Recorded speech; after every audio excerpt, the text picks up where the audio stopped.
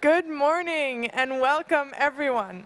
My name is Anna and I'll be emceeing for you today. Our first project is from Claire Matthews. She graduated the Master's Program of Information Design with her project Algorithmic Listening, and she also has the cum laude and was nominated for the Gus Baker Award. Enjoy! They want to work on speech recognition and apparently also digitizing. I'm not going to hang up. And the group is this is just a great idea. I'm so happy. The wedding was fantastic. What you do here is dial an 800. It was really great. And yesterday, during the day, I tried to do that. The dress came out great. It was really flowy, like I wanted it to be really comfortable, but it looked really I was actually up and away. And it didn't work.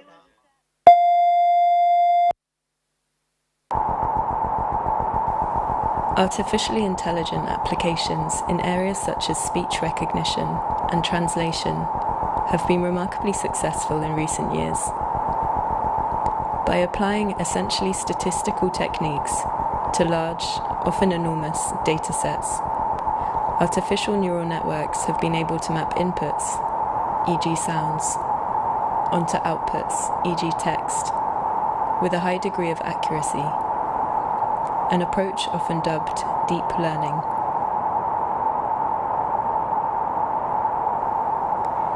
In practice, human communication depends not just on the words we use, but on how we say them, and the body language that accompanies them.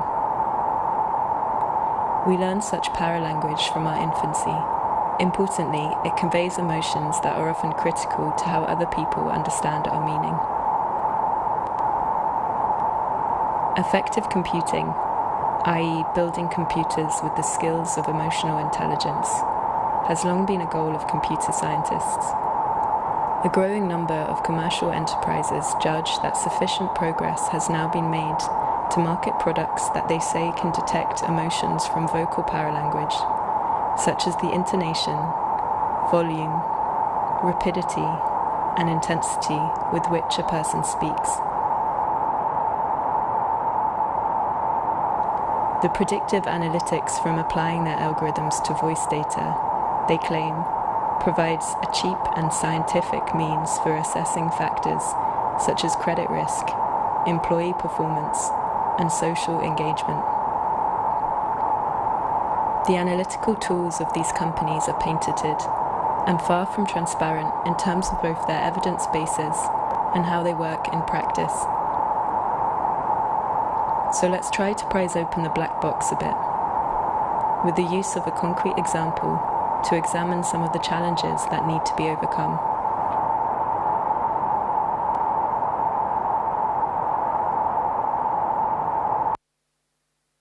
American English to American English. No, all I can say is that it's free. It'll block your name. Everything went like in the garbage. You know when everything loses all its meaning? It won't be publicly distributed. A polyglot, for just educational. 445 Neptune Avenue. Neptune. I don't know.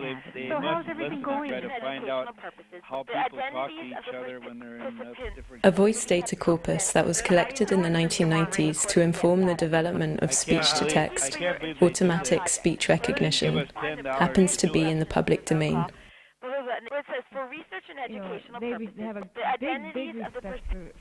The Cool Home corpus provides recordings of some 120 long-distance and international telephone calls of up to 30 minutes each, generally between relatives or close friends.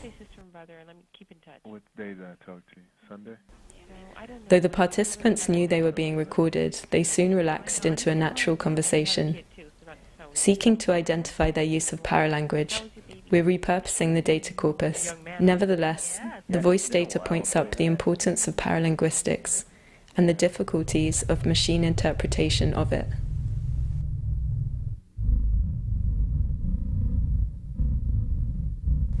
The first challenge is to be able to classify sounds.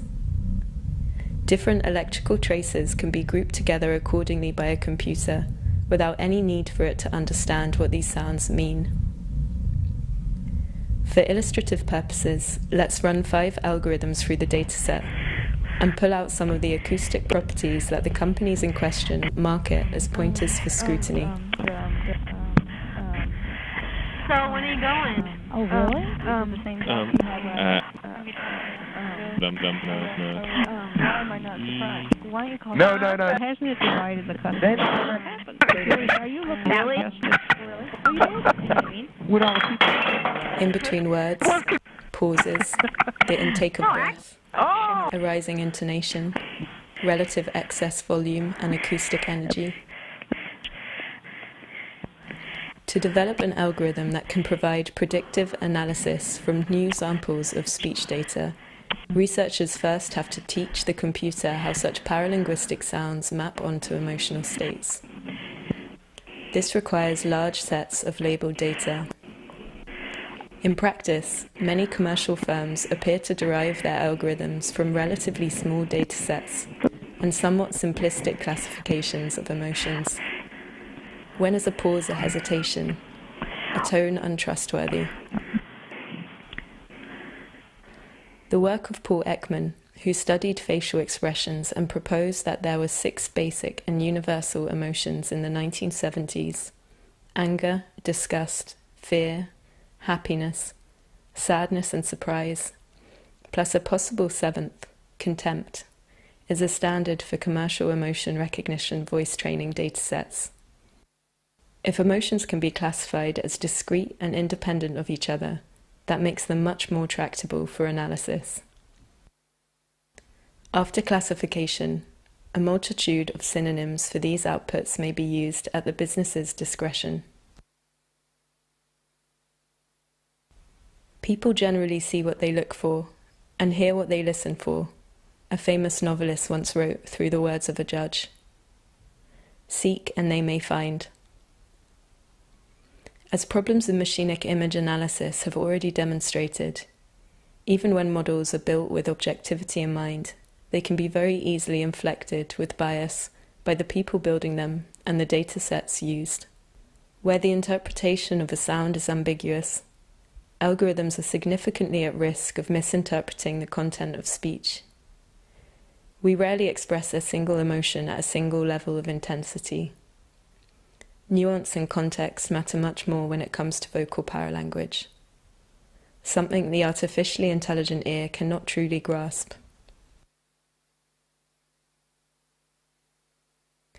What does intelligence mean in a rapidly changing technological world? Outside there are microphones. Inside there are microphones. The data they gather is cheap and relatively unobtrusive to collect, given how smartphones and the Internet of Things are used these days. The commercial exploitation of paralinguistic data that we have seen so far may prove to be just the first ripple of what turns into a giant wave. Commercially driven law enforcement and national security applications are growing rapidly. Ethical governance in tandem is not. As such automated systems shift from decision aids to decision makers, who will profit? And whose lives and livelihoods will be adversely affected by false positives or false negatives generated by an algorithm?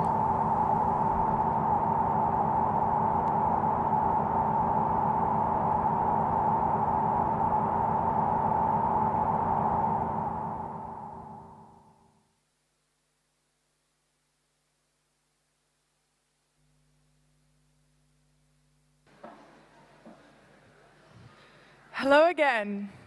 Next up, we have Victoria Plastic. She graduated the master's program of Critical Inquiry Lab with her project Last Stop, Babel Harbor. Enjoy.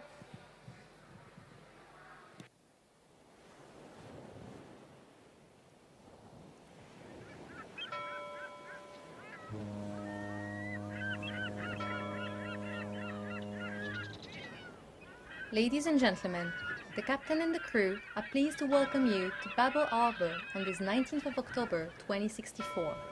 It is now 2:35, the weather this afternoon will be clear skies and the temperatures will reach 36 degrees.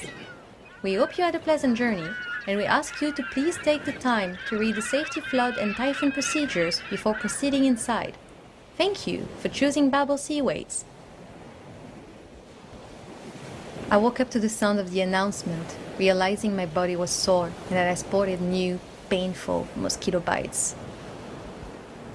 The ferry docked, sending waves crashing and birds fleeing.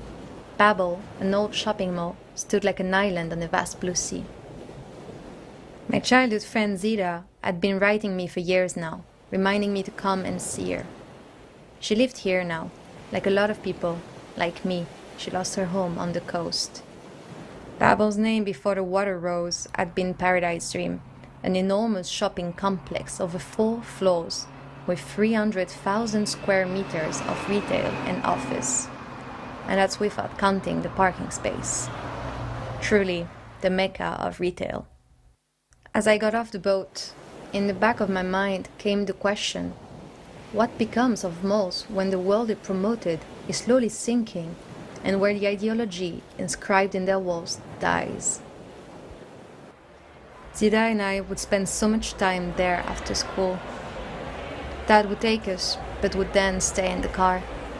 Mom would sometimes join with my sister to buy things that we needed, but mostly things that we didn't. TVs, sofas, kettles, the latest clothing. Paradise Dream was the temple of commodity capital. All of his small behaviors, stimulated by the capsular architecture of the mall, became the cogs of a machinery that operated beyond what we thought. Cogs slowly activating a global warming whose scale escaped us and made us refugees of our own land, as glaciers melted, forests burned, and oceans licked our feet. Zita was already waiting for me in the reception hall, waving at me with a smile that reached her ears. "I'll show you around." As we walked the corridors, she explained all the changes the inhabitants had been put through. I realized strangely how sweaty I felt here. Air conditioning had apparently become a relic of the past. A past where the careful monitoring of the temperature inside ensured you would be laden with shopping bags. Zita explained that the floor plans had to be readjusted several times over the years, and the space distribution was ever-changing as the outside became more extreme. Life inside Babel was almost nomadic within its own walls. Escalators, spines and symbols of shopping malls, faithfully carried us from one point to another. The ground floor was partially flooded, only accessible by boat during the low tide. It hosted farms and rehabilitated parking lots so that people could live in autarky.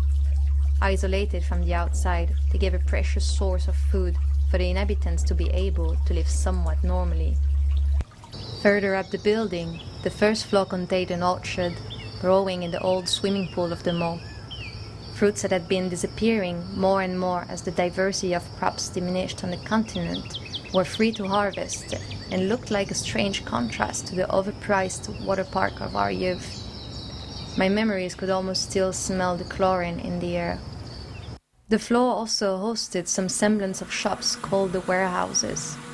People would bring from the coast or fish out from the sea furniture and appliances, and the warehouse would mend them to make them new again, like a symbol of deproduction over overproduction. It makes me wonder how we kept on buying and accumulating so many objects, like my mother and I did, without thinking of how they would change how we live for good. The second floor was the village. It was where people, both residents and tourists of the mall, lived. The streets of lascivious consumerism, where we would get lost, had now been transformed into living units. The building was obviously suffering from damage from the elements, but was still holding shape. Malls had after all been made to sustain dramatic calamities, but the mismatch of the plaster and tropical greenery was still most curious. Finally, on the third floor were different rooftops, the leisurely side of this new mall with parks, sports field and eateries. When we came here as teenagers, the fountain had been the central point of the social life of the mall, and somehow this part had become the new fountain itself, a wellspring where inhabitants could connect together. Whereas before, malls would simulate public space on private grounds and thrive on the illusion of community, the building had been reclaimed for the exact purpose malls used to parody. Zida left to salute some friends of hers. Even after all this time, she was still the social butterfly out of the both of us. Far on the horizon, I could make out the building that our family had shared a lifetime ago. The mall dwellers and I shared the same catastrophe, but the autonomous response born out of the challenges that we face changed even the venal ideology of this place. To restore, to adapt, and to rebuild atop the once unscrupulous creates new modes of care. To address the space of the mall and to adapt its potential for our benefit. To resist the end of the world by generating new worlds.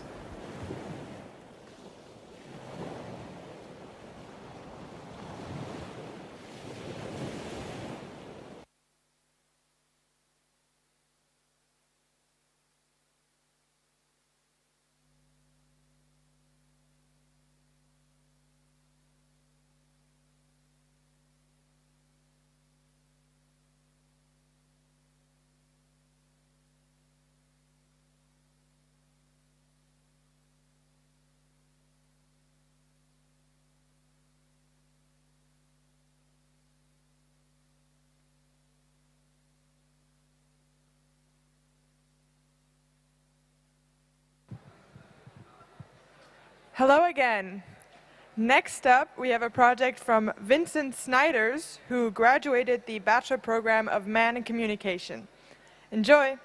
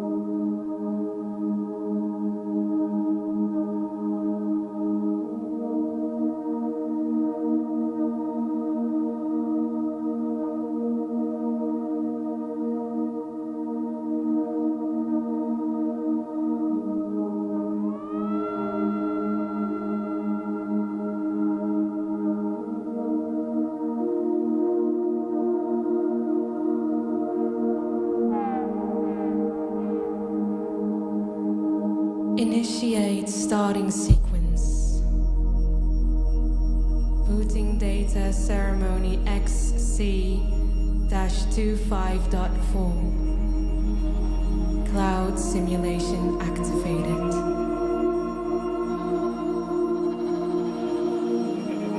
We used to gather around campfires.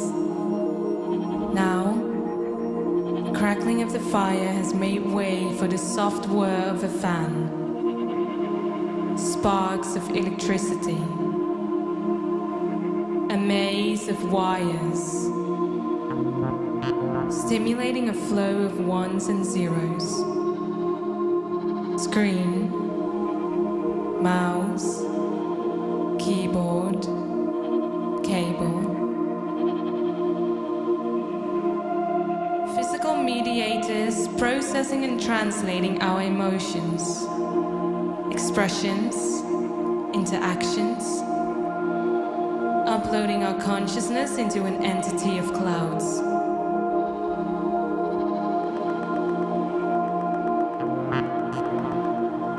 Let us become bodiless. Our mind shooting through cables into the breeze of infinity. Head in the clouds of purity. Leave behind the gray, the asphalt, the heat, the pollution, the body. Enter with me this network of things that releases us from our physicality.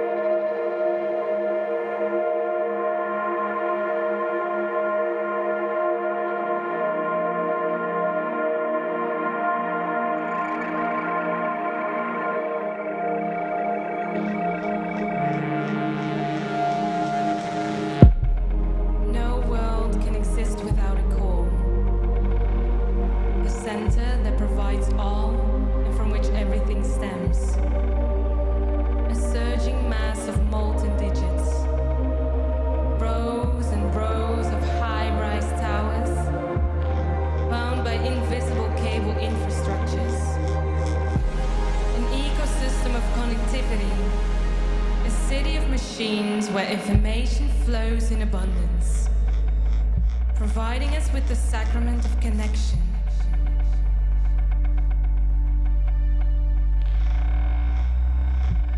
In a world of ones and zeros, we are two.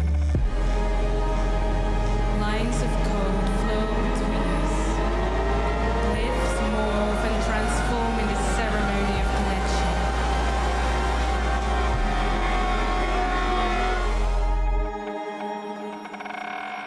Communication, similitude,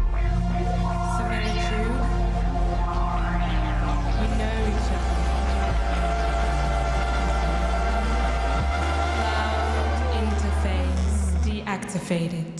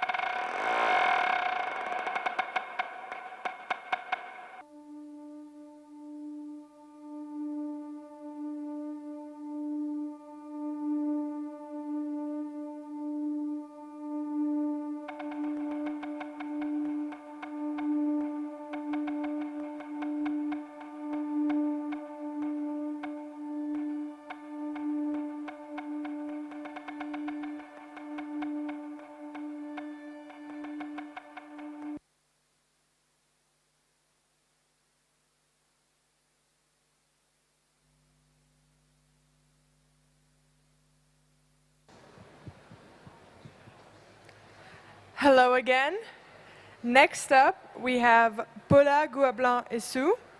She graduated the Contextual Design Master Program with her project Corpse Core, which is a manifesto about Black womanhood in the media. Enjoy.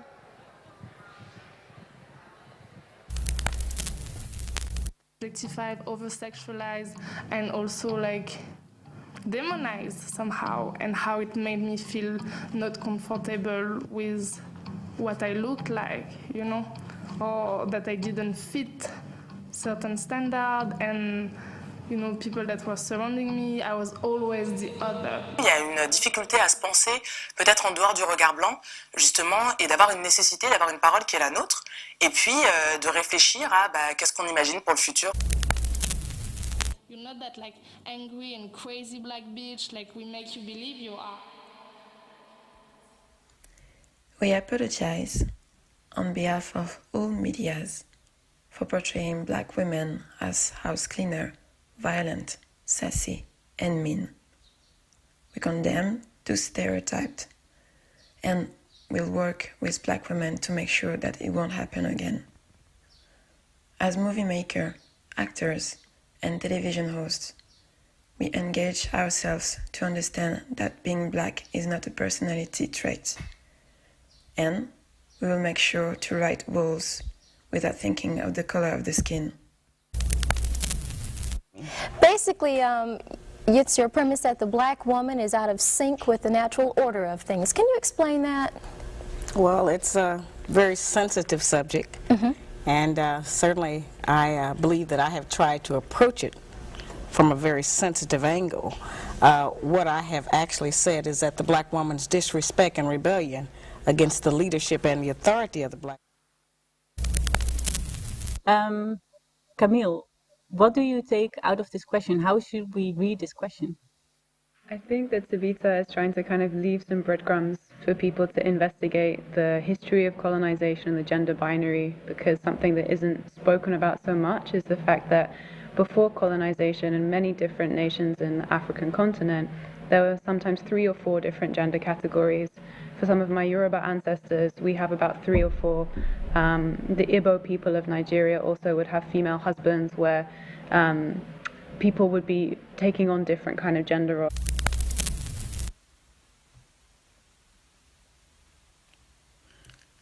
We are Lydie, Wendy, and Paula. Our names are not Dejanay, Penny, Kylie, Trudy, Raven, Tia, Tamara, Moesha, Dione, Rochelle, Tonya, Tasha, Madia, Responsia, or even Big Mama.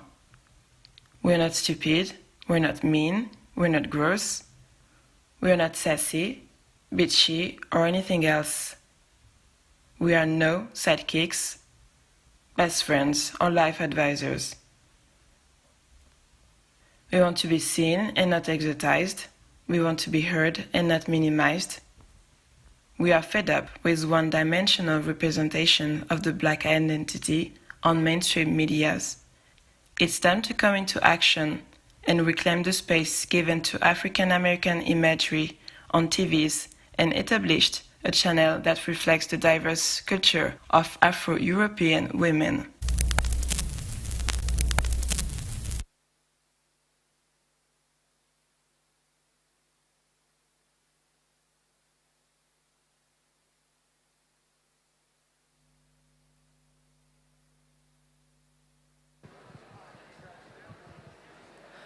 Welcome back, everyone.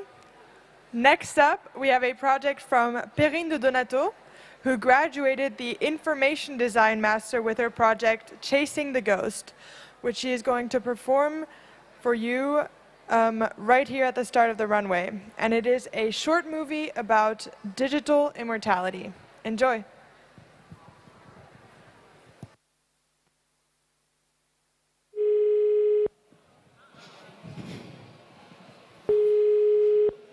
Allô, maman? J'arrive pas à le retrouver. Il a disparu, je crois. Ouais, presque partout. On aurait dû le voir venir. Mais je vais essayer de le retrouver.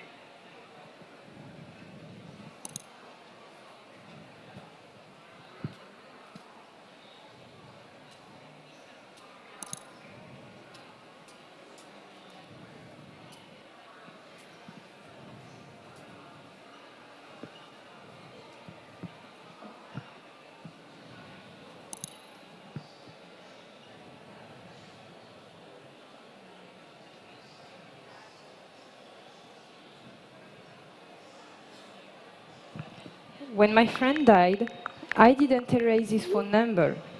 Yesterday, out of despair, I sent a message to this number.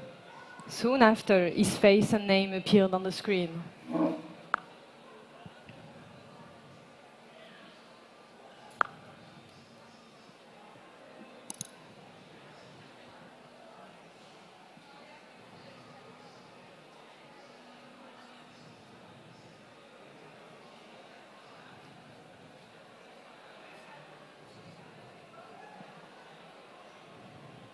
One day of extreme boredom, I decided to switch on my old Wii to play Mario Kart. That was the second time I encountered the digital ghost of my friend.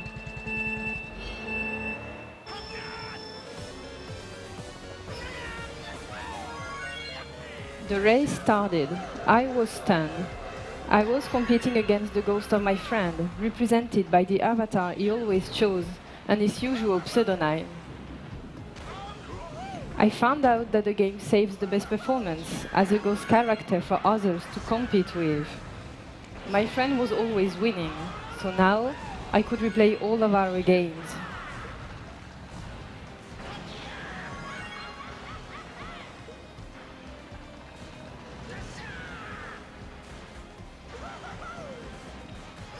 But should I wait for you, or should I win?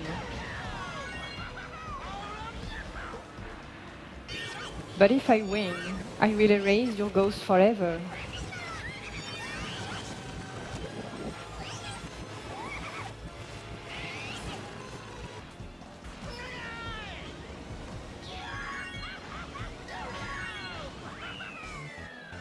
Am I ready to let you go?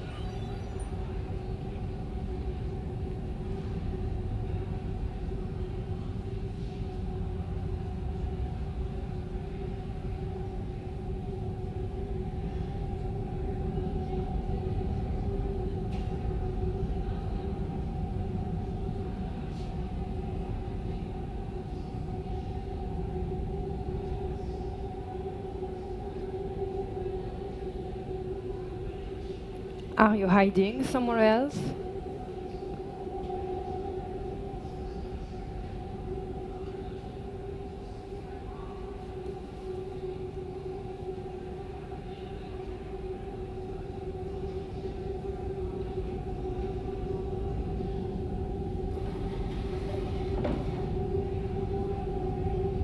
How many ghosts of you are there?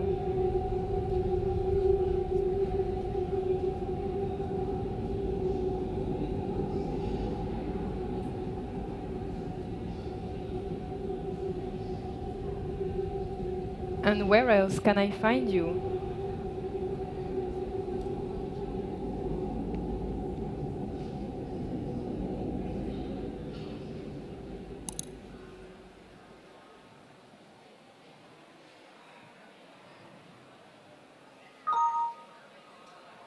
I only joined Facebook after my friend's death. Around the day of his death commemoration, his profile appeared on my People You Might Know section. That was the third time I encountered his ghost.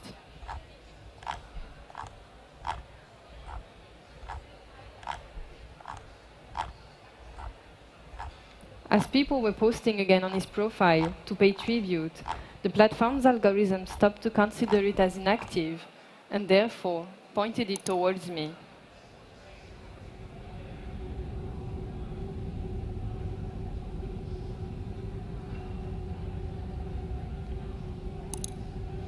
Now you're everywhere, but how fragile is that presence? Will I still be able to see your ghost in a decade? And under what conditions?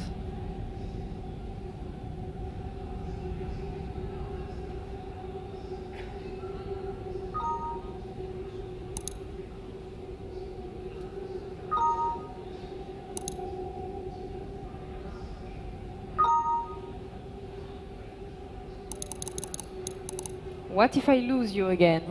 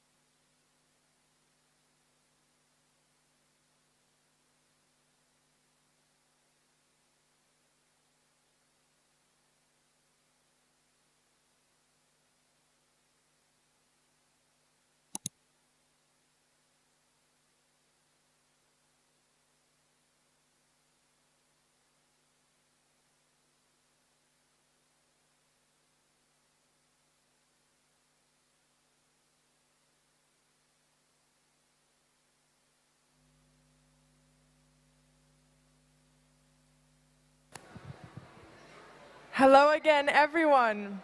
Next up, we have Noam Youngrek Son. They graduated the Bachelor Program of Communication with their project Yummy Body Truck with cum laude. And they gave me a short text to explain what you are about to see. The fictional food truck of Noam aims to re-establish our perceptions of the other by considering similarities of our corporeal bodies. With their specially made chimera dough, the food truck customers are made politically aware of what they ingest and how social boundaries might have otherwise prevented them from such interactions. Enjoy. Oh, this is Noam. I remember the moment of my creation. There was a blade, rotating at a blazing speed, ripping everything apart. And it was the flesh of various organisms going through this. Mammals, avians, fishes, insects, reptiles, plants, fungus, bacteria, virus, primates, and also sometimes hominids. The blade mixes up cells, organelles, DNA, enzymes, hormones, pigments, toxins into a pool of proteins, amino acids, nucleic acid, phospholipids, and all sorts of different polymers with all sorts of unidentifiable states of energy and genetic information. And it became me. I am a fluidic chimera. You cannot identify my species easily. You will get a very confusing PCR test result if you use me as a sample. I'm a malleable flesh. I can turn into any color, smell, flavor, texture, and shape, depending on what I contain and what you desire. I'm a piece of dough. Sculpt me into organisms that already went extinct, or your fantasy creatures that have never existed. My plasticity will liberate your appetite. I can become the critters that you crave but too scarce for you to afford, and even those whose consumption goes against your belief or morale. Let me bring you to a special food truck where I become eatable human body parts. Yummy Body Truck collects samples of organisms found nearby, grinds their flesh into a moldable paste like me, and reshape it into forms of human bodies. Here, you can eat body parts that look just like that of yours or your favorite ones, without any legal trouble, any sense of guilt and shame. As soon as I'm shaped into human body parts, people perceive my political significance differently and start relating some of the molecules that I contain to the social construct of political identities. I'll instruct you how to decipher this biochemical semiotics, the nuances of the flesh of every organism amalgamated into me, their distinctive gastronomical, ecological, political profiles by using all your senses. Open your takeaway box and look at the colors of the eatable human body parts. Various types of pigments determine the color of flesh. It remains white if it doesn't contain any pigment. Myoglobin in the red meat becomes brown when it's cooked.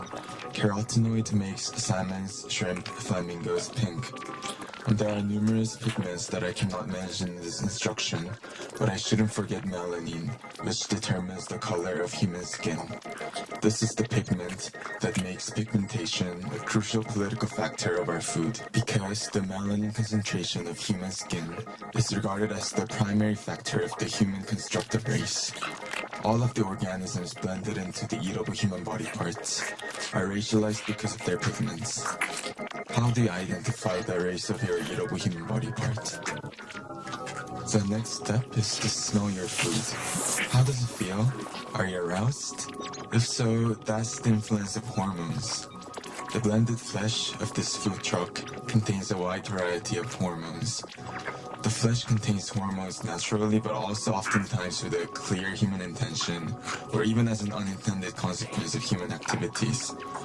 Hormones such as estrogen, DES, progesterone, MLGA reside in meats from veterinary drugs. Waterborne pollutants such as BPA can also remain in bodies and function as xenohormones. Regardless of their sources, but by their effects, hormones create another political dimension for the eatable human bodies.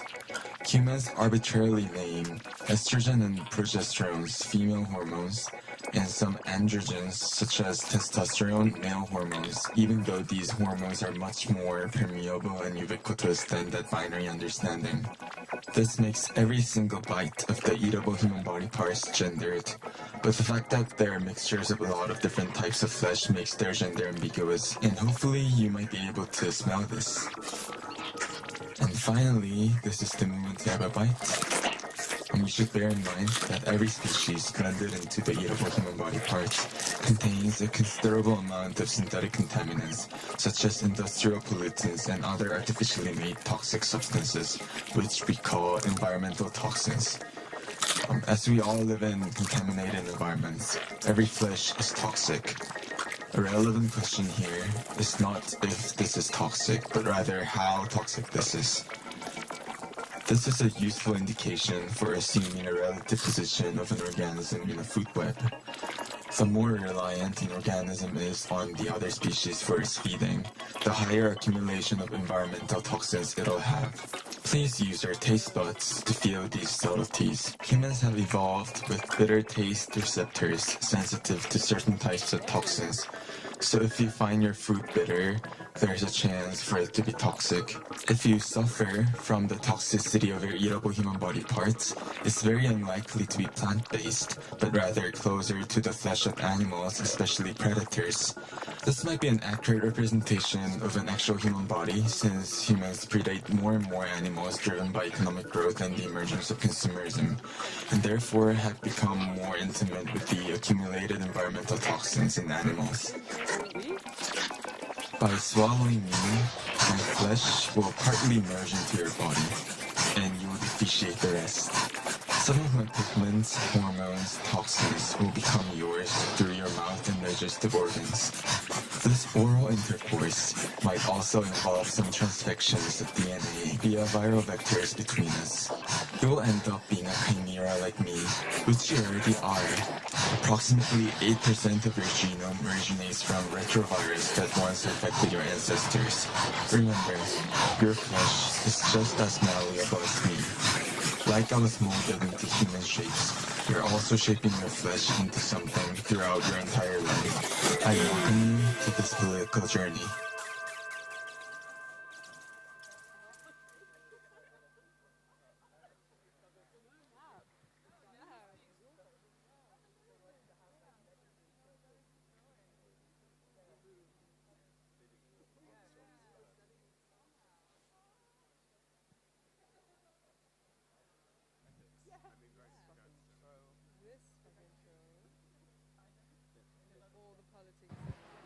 Welcome back. Next up, we have a project from Wendy Owusu called Hidden Heritages. She graduated from the Man in Communication Bachelor with this 7-minute short film about African hair and its heritage. Also, she was nominated for Social Design Talent Award 2021. Enjoy!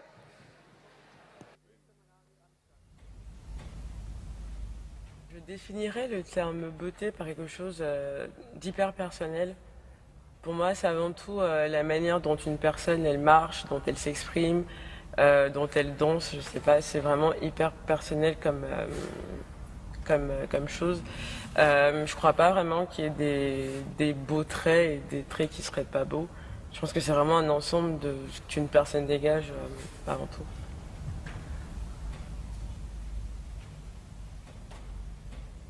Afin de préparer une coiffure personnelle, agréable à voir, enrichissante à comprendre, on dénoue, masse et sépare les cheveux type 4C en plusieurs sections. J'ai appris à me coiffer petit à petit et j'apprends toujours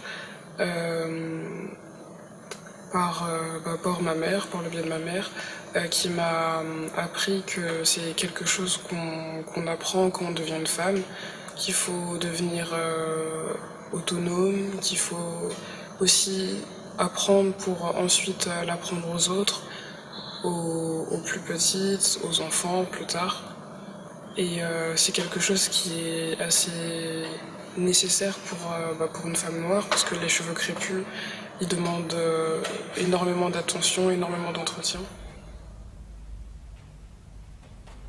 j'ai arrêté de porter des perruques et de me faire des tissages parce qu'il était temps, à un moment en tout cas pour moi, de en fait juste d'aimer mes cheveux, de me réapproprier mes cheveux et ma beauté, et surtout de rompre avec les dictates de la beauté qui disent, enfin en tout cas où on pourrait penser que pour être beau, pour être attirant, il faut avoir les cheveux longs, lisses, ondulés, bouclés. Et en fait c'est aussi un problème de visibilité, de se dire que je peux avoir mes cheveux crépus dans l'espace et en fait de me sentir belle tout simplement et de pas vouloir modifier ma nature pour me sentir acceptée ou belle.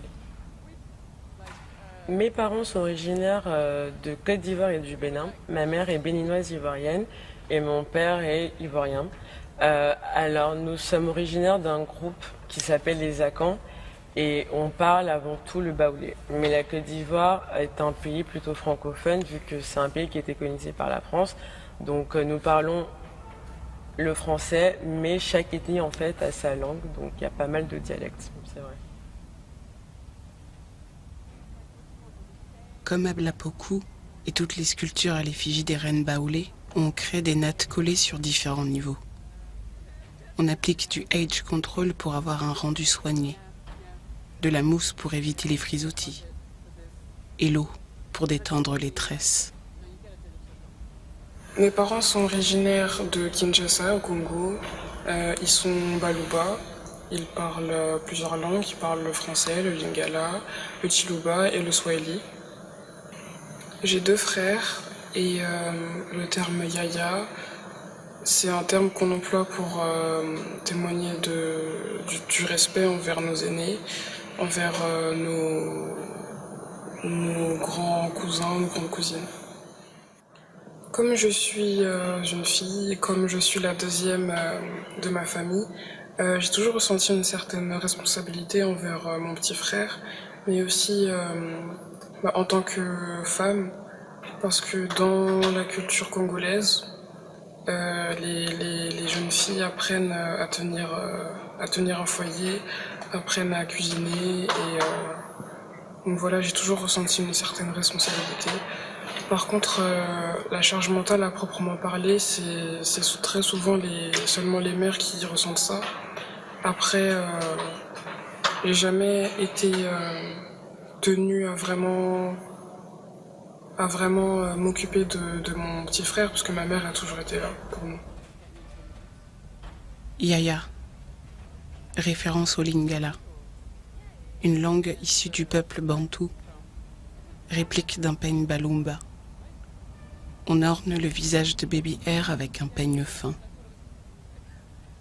3 enfants, représentés par 3 bantounotes, avec des mèches Naomi tirées couleur 1B, pour coiffer rapidement sans en mêler les cheveux. Bantou, un peuple qui regroupe plusieurs ethnies, dont le Lumba pour parler de l'individu, et Balumba pour parler de tous.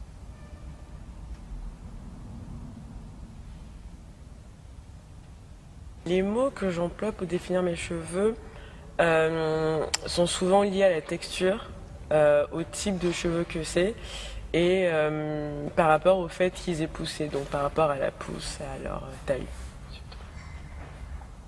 Je ne pense pas que la pousse soit un critère de beauté.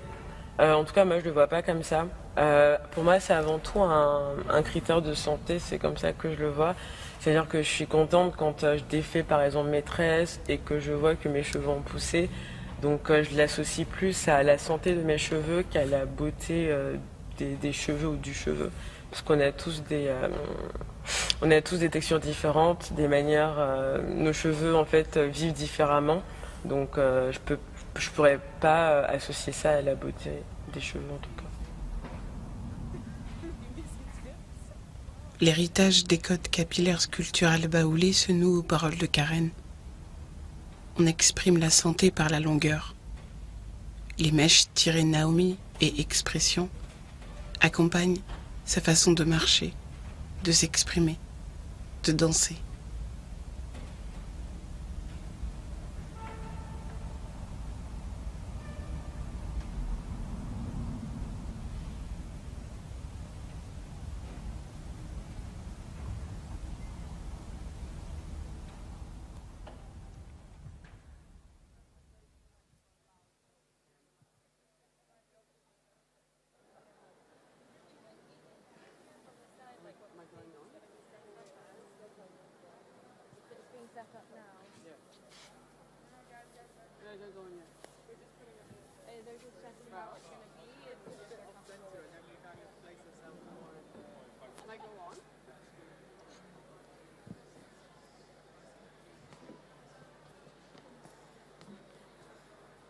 Hey everyone, my name is Ava. I'm one of the producers of the arena. And now we have a grad talk coming up called Legends. It'll be starting in a couple of minutes, and the talk is 45 minutes long. And yeah, I hope you enjoy.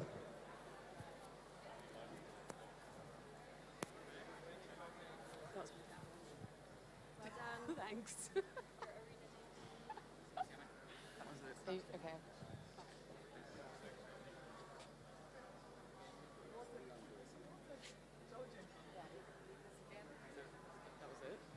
It was beautiful.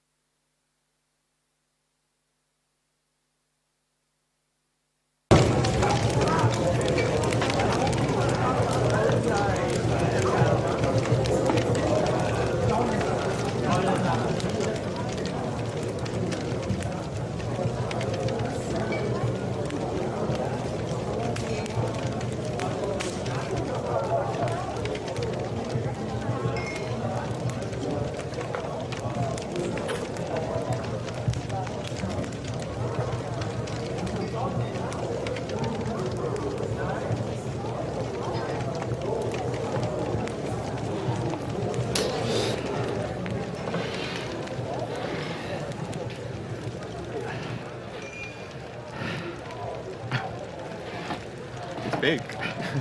I don't want to sit so alone. You have to come. Yeah. Lonely. What are we doing? Yeah, I got this teacher anxiety.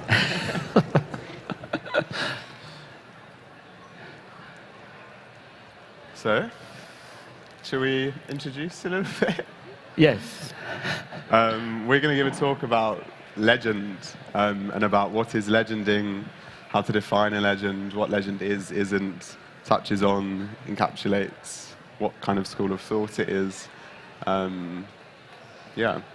We're also going to make legend, and there are going to be some rules to that conversation which we're going to explain after a brief introduction. So, my name is Miles. My project up there is called Park Legends, and it's about how legends can set people in a landscape and in a culture and in history. Hey, I'm Leo. My project is over there, it's a series of sculptures that narrates the history of homosexuality, and it kind of draws on different legendary narratives throughout time and interlinks them to try and generate a culture that existed before certain dates that landmark moments in time. This way, the legend avoids these landmarks. Yeah.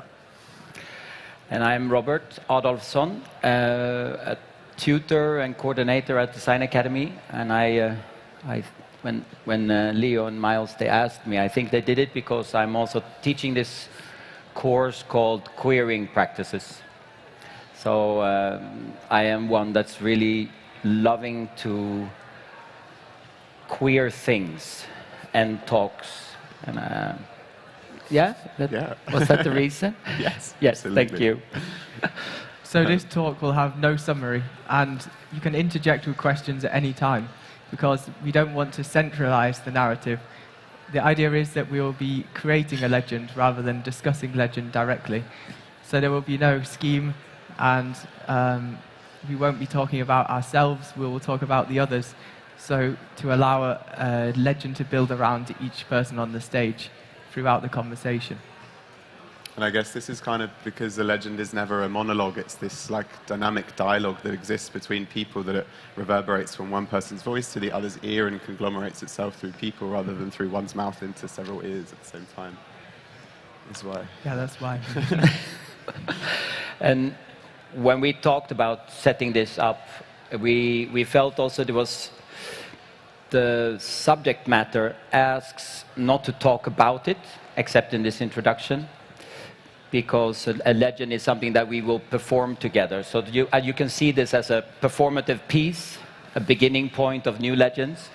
And I think also we use this legend these legends that we are creating to talk about our own personal practice and projects.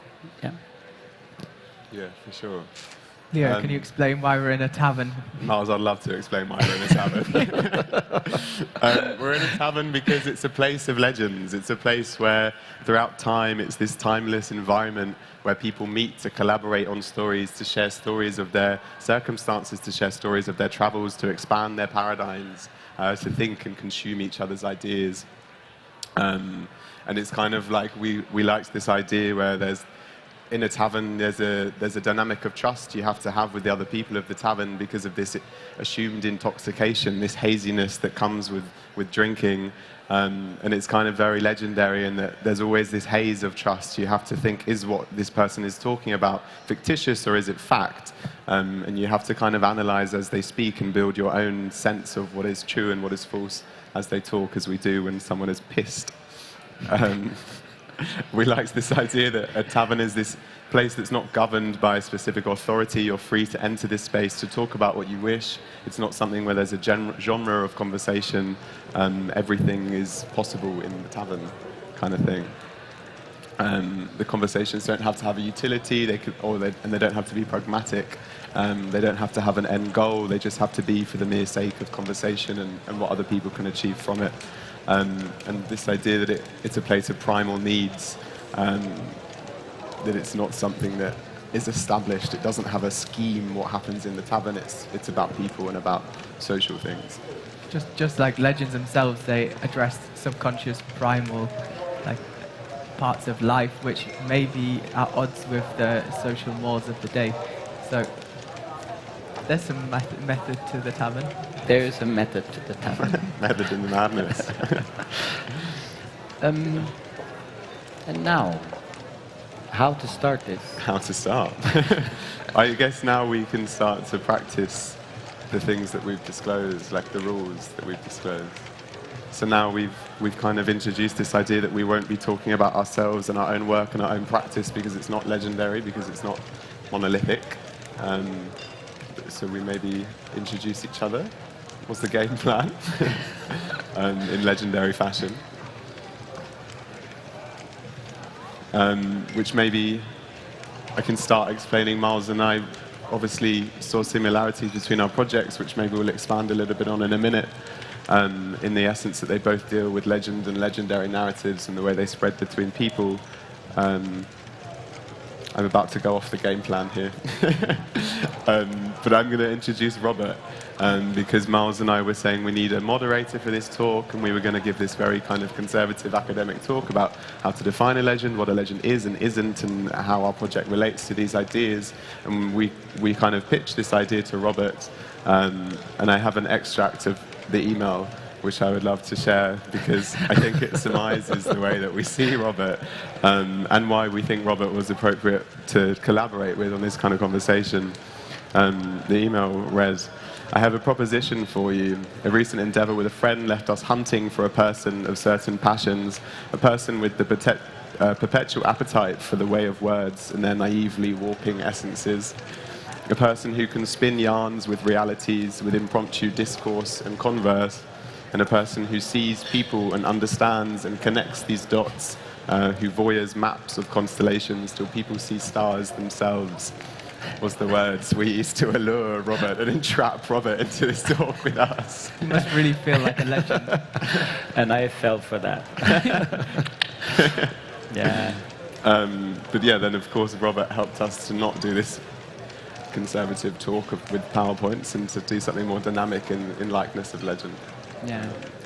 Yeah, so maybe I can introduce you. I think, in a sense, what you just did, the way you elaborated and talked about me, your quality of words, I think I really admire in the way you talk about it. But when I look at your project, this translation from language to matter, which is also a language, of course. I think the detailing and the I don't want to use the it is also a beautiful word, the thorough, and the precision is a way in your practice that I really admire.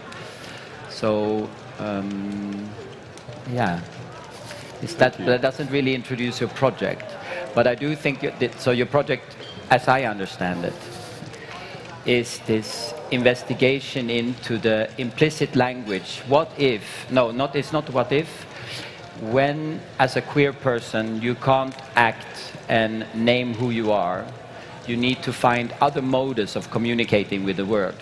So I think in this, what you're seeing in the project is a beautiful example of all the implicit signals that we can give each other to talk about the things that I really hold very dear, which is sex. And radishes. Yes, and potential sex and meeting points and flirting and all that lovely stuff that we human beings can do.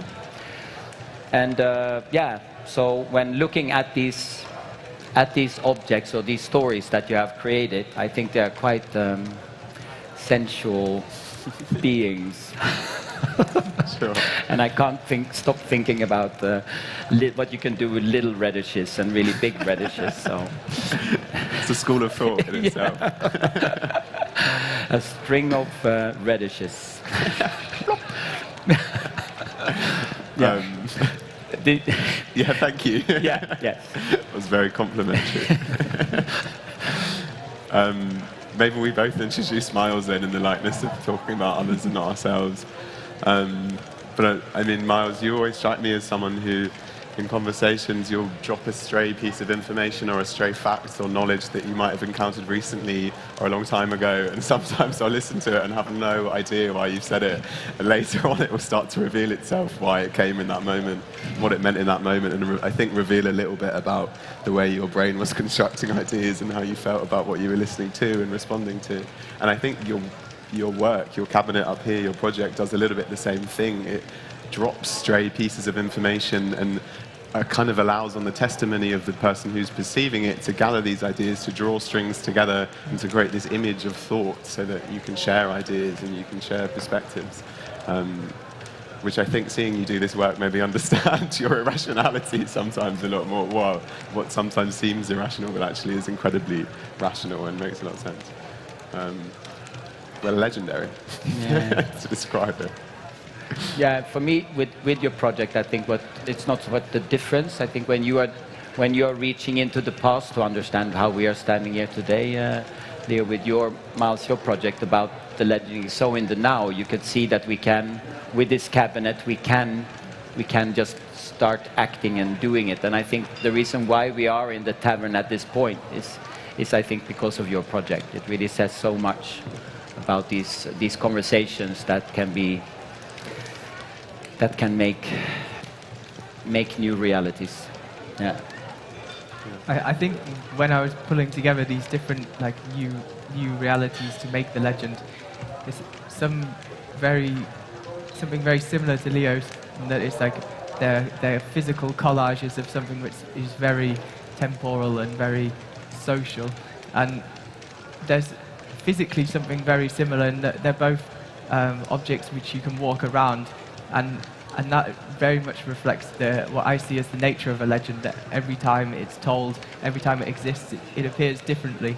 And it's the same with an object which is designed on all sides, because you walk around it and it appears differently from all the edges. So I think the topic of legends is a common point, but also the way that we dealt with the topic to physicalize it was very similar, even though it's, as Robert says, looking in different directions in a way.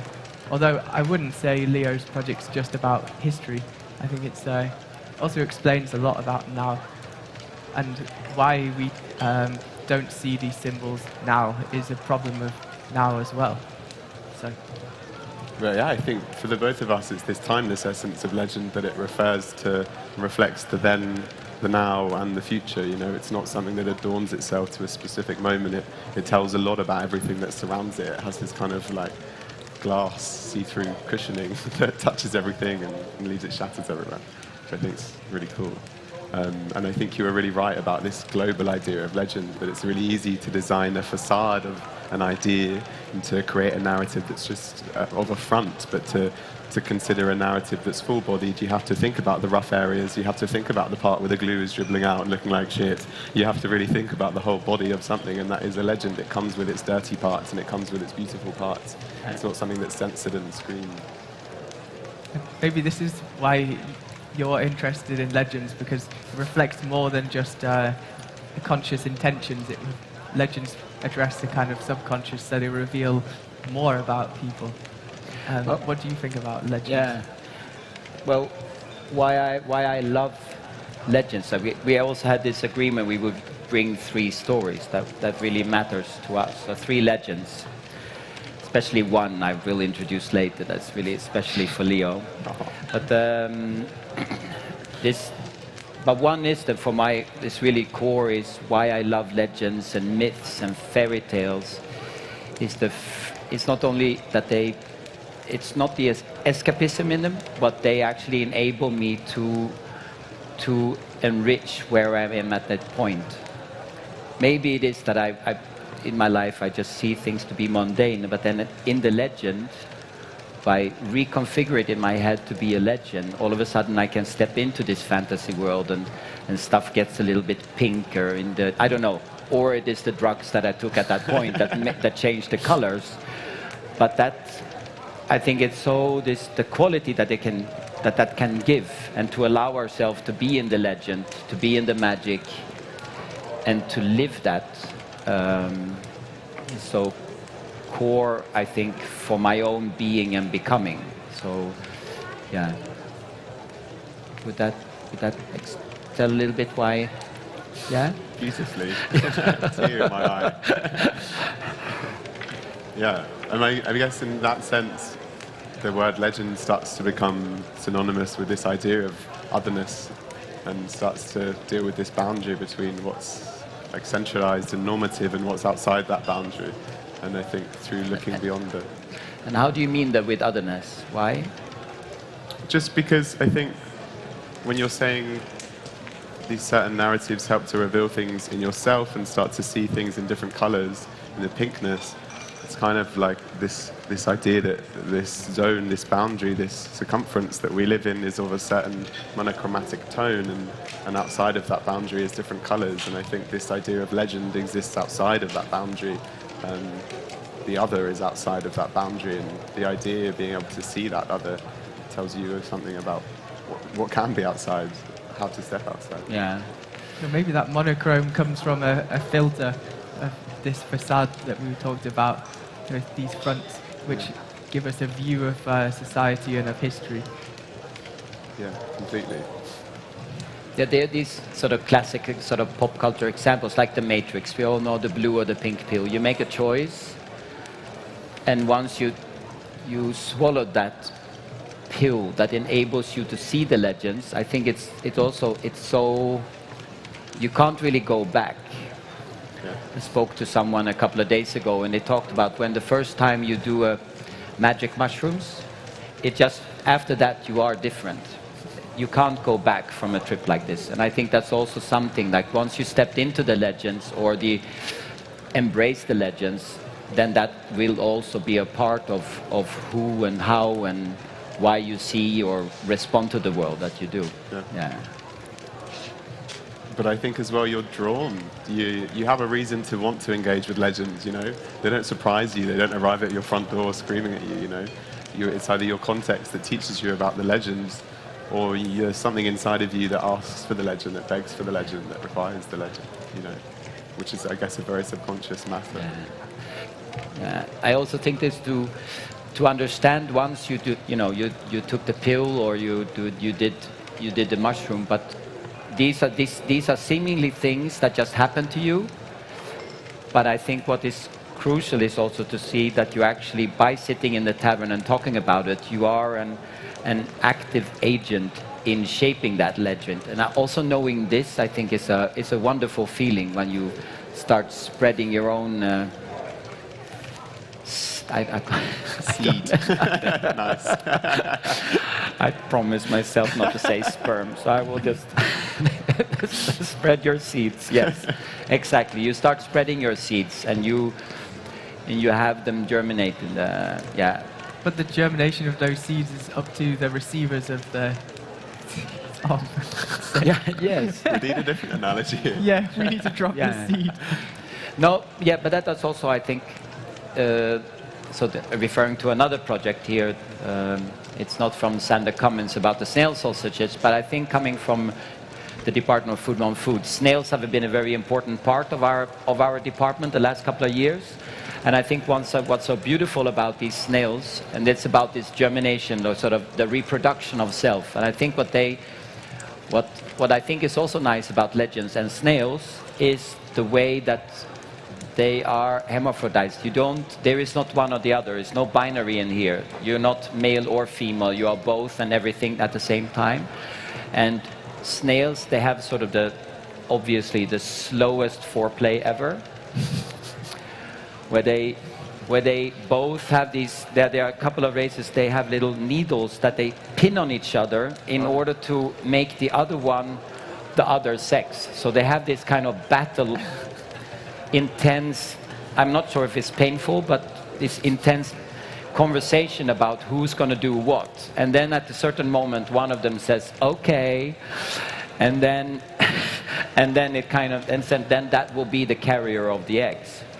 But once they walk away, and that's why I'm saying about this germination, you can also, when you walk away, that snail can also think, nah, I'm not ready for it, and they consume this. They consume the eggs. So there's always this choice, and I think that's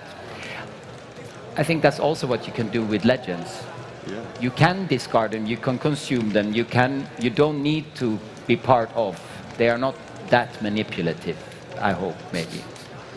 However, I hope this story about the sex life of snails will stay in everybody's brain. Nightmares. Yeah. I think we're ready for the story. For a story? Yeah. Yeah, but I already did like the snail story, so maybe you could have a story. Do you have a story?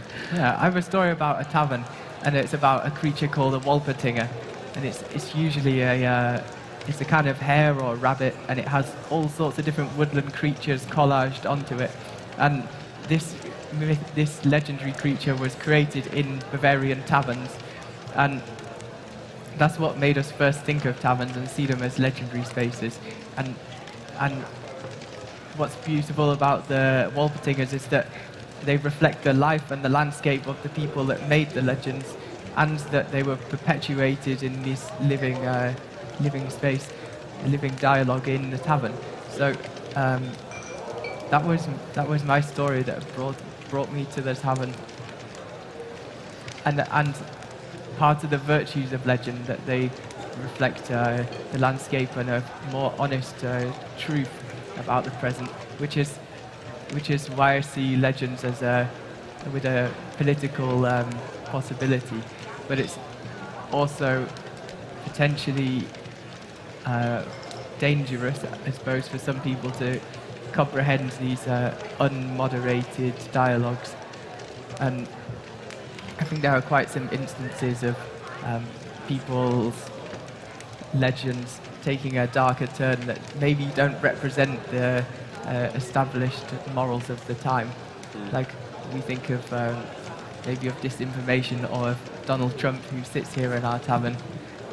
He's a master of using open mediums to share subversive and fairly destructive dialogues, but they're just as welcome. That's like the flip side of the virtues of a legend.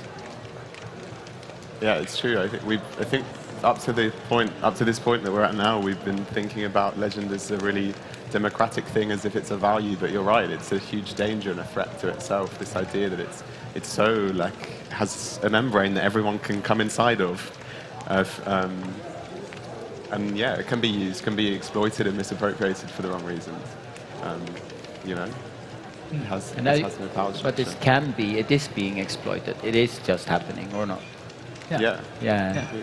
But just like the snails, these aspects of a legend can also just be disregarded, and they can disappear based on a kind of group consensus. But for a moment, it still has a presence in the body of the legend, which I see as quite important because it's a more honest reflection than always a mediated narrative. And I guess what's nice is that as easy as those vicious new ideas come inside, you can pick that legend up and then pull them out and discard them. You know, it's not that a legend generates over time and it can't reverse itself. You can jump back to the backup of the legend from several days ago or several years ago, decades ago, and reappropriate it and bring it back. You know, everyone can chop and discard and waste and revitalize as they wish. Yeah, it's living. Yeah, exactly. And there's almost a paradox or like a fine point there that in both our projects we decided to materialize something that we really value because it's not material. But and we have our reasons, of course. Yeah. And what are those? Well, I promise not to talk about our project. I can talk for Leo. Okay, good. Do you want to? Yeah, sure. I think you materialize them because they have been rejected from the present body of history, and here's your chance as an author to replace them in the current institutional conversation. And yeah, they're not legends when they're physicalized, they're something else. But that's also the duality of being an author in this case, in that author comes from the root of the word authority. So you're an authority who's using your authorship to put legends in an institution. Yeah, completely. I think this idea of like putting something material for both of us, I guess, is kind of like you make something permanent when you labor a narrative or an idea or a legend onto something that's physical, because it kind of becomes immortal. You know, it deals with physical matter. And I think for me, I'm trying to do that as a kind of, for something that's never had, or for a long period in history, hasn't had the opportunity to be materialized, to be made permanent, and trying to give it that out of respect, kind of as an ode of remembrance. But I think for you, you're kind of trying to pinpoint an idea, saying this materialization, this physicalization, is a collective body of different people. You know, it's a collective school of thought from several different minds in one place. That people, and then again, we'd spoken about this before, but I had actually quite a big criticism from someone who was looking at my project this week, and it was really, really true. She was saying how there's something really. She was a design researcher, and she was saying how there's something really beautiful in this moment of design research, because it's an open dialogue, it has an open discourse, and everybody can interject, and everybody can take things away and add to it. And as soon as you start to materialize that, and it's something that in this room we all have to do, and we all have to deal with and find the right way to do it. But as soon as you start to materialize it, it becomes a monologue, and it's kind of what we didn't want to do with this talk. And it's really difficult. It's a challenge for all of us, I think, to make sure that discourse is still available once it's translated and is communicated into something physical. And I think there's two ways to look at it. You can either look at it in a way that once it's been made permanent, it's a landmark and it's static, and these ideas are thrown inside of it and they can't be taken out and added to. Or you can look at this materiality that we're all doing as a kind of host for these ideas, that it's a skeletal body that we put these ideas onto, that we labor into, and people can interject, people can take ideas from, and then they'll go to a tavern later on in this, after they've seen it, and hopefully discuss those ideas, and the ideas will transmit through other people again. It's kind of just this intermediate space that they can exist in, which I think... Yeah, but isn't it also... Wait, oh, sorry, yeah. That sounds like the idea of a symbol, that the symbol itself means nothing, it's just a placeholder by which things are tagged as storage for information. And that's the same with your work when I first looked at it, because I obviously know what a chicken's head looks like, but it took me to read the text to see that there are also other associations that people have for that symbol, and that a symbol can really have any association attached to it, and that's maybe what you meant by like skeletal, that the associations of the body. And now, there were two words for me when we talked about the permanent and also where you place it. I think this is now it stands here for the obvious reason it's a graduation show and they stand here, but also like our conversation, maybe this is not this is a performance of that conversation that we consider to be the conversation. And your objects, maybe they need to be in that tavern too in order to be used in such a way that they don't become too precious, and that you will see that they are not permanent, they are not fixed, and they will evolve. Even only because they're material doesn't mean that they don't change. There is a lovely quickness of words, but I think here they just slow down, I think. And in our heads, in our human heads, we just assume we project ourselves on things and say, oh yeah, but you're stills, ergo you don't move, ergo you are not able anymore to change in your opinion. But I think these objects, they will just give them, see to it that they are standing in the right spot, and then they will find their way, I think. Yeah. But maybe that is what you need to or give them the respect, or be listening, tuning in really well to them, so that they can start finding their own way in the world. I like this, the objects find their own way. It's nice, they have mobility. But yeah. That was me being a teacher, but I'm reading Jane Bennett, Vibrant Matters. It's a book I got from also Sander Cummins. It's something I'm really impressed by her way of talking, and actively not starting a dialogue, but making us aware through the limitation of our own language, but making us aware of how the material and materiality has a way of wanting to interact with us. It's just that we need to learn to see how they do it and when they do it. So, and that goes for this as well. It sounds really interesting. But I think that's the thing, and kind of reflecting on what both of you has just said, it's impossible to look at anything without any part of your conscious nor subconscious alone to connotate between the ideas and the symbols and the ideas that are affixed to this shape. This square box we say is just a square box, but we can't look at a square box without having these affiliations, and then we look at the details of it, and we think about plywood and affiliations and blah, blah, blah. And I think what we're doing is adding that affiliation, a new affiliation, like expanding the symbol, the utility of the symbol, and the symbol back to us. Yeah. Story time. A story time. Yeah. Maybe I should. I was thinking of a legend that I'm also is so core in my own practice and my own life, is Yggdrasil, the ash tree that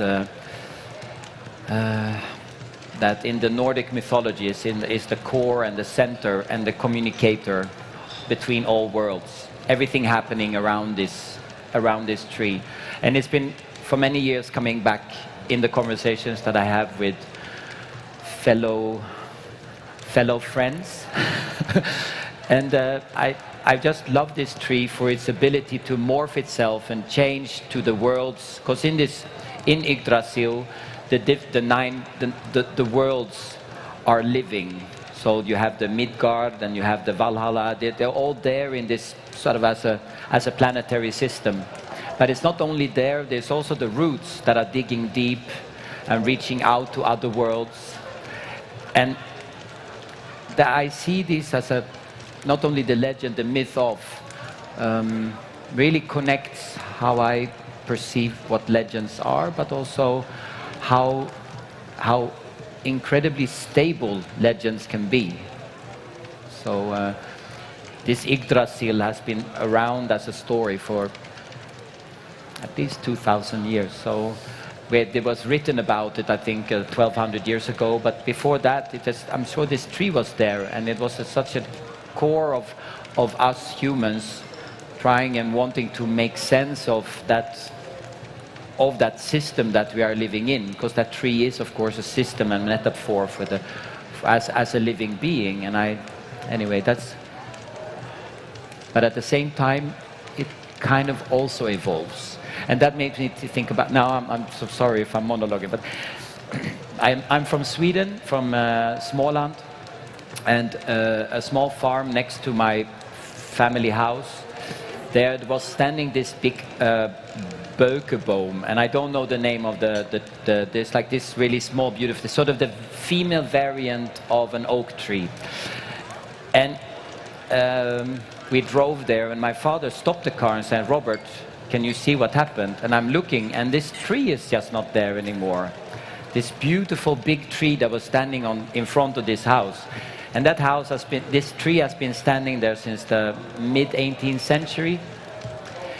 And the morning of this village, and I think that's also that I really felt I am so connected to trees. And I think that we all have this somehow. There is a tree in our lives that really, really matter, and that communicates, and that we as a family belong to. And I think this Yggdrasil is just it's sort of that in the myth, but we all in our lives have this Yggdrasil that grounds us, that enables us to communicate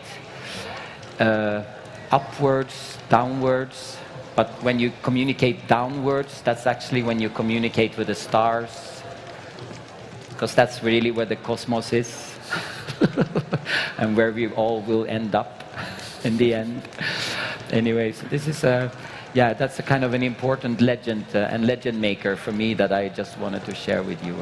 I think that's interesting that it is a symbol, but that symbol isn't necessarily devoid of meaning in itself. That just the idea of a tree as a symbol also suggests a certain movement which people can attribute a legend around, but the symbol itself also has a kind of tendencies within it that do kind of stabilize the legends around it in a sense. So maybe the chicken, for me, when I saw it, I was surprised at the legend around the chicken. But maybe actually there's something inevitable about the symbols which do lead to a certain legend to build around them. Yeah, I think there's something you said about we all have this tree, and it's true, we do all have this physical object or this idea that we put these thoughts into and these feelings into, and a tree is a very common one because, as you said, it has this natural directive and it has this thing that unifies people and connects people. But I think the really interesting thing there is that we do all have this tree, and it's this idea, it's this legend that doesn't just cross borders, it doesn't cross countries, but it crosses continents. And it's this kind of legend, it's this idea that was global and was globalized long before globalization, long before trade routes across the world, and long before human civilization was able to conquer the seas and to travel between places. This idea that legends exist in several different times in several different places teaches us something that's really deeply anthropological. It's not something about a narrative or a story. It teaches us about humankind and humanity itself. This idea of it being everywhere and everyone having it, I think is really beautiful with the tree. Also the timelessness of the tavern. Yeah. These Bavarian taverns have always been there. It just takes wood and fire and beer, and they're people. Very timeless. And Donald. Yeah. Yeah, he's a Trumpkin. Donald Trumpkin. Yeah, he's a Trumpkin now. Anyway. Yeah. Maybe now we're looking at Donald, we can look at his handsome neighbour, which I think we've kind of touched upon why I wanted to talk about it before. But it's in reference to, obviously this is Brad Pitt in Fight Club as Tyler Durden. And the legend of Fight Club, I mean, the point I just want to make isn't to surmise what the meaning of Fight Club is, but it's kind of about anti-consumerism and how we're filled with a society where we need to keep consuming stuff, and yet inside of us, there's this deep sense of unfulfillment. So they kind of teach us to recognize these things and to do something about it. But it's kind of in reference to this idea of the misappropriation of legend. That there was this radical group of online men that responded to Fight Club that completely missed the point. I mean, they understood that it was admitting to this idea that there's this deep sense of dissettlement, unsettling feeling inside all of us. But they understood the legend as being that men are being feminized, and that men need to go back to their roots and to become really hyper-masculine and hyper-violent. And they kind of called themselves the manosphere. I have a quote from someone who's going to surmise this a lot better than I ever will, from Paulie Doyley, who was an ex-reporter for Vice, and he described it as the Manophere's affinity for Fight Club stems from a common central biologically deterministic claim that men are naturally predisposed to being violent, dominant hunter-gatherers who have found themselves domesticated by modern civilization and are in a state of crisis. So these men use Fight Club to excuse themselves for some horrible, toxic things that are still incredibly masculine and toxically masculine. They mistook the legend, and I think it's talking about the danger of legend, because we all embody legends and narratives into our ideas, but we need to make sure the right tenets and the right facets of it are picked up on and not extrapolated into something that isn't for good. We need to make sure that if we want to be advocates for legend and what legend's able to do, that it's for positive reasons and it is for good, you know? We have to be prepared to deal with what that might expose by unmoderating the dialogues. Yeah, exactly. We're going to see things we don't want to see, yeah. And they will reveal themselves, but they're there anyway, so maybe it's best we do know about them. Yeah, they reveal toxic parts of societies, but then you kind of feel like you want to govern it to bring it back, because it's gone the wrong way. But it's against the value of the legend to do so. Yeah. It's a kind of is there a danger in the legend? It's just I don't know. I've never. No, but it's true. Maybe. Yeah. In our first conversation, and that's why Donald is here. I think I admire the Donald for his ability to reach out and shape legend. There's so much you can learn from what he's doing. So, and I don't mean to say like the other story is wrong. I'm not even questioning if it is dangerous. I think, isn't it also that why it is so extremely maybe sexy? Why legends are so attractive? Because because there is a dark side to each legend, because they are kind of uncomfortable and not so well fitting, and yeah, they have this potential big retish in all of them, and I think that kind of makes it also exciting. They're kind of deviant. They are kind of deviant and kind of very wrong. Yeah. And I don't want to, because I don't know. So it feels when in the morality of it, and I'm as moral as anyone else, and I really want to be liked. So I try to avoid the immoral, and I just really work hard on that. But also there's a challenge sometimes that I would then censor myself and not own my own legend, because and it becomes kind of, then it loses its umami, I think, and that would be Donald is the umami of life. Yeah. Don't put too much in. But maybe that it's just this. There is something so attractive about it and playful. Yeah. The commodity society that we have today has, in my mind, also enabled queers to come out, to be more present. YouTube in its very destructive force has also been a podium where queer people meet and where queer people share. Jeffree Star, Jeffree Star is this makeup billionaire. But he's also become like a role model. He's also that. He's not only like just there to sell, he's also creating new ways of looking at things. It's hard for me to say what is the good or the bad. I just wanted to, that was kind of my... Yeah. That feels like a kind of non-conclusion we were looking for, no? Yeah, which was exactly what we were going for. half sentences, I'm sorry.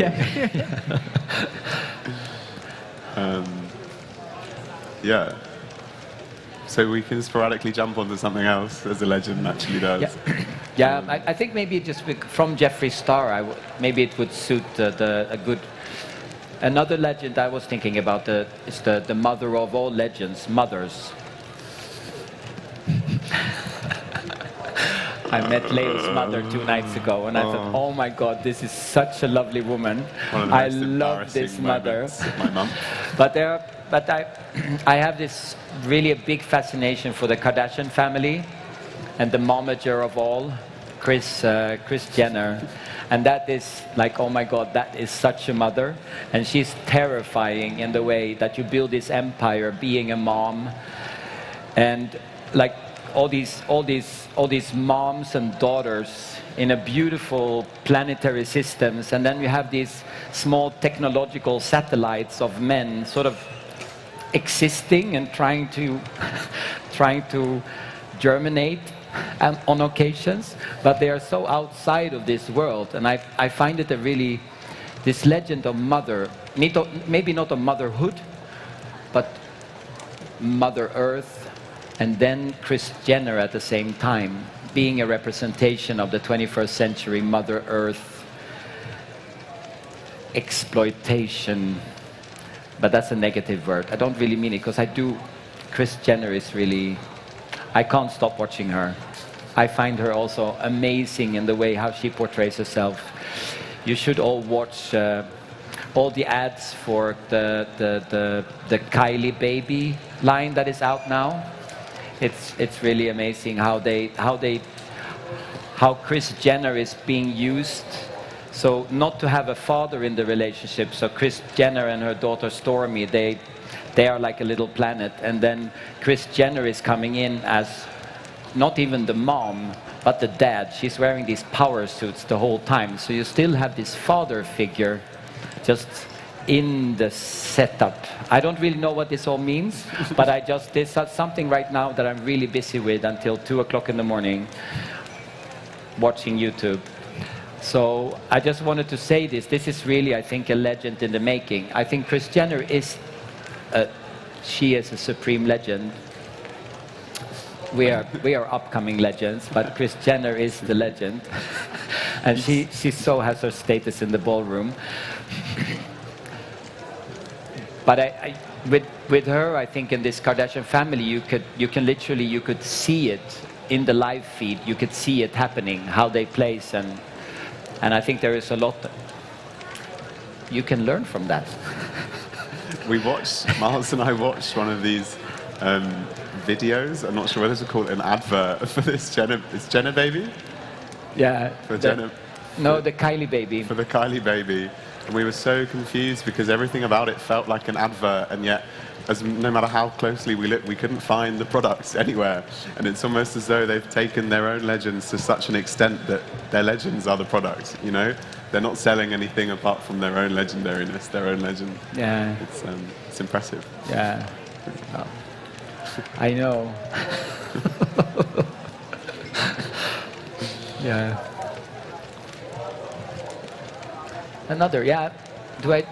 Should I say more about mothers? What do you think about mothers? The mother legend of all mothers. I guess the mother legend says about what we need. You know, we look for legends to fulfill things that we need, and this kind of idea of mothership fulfills this desire and request that we all have to feel cared for, to feel loved. And I think a legend reveals those things about all of us together, collectively. Maybe it's also somehow an origin story, like the way Fight Club's used as an origin story. What do the fingers mean? I have a feeling like we are being told that our conversation is over, and that's kind of, I think, 2 more minutes. Right. 2 more minutes. 2 more minutes. So maybe, how do we wrap this up? We don't.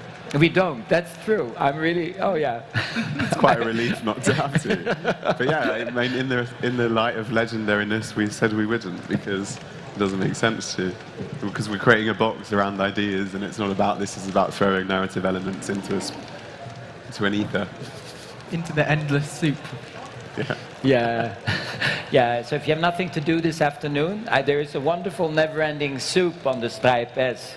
So please come and visit. Did I do a Chris now? I was just thinking, maybe we should just stop now.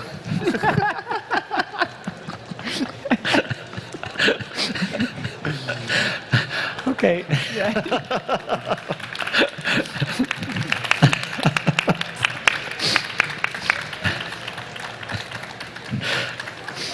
What do we do? Should we go up? Is it? I'm going to get stair lifted off.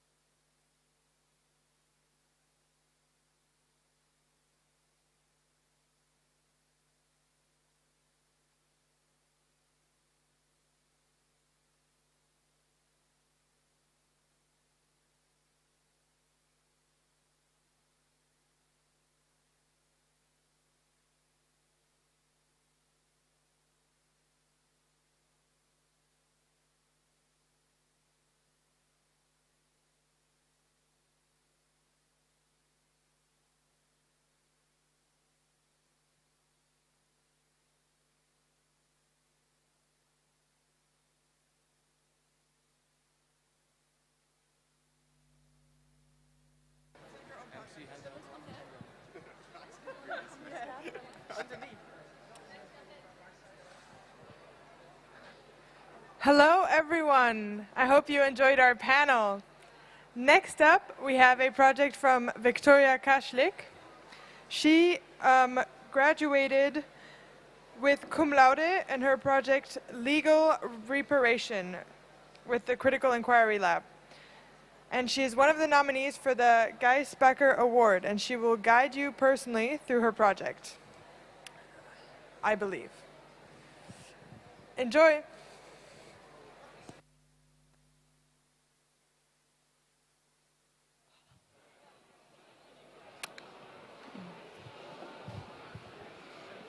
Hello, everybody. My name is Victoria. I'm from Hungary. I graduated from the Critical Inquiry Lab, and I'm a design researcher. And the field of design I'm researching is the law. I have a design project of a film, which is 12 minutes long, but before showing the film, I would like to talk about the research and the methodologies I used to make this film. In the first part of my research, I was arguing why do I think that the law is design. Here, I was using multiple case studies to argue for it. Firstly, I was mapping how our punitive-based criminal law system is harming our collective bodies in the Western legal systems. And secondly, me coming from Hungary, I was mapping how a state and a society can be designed through the law. These case studies were pointing to one direction, and I located a problem in our constitutional and in our legal order, and I was looking for a sort of intervention and how can we change fundamental philosophical questions, nearly I would say, in our legal systems. In the second part of my research, I was going into restorative justice, with which you might be familiar with. It is an alternative to our criminal law system, claiming that the crime causes harm and that the justice system's duty is to repair this harm. It puts focus on collective responsibility instead of the individual one, and that's the reason why criminologists today believe that it is an extremely powerful tool to spread and strengthen our democracies, which are very often either in crisis or in a deficit. As my belief system is strongly rooted in the belief in the body and seeing the body as a vessel of knowledge, I was using dance, embodiment, and somatic movement to continue my research, and I organized an experiment. In this experiment, I was working with a dancer called Marcio Kerber Canabaro, and all I asked from the dancer is to react to my actions. I was embodying the law because that's what I was trained for. That was I was trained for how to control my body and regulate my environment. And we documented this process, which actually lasted for 2 uninterrupted hours without any verbal form of communication. out of this material, we created this video, and my research question was, what happens if I'm embodying what I was trained for as a jurist? How does it look like if I can embody something utopistic, a law which is healing and supporting for the collective body? And thirdly, and maybe most importantly, how are we transitioning from one to another? Thank you for listening to the background of the research, and I will be around if you have any further questions. Thank you for listening to me.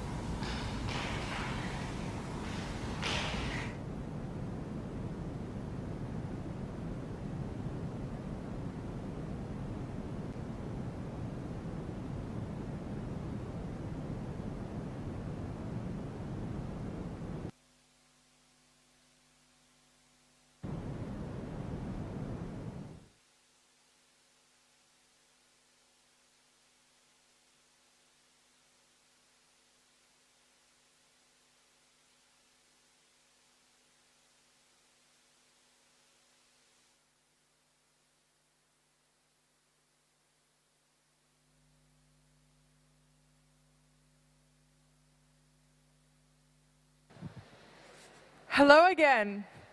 Next up, we have a performance from Vincent Snyders. He graduated the Man in Communication Bachelor with his project, Cloud Interface. You can find him right there. Enjoy!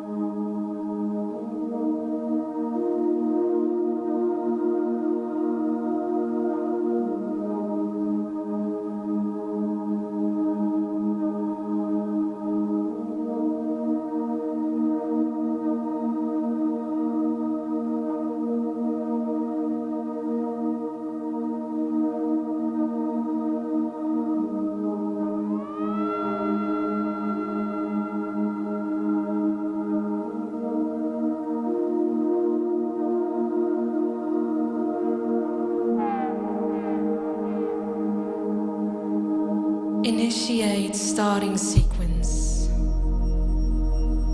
Booting data ceremony XC-25.4. Cloud simulation activated.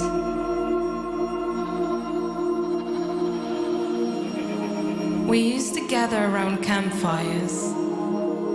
Now, the crackling of the fire has made way for the soft whir of a fan.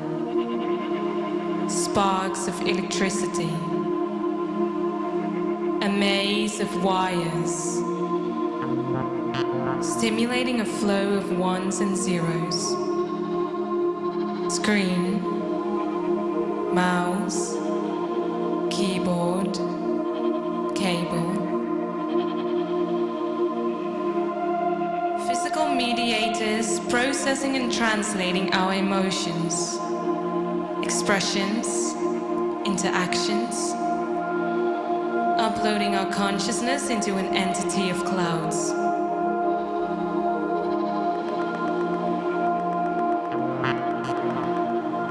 Let us become bodiless. Our mind shooting through cables into the breeze of infinity. Head in the clouds of purity. Leave behind the gray, the asphalt, the heat, the pollution, the body.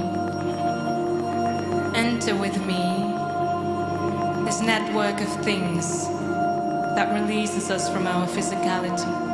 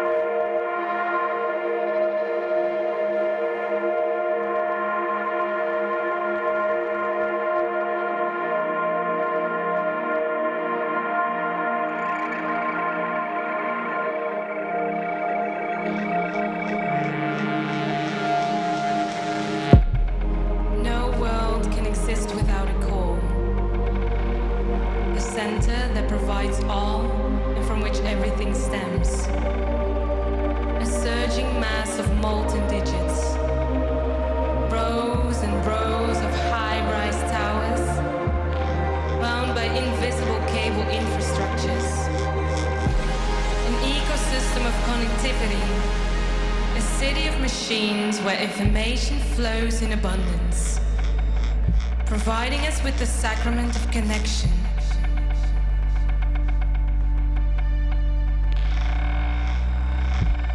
In a world of ones and zeros, we are two. Lines of code flow between us, lives morph and transform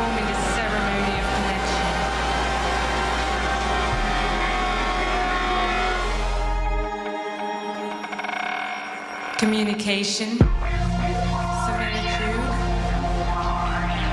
We know each other. Cloud interface deactivated.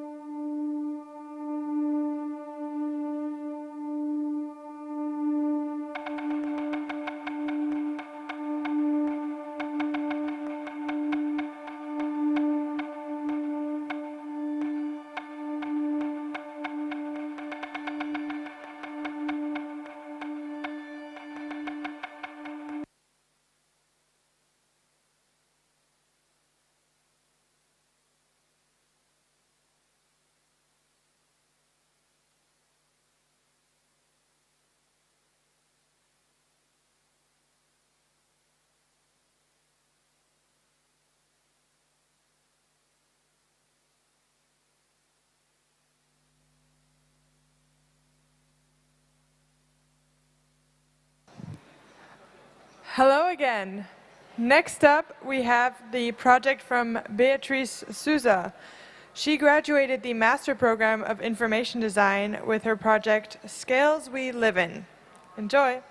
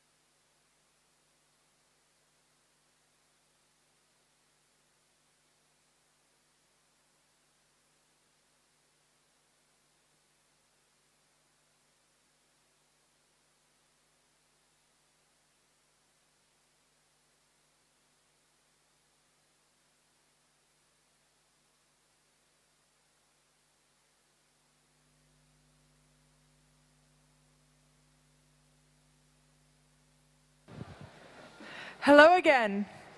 Next up, we have a project from Bianca Schick. She graduated the master program of contextual design with her project, I Lick, I Click, I Bite, I Spit. She asked me to introduce her with 2 Dadaist poems. Bodies, manipulated, are into currency, redesigned bodies. You, dissecting is you. Soft, controlled, hardcore. Components, break, you. Cutting, you. Information, peace. Mechanical push, precious, artificial. Push desperately, click, push. Button, precarious, stupidity, click. Automation, enjoying button, labor, like. Enjoy.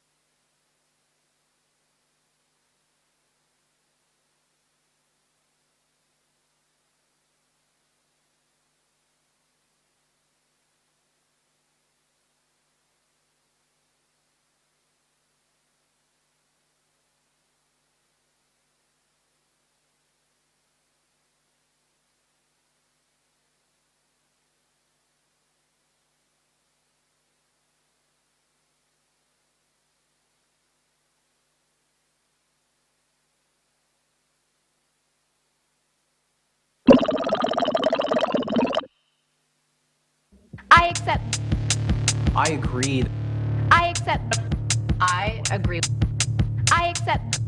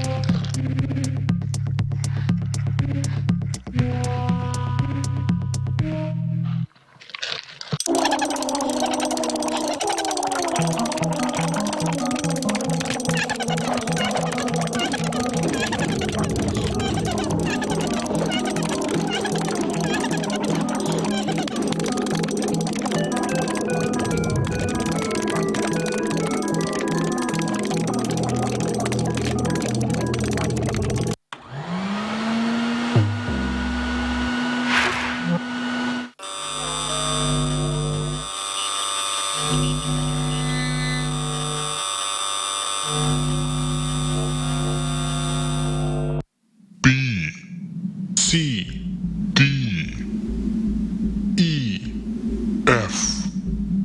Red. Blue. G. White. H. Y, Z.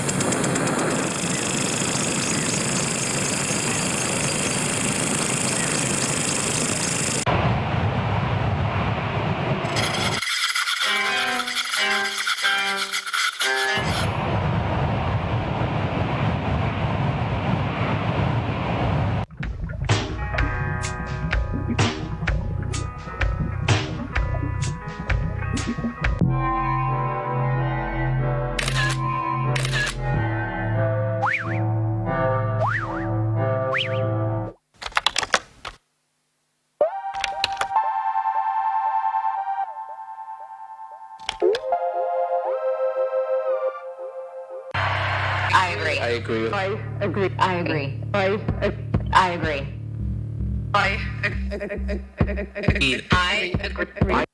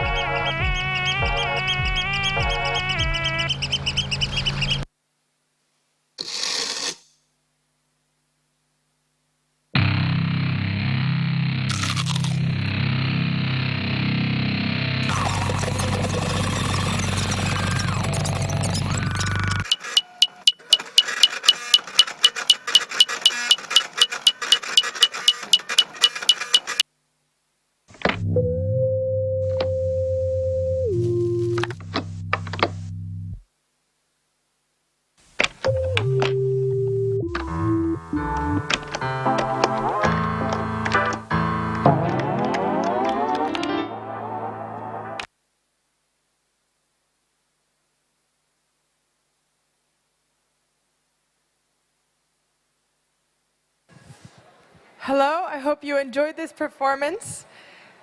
Bianca is available behind stage if you have any questions regarding this performance.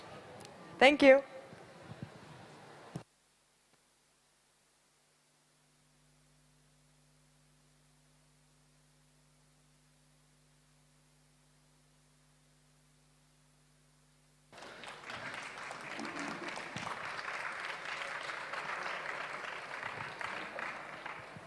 Hello.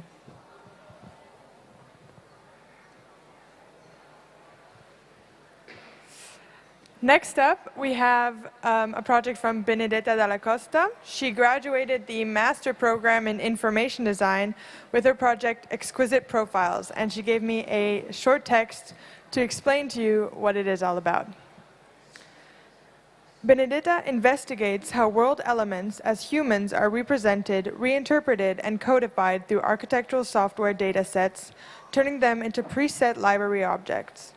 By playing the game Exquisite Profiles, you are going to challenge the type of representation that we create in urban planning, by aiming to question the absurdity of today's society classification and the political logic behind them. In a world so shaped by fictional representation and standards that should represent perfection, if the results seem monstrous or dystopian, is a demand to reflect on whether the real dystopia is a world designed for an impossibly idealized human race. If you create your personal character, you can find a working station at the first floor, over there, where you can play the game Exquisite Profiles. In the following video, you can see how the game works. Enjoy!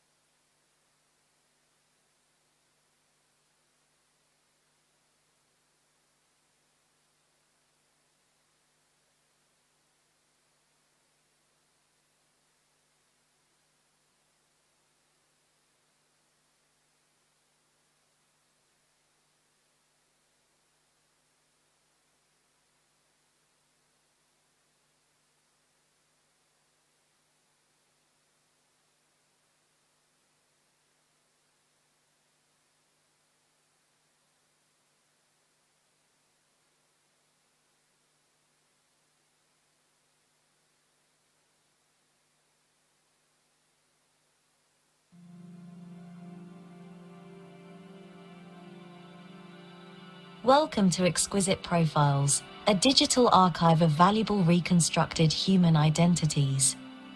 This virtual scenario has been created by the collaboration between gamers and an algorithm through the manipulation of architectural preset object libraries. Focusing on human, the creator of the Anthropocene era, and its role in it, this virtual space aims to investigate how world elements are represented, reinterpreted, and codified through architectural software datasets in the context of urban planning that are turned into preset libraries objects for the practice. During this codification, the political implications of these classifications became evident, turning in ways of evaluation based on the appearance that are not only descriptive but that can become moral judgments. These types of representation are based on non-democratic data, using aesthetic rules created by the society that excludes what is not part of the market standard. But what are the real meanings of these evaluations? By playing this game, that uses the tools at the architect's disposal to investigate the global implications of today's societal limitation, you are going to challenge the type of representation that we create, by investigating the effecting on the society itself and the practice. Who is going to be the most valuable human being, and so the winner of the game?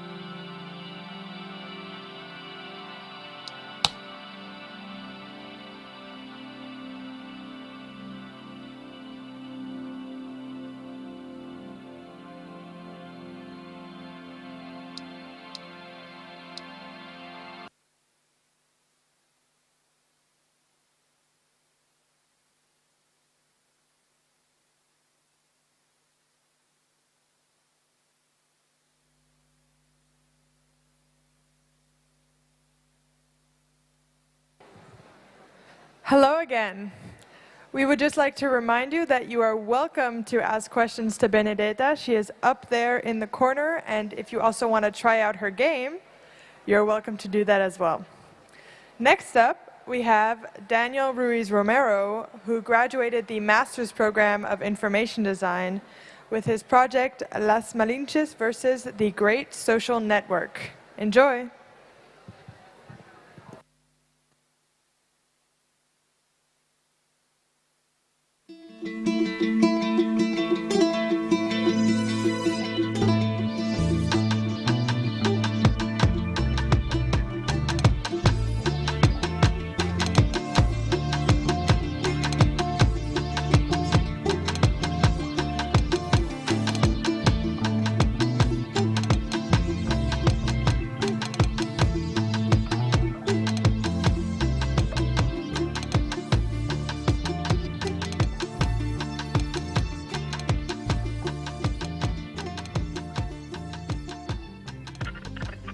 El famoso creador de Facebook, una de las redes sociales más populares del mundo, anunció la creación de una versión colombiana de Facebook y un plan de acceso de Internet sin costo para los estratos más pobres del país. Vamos a la casa.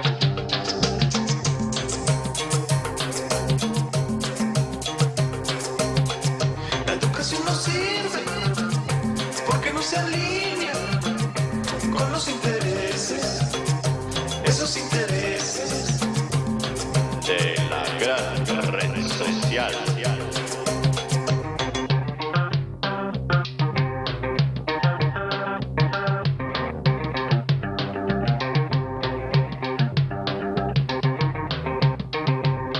There are more than 4 billion people who need to be connected. Somete tu cabeza en el río de adeptos.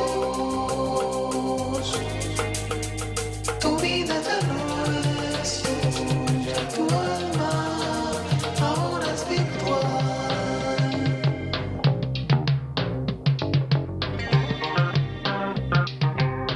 Forget education. Get connected right now.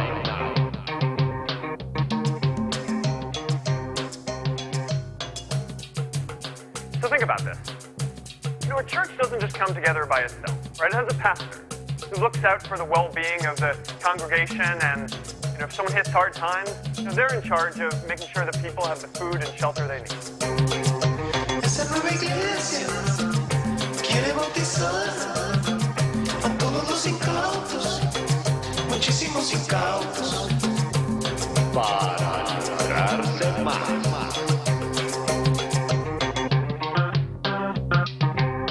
Forget education. Get connected right now.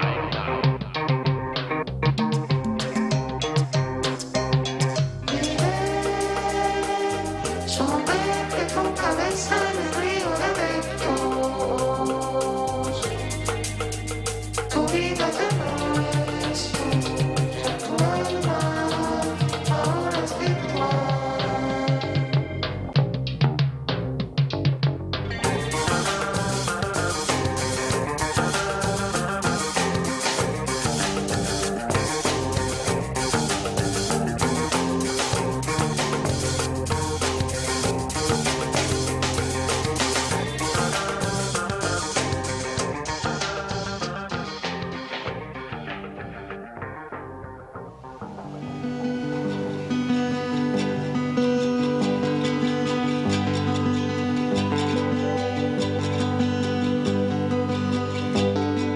¿Qué estás pensando? Cuéntame, dímelo todo, dímelo ya.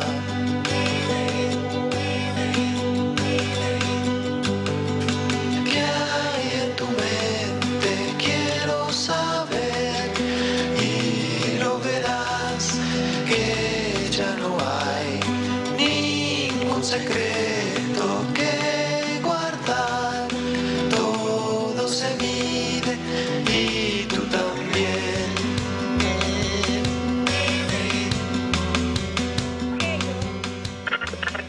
I have observed the birth and spread of an unprecedented mutation of capitalism that I call surveillance capitalism.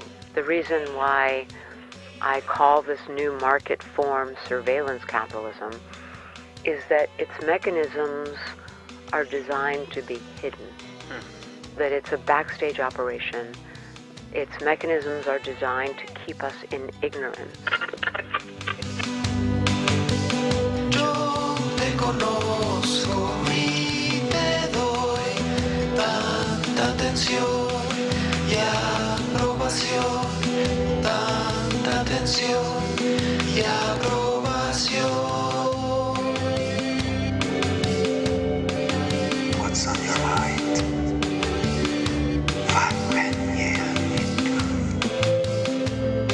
¿A qué você está pensando?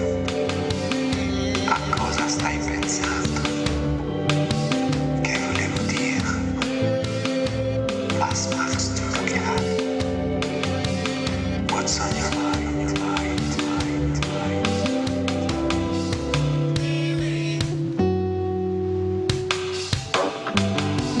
No hay celosía, no soy yo, son tus amigos, es tu familia, ellos te escuchan, cuéntales, todos estamos aquí para ti.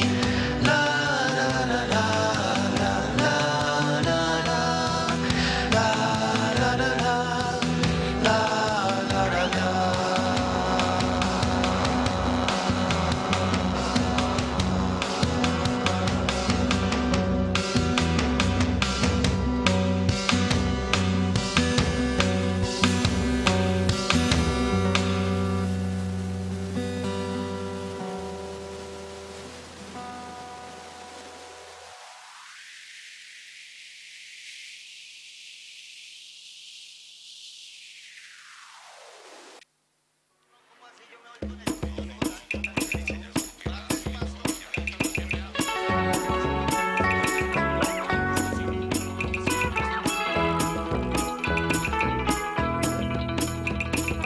Viene Doña Lola, viene Concepción, viene Juanito y viene Don Simón.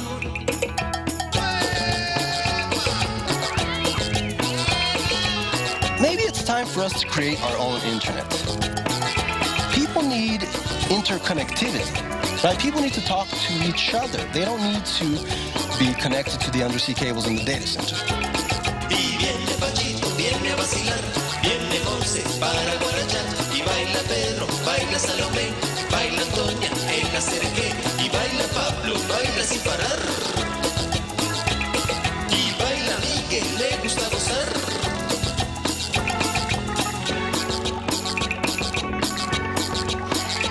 Papito, algo me dicen que a su merced lo van a echar.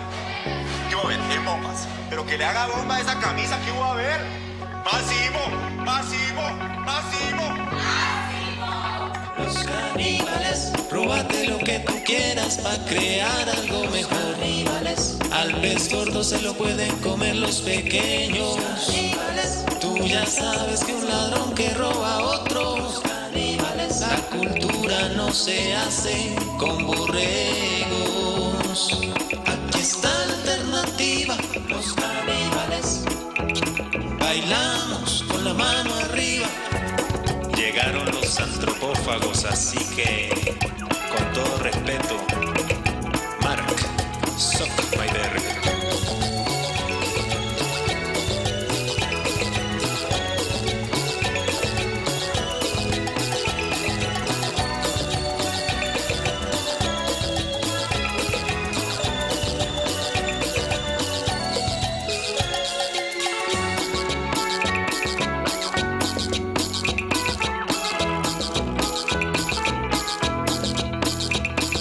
Y viene Danielito, viene a vacilar, y ya casi está completa la comunidad.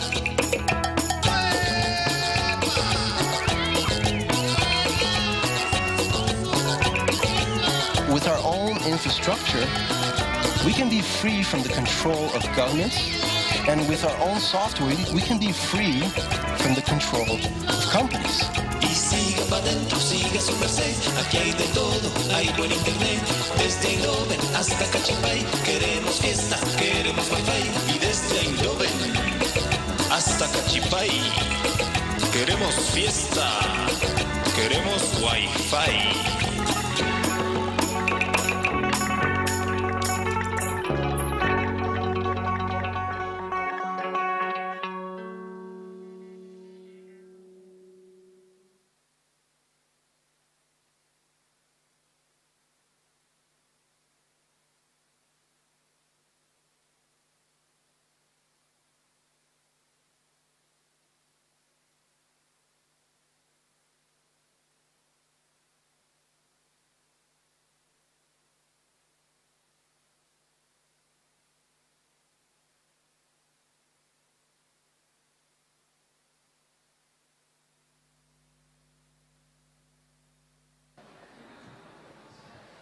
Hello again, everyone. Next up, we have a project/performance from Joppe Brewers. He graduated the bachelor program in Man and Communication with his work Proposals for a Prevailing Word, Volume 1. And he will personally guide you through the explanation of his project. Enjoy. Thank you very much. So yeah, my name is Joppe Brewers and I will guide you through my proposals for a prevailing world. Proposals of a prevailing world volume 1 talks about, well, it says here on the screen, quantifying species that went extinct by human influence from 1800 till now. So actually the moment that we start mass globalization as species, as humans. So what we see here is actually our first act of quantification, and that is actually simply by the meaning of counting. So from 1800 till now, which species has been extinct by our own influence? And that's actually the list that we see in front of us right now, which is being unrolled. And well, I can tell you already, there are 705 species which went extinct by us in the last 221 years. Well, 705 species, that's easily to say, you easily write that down as well. But can we make that tangible? Is there a way we could measure that? Well, that is actually the next step, like physical quantification. And knowing that urbanization and globalization are massive instigators when it comes to extinction at this very moment. And also knowing that the city is a bigger and bigger surrounding familiar to us as humans, does this provide us with a better sense of scale, perhaps, for measuring these species? So how would it, for example, manifest itself if I would put all these 705 species on Fifth Avenue or in front of the US Capitol? Is this a way to measure or find for ourselves a better way of measuring the size and intensity of which we let the species go extinct? So actually I would invite you to walk around, come up close, you can see it for yourself. And I thereby will take you actually to the next step, and that is actually quantificating by length or mass. Because what we realize here, by doing and putting them on length, you realize that the majority of this length is led by small species instead of big species. So you can ask yourself the question, okay, to which amount is measuring by length actually a useful guide? Well, by saying that, we actually know that mass maybe is not the useful way to do that as well. But what if we actually would take all these animals and we would take one of each and we would cremate them? How much ash would we then have? And that's actually where the following comes in, and that's actually those big bags over here. So here, well, first of all, you would end up with 2 cubic meters of ash. I have 1 cubic meter of ash here. This is real animal ash, so you can touch it, it is not harmful. And the continents that you see on this big bag with the names on it are also good for a volume of 1 cubic meters of ash. Well, we can actually go one step further and saying, okay, over time, ash breaks down in minerals and ends up in the ground. So what if I, for example, am in Africa or South America, Oceania, whatsoever, and I put my shovel in the ground, and I fill up a bag endemic with that earth from that land. What would then the ratio be from the minerals in that sand? What will be from those extinct species by our own influence? And by doing so, I'm trying to get a better scale or perspective simply by quantification for something which is no longer there. And that's actually where my project is about. So I let you discover it at own pace. It's designed to walk through, so you can take your own time and let all this information soak in. I will be here. If there are any questions, feel free to ask me. And, well, I would say enjoy, but I hope you learned something from it. Thank you.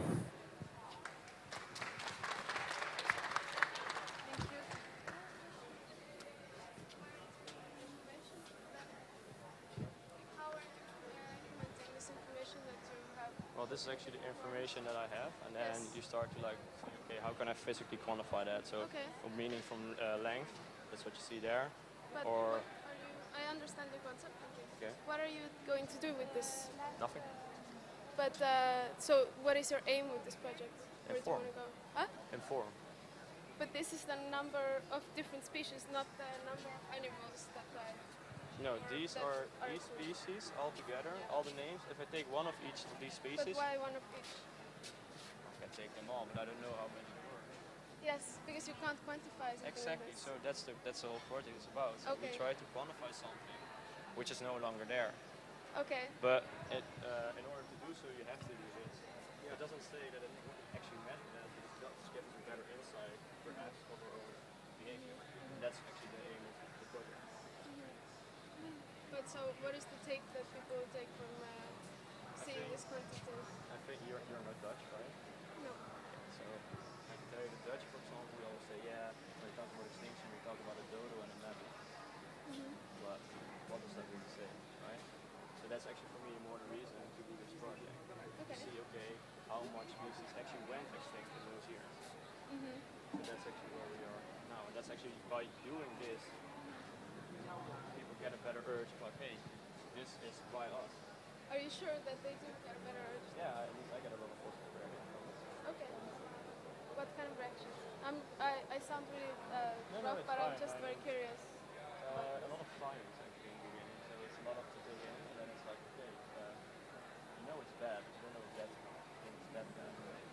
And then what do they do with this knowledge? No, but they are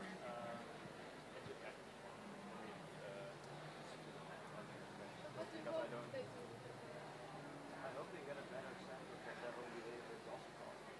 So like, if we, at the other side you see a graph, and on that graph you actually see also the reasons for its extinction. Okay, I want to see. Okay, let's see. And then you see that actually it's not necessarily climate change, but take invasive species, for example. So when we went to Australia, we brought our own samples. Well, the whole ecosystem is not ready for that. So that's actually the next step what you're taking. So that's you have all these things that you have to analyze to get together. So that's actually what we see here. So here we have the reasons why they became extinct, and these are actually the reasons what are endangering species at this very moment. So there is a lot what we as individuals can do as well. But I'm just curious to understand. Where is this quantification?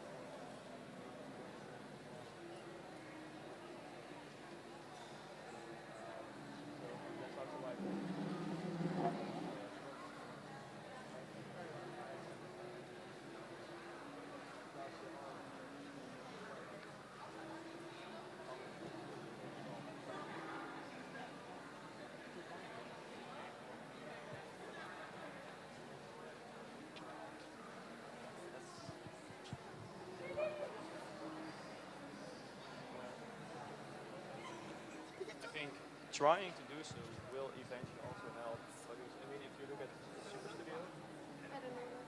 Super Studio, they are an architecture studio from the 60s, and they are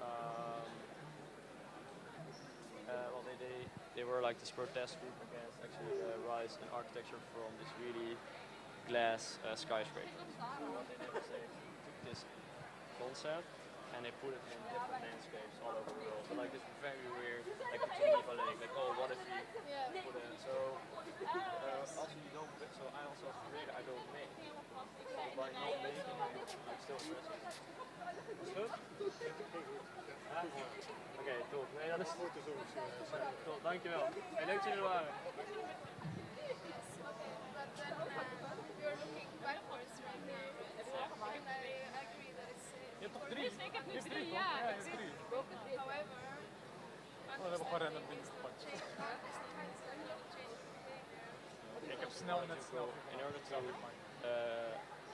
change in the future, you have to look in your past. But will you be able to place this information either in a tangible way or an untangible way in a context where it actually can be a informative tool for people, for all people as or rather multinational, international corporations and people who actually influence.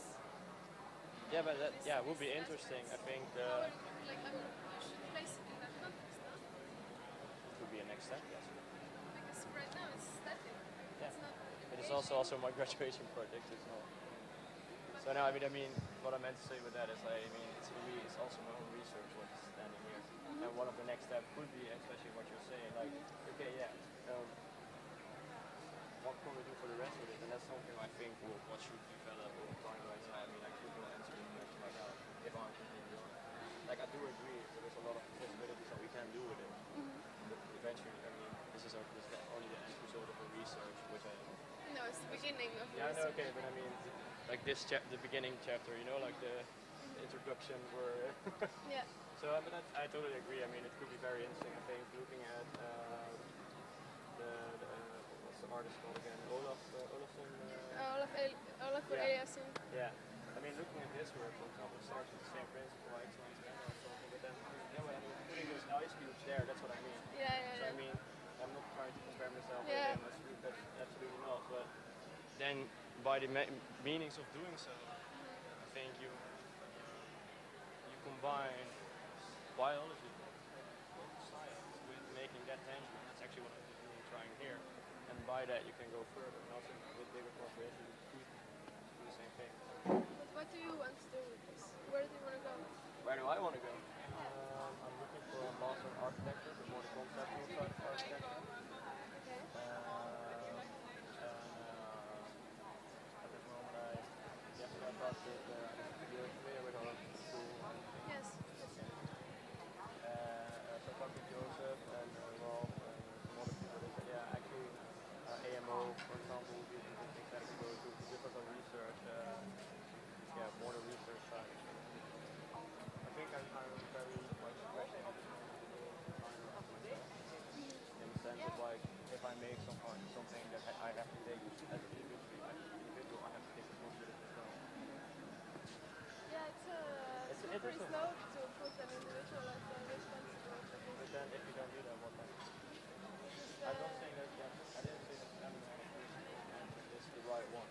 I'm just saying it takes both. It takes two to tango and then... But you kind of, like in the same way, I see and I agree that it's creating a tangibility that might not have been possible before.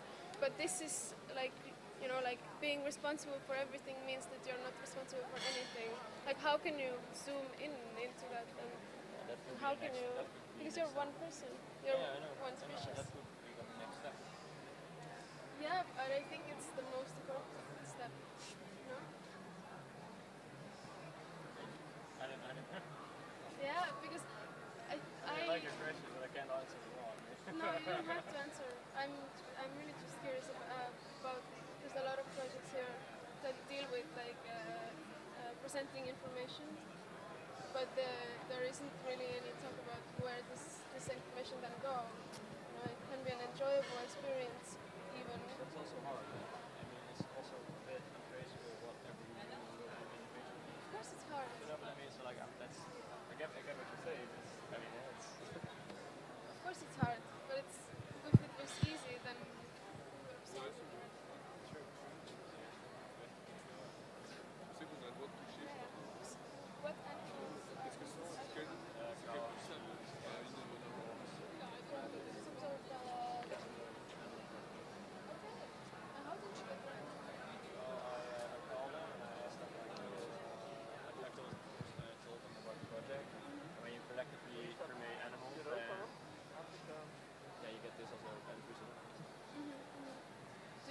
many cat stocks? back. Actually, that was actually what I wanted to say. Yeah. Do you know how many cat stocks, cows are in there? But they told you. Yeah, they told me, but it was. But you think people are gonna remember these numbers? Like you forgot the number of cat stocks and cows in this bag. Yeah, okay, but it's. But in the same way, this is ungraspable. You know that the bag's not completely filled. I mean, it's only the top layer. No. But I mean, it's not. I think it's not about. Of course, it's about individual characters. It's also about.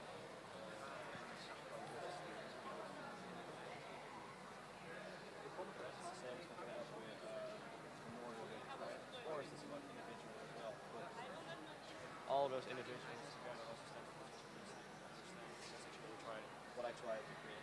I try to create a more holistic understanding of our own behavior as human beings, and not necessarily as I see.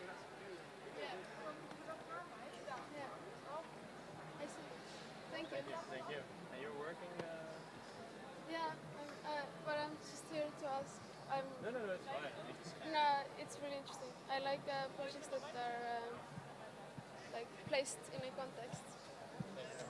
Not Thanks for your questions. Thanks for this project. No. Thanks for this project. I'll see you around. Thank you very much. Geef mij maar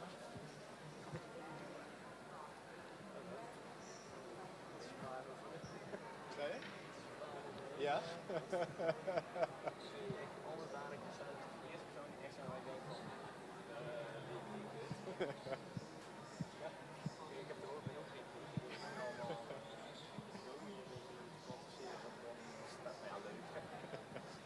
Het is wel een zwaar onderwerp natuurlijk.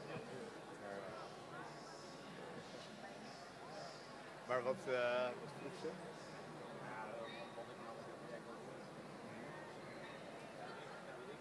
Ja, nee, weet je, ik bedoel, ik probeer alleen mensen iets aan te doen. Ik wil niet iets verklagen, maar ik probeer alleen iets zeggen van mezelf en van anderen zo.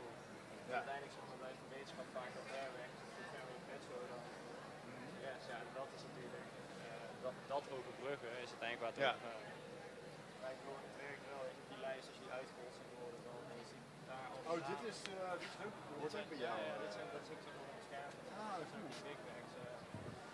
Je hebt hier eigenlijk die lijst die hier aan de achterkant staat, zie je hier ook. Het zijn al die namen, het zijn al deze dieren. Die zijn uitgestorven door honderd. Ja. Dus dat is eigenlijk waar het hele project over gaat. Ja, waar kwantificeer je dat? Ja, los van de gebieden uit als je daar hebben je de. Ja. Zo kan je eigenlijk doorgaan. En dan kun je bij die zwakke hals. Al die dieren zou ik meer van die assen zouden hebben. Ja, 2 kuub as. Ik heb dus geen kuub staan. Als je met al deze continenten samen zijn, ja. Met echt hoe heb je dit gekwantificeerd dan? Het is, nou, je hebt zeg maar massa. Ja. Massa van diersoort hebt. Ja. Als je dat bij elkaar doet, zeg maar, kan je ook berekenen hoeveel als je creëert hoeveel je overhoudt. Hoeveel liter als je overhoudt. Ja, dat is de maand. Dat is echt limited wel. Maar als je dus hebt, wat verschillende dieren zitten en dan het gemiddelde vorm, dat doe ik allemaal samen. Ja. Dat is voor mij op de 2000 euro. Oké. Maar je hebt natuurlijk heel veel kleine dieren. Ja, precies. Ja, alle insectensoorten en zo. Precies. Ja, en over tijd weet je van kraken natuurlijk ook. En voor de mineralen die eigenlijk in de grond. Ja, allemaal verfikt. Allemaal gaat kremeren, ja. Ja, allemaal hiervoor. Ik ben persoonlijk maar het is dus inderdaad het wat tastbaarder maken van de impact die we hebben. Ja, ik denk dat dat wel mogelijk is. Ja. Ik denk als wij, we zijn allebei Nederlands, en als er iets is in mijn uitstel gedaan, dan heel snel het nodig om veranderd te blijven. Ja. En niet zeg maar van, dan hebben wij het veranderd, ja, maar wat deden we toen? Ja, dat doen wij niet meer. Nee, de format waarop we deden is misschien anders, of we jagen er niet meer op. Maar het hele ecosysteem wordt vervolgens ook helemaal, ik bedoel, globalisering is ook buiten dat we naar onze mensen moeten denken. Ik denk ook dat de rest van de wereld om ons heen ook globaliseren. Yeah. It's still going to be on, right? Yes. Okay.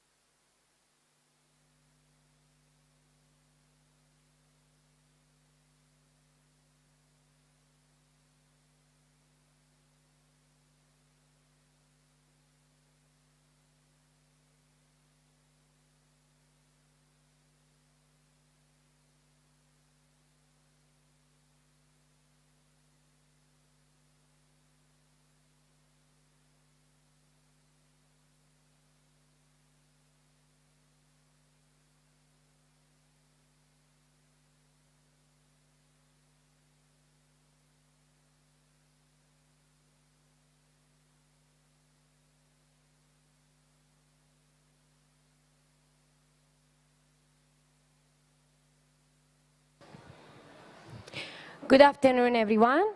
Welcome or welcome back to the graduation shows from Design Academy 2021. I'm Matilde, and I will MC the rest of the presentations on the stage for today.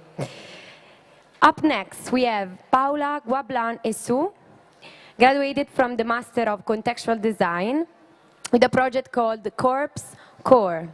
And what you will see is a manifesto about Black womanhood in the media.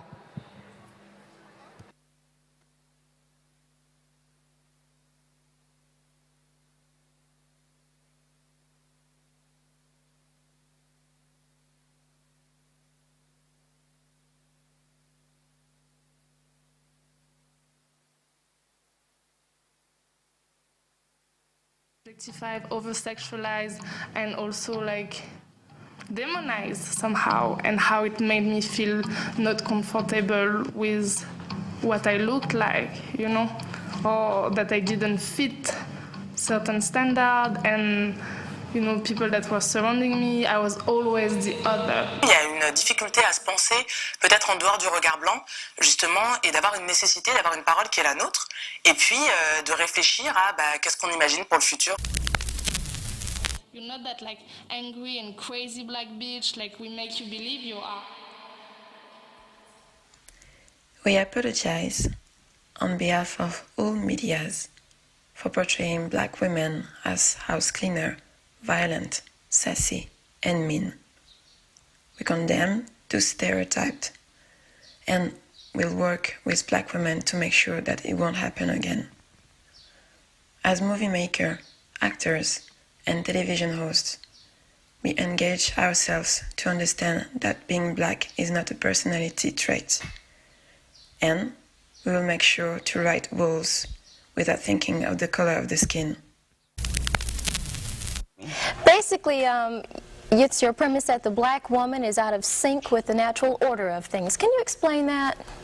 Well, it's a very sensitive subject, and certainly I believe that I have tried to approach it from a very sensitive angle. What I have actually said is that the black woman's disrespect and rebellion against the leadership and the authority of the black. Camille, what do you take out of this question? How should we read this question? I think that Savita is trying to kind of leave some breadcrumbs for people to investigate the history of colonization and the gender binary, because something that isn't spoken about so much is the fact that before colonization in many different nations in the African continent, there were sometimes 3 or 4 different gender categories. For some of my Yoruba ancestors, we have about 3 or 4. The Igbo people of Nigeria also would have female husbands where people would be taking on different kind of gender roles.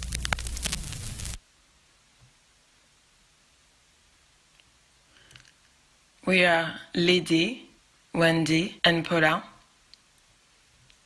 Our names are not Déjeuner, Penny, Kylie, Trudy, Raven, Tia, Tamara, Moesha, Dione, Rochelle, Tonya, Tasha, Madia, Responsia, or even Big Mama. We're not stupid, we're not mean, we're not gross, we're not sassy, bitchy, or anything else. We are no sidekicks, best friends, or life advisors. We want to be seen and not exotized. We want to be heard and not minimized. We are fed up with one-dimensional representation of the black identity on mainstream medias.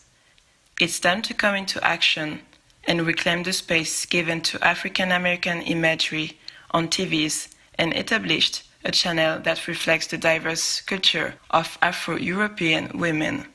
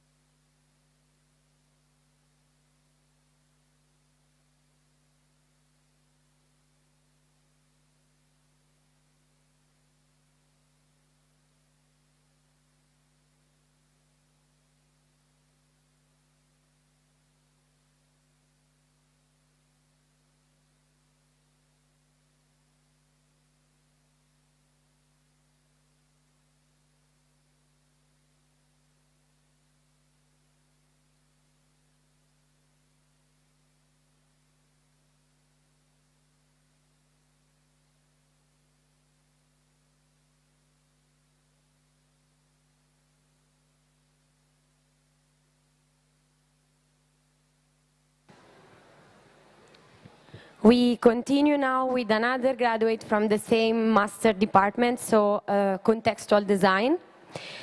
She's Ida Blichfeld, and the project is called Color Dialogue. Living in a world where language abilities denote power and words are wielded as weapons, it is in materiality of her armors that she finds refuge and expressions for her dyslexia.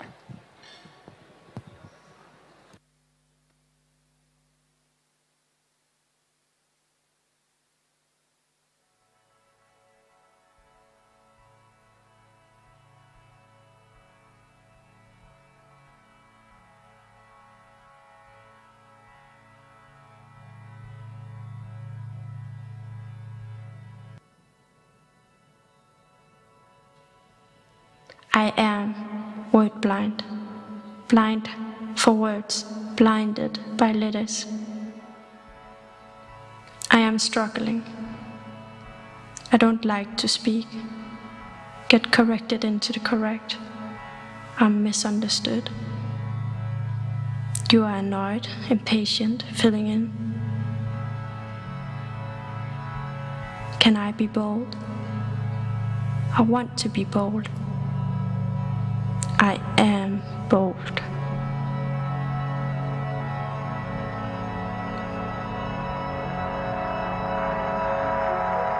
You say, if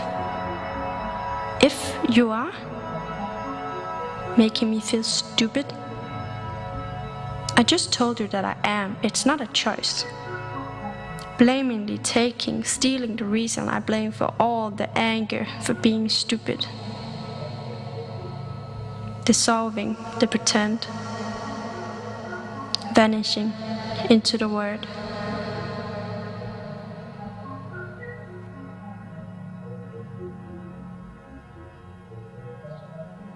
Did you see a girl walking through long hallways?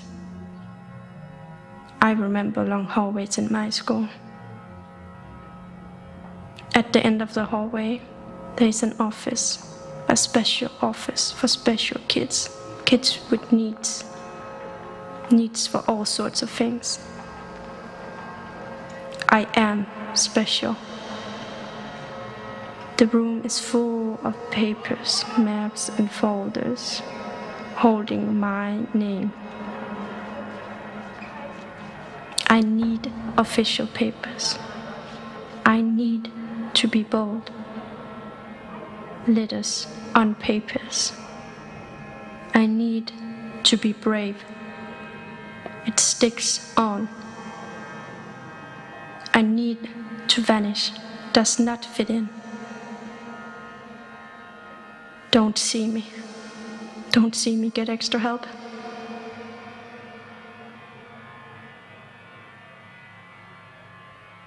Running down the long hallways, rip open the door, be there, collecting shades, weaving it with you, taking it with you. You open your mouth and nothing comes out. If you could just, if I could just.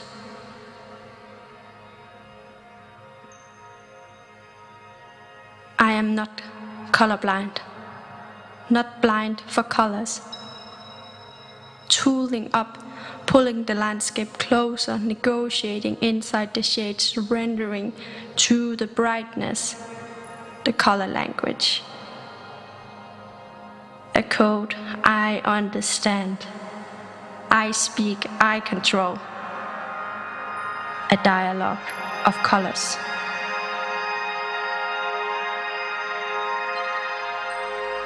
The tool of voice, coding to decode the pretend, pretending it can, landscaping it to be. You have to use it. You are special. In the right code, nothing strange.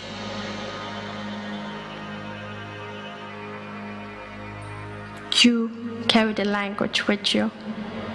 I carry the language with me. The brightness. Shall we have that color dialogue?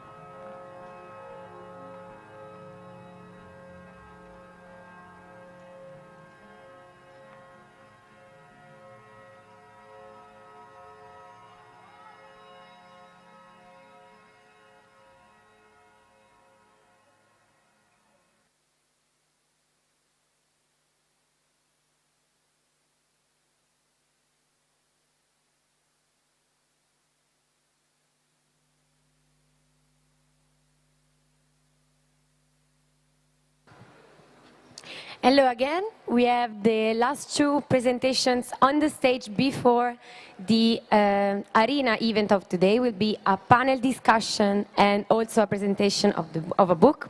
But now we have Leo Kim with a project called Beauty of Uncanny, graduated from the Bachelor Department of Leisure.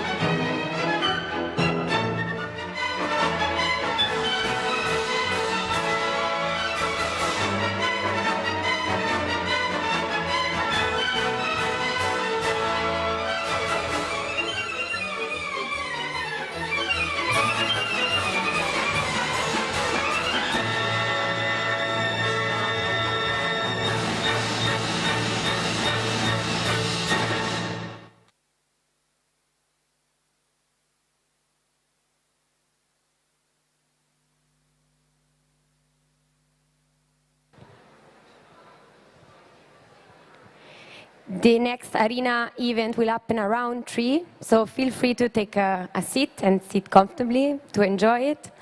But before this, we have Wendy Owusu with a project called Hidden Heritages, graduated from the Bachelor Department of Communication.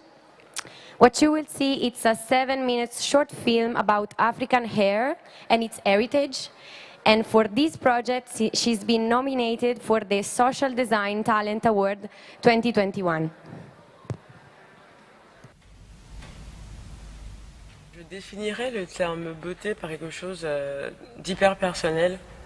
Pour moi, c'est avant tout la manière dont une personne elle marche, dont elle s'exprime, dont elle danse. Je sais pas, c'est vraiment hyper personnel comme chose. Je crois pas vraiment qu'il y ait des beaux traits et des traits qui seraient pas beaux. Je pense que c'est vraiment un ensemble de ce qu'une personne dégage avant tout.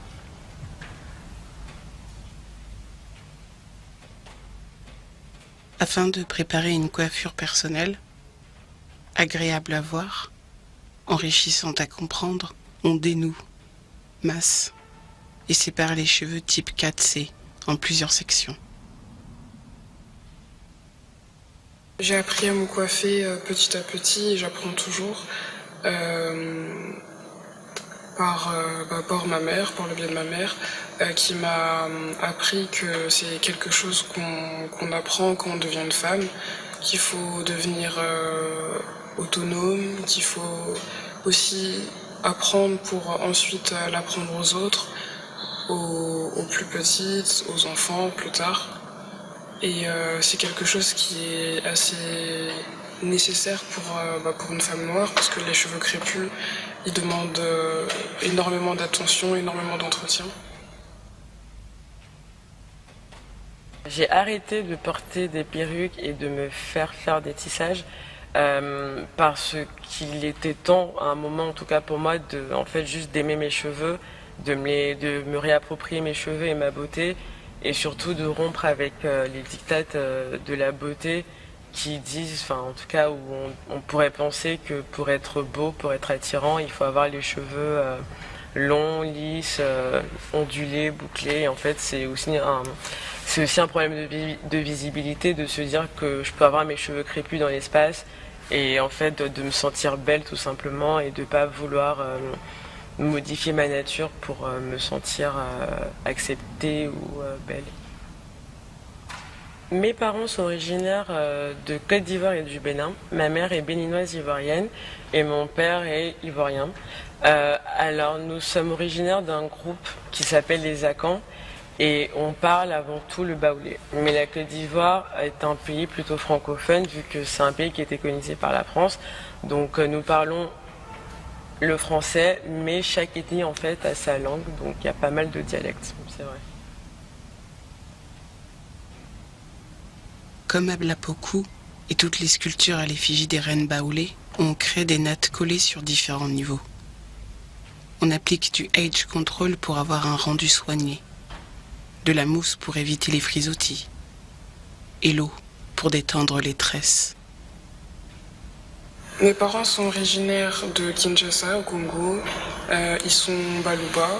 Ils parlent plusieurs langues. Ils parlent le français, le lingala, le chiluba et le swahili. J'ai 2 frères et le terme yaya, c'est un terme qu'on emploie pour témoigner du respect envers nos aînés, envers nos grands cousins, nos grandes cousines.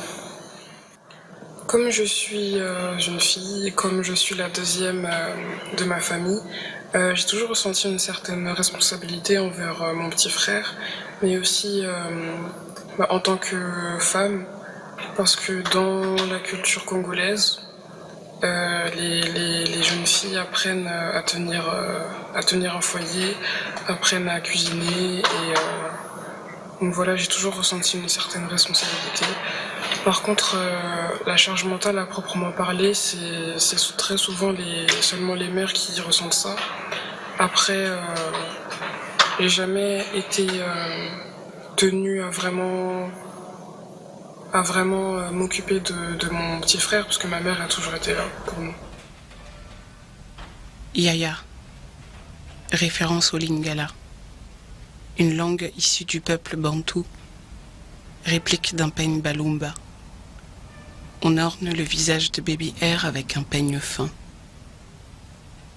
3 enfants, représentés par 3 bantu notes, avec des mèches Naomi tirées couleur 1B, pour coiffer rapidement sans en mêler les cheveux.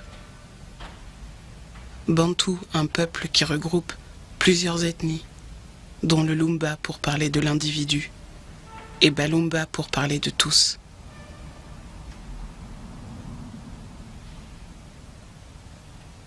Les mots que j'emploie pour définir mes cheveux sont souvent liés à la texture, au type de cheveux que c'est et par rapport au fait qu'ils aient poussé, donc par rapport à la pousse, à leur taille.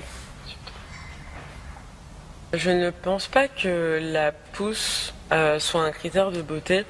En tout cas, moi, je ne le vois pas comme ça. Pour moi, c'est avant tout un critère de santé, c'est comme ça que je le vois. C'est-à-dire que je suis contente quand je défais par exemple mes tresses et que je vois que mes cheveux ont poussé. Donc je l'associe plus à la santé de mes cheveux qu'à la beauté des cheveux ou du cheveu.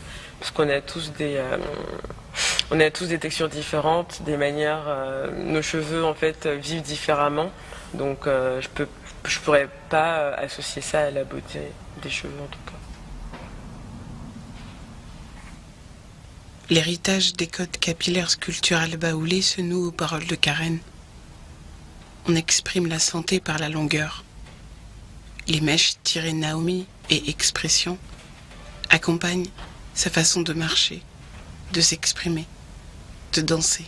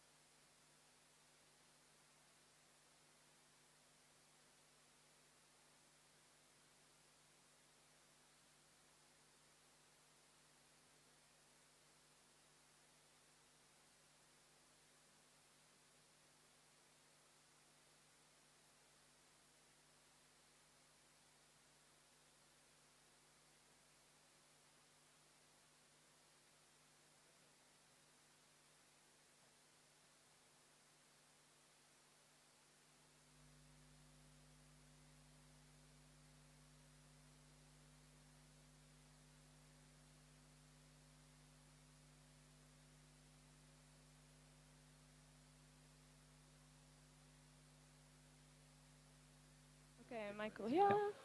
Sometimes Bruno. sometimes in the I hole. want you next to Michael. Anna in the middle. Yeah, so I need to shit. adapt to that. So I'll give you this, and I'll give you Hello. that. Thank you so much. Okay. Ah, great. How's Ollie, it can done? you hear us? Oh, wow. Ollie, can you hear me? Yeah. I can hear you, yeah. Yay, okay. Okay, Mateo, I take that as we're good to go then, yeah? I hear you. Sweet. We good? Yeah? Okay. Hello, everybody. Good afternoon, and welcome to today's arena panel discussion, which is titled The Auto-Ethnographic Turn in Design. And today is a pretty special panel because the panel is in aid of a new book, also titled The Auto-Ethnographic Turn in Design, which has been written by Michael Kettler, who I have with me here at the table, and Louisa Schaumburg, who is joining us in the audience. So yeah, welcome everybody, and thank you for being here.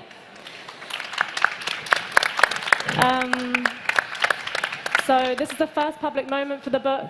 It's been published by Valise in Amsterdam, and it's just arrived in time by the printers in time for Dutch Design Week, so we're also pretty happy, and it's also very relevant and exciting that the first outing of the book is happening here at the graduation show, because Louisa was head of contextual design department for 10 years, and this book introduces and explores the educational approach that she developed during those 10 years and informed that master's department.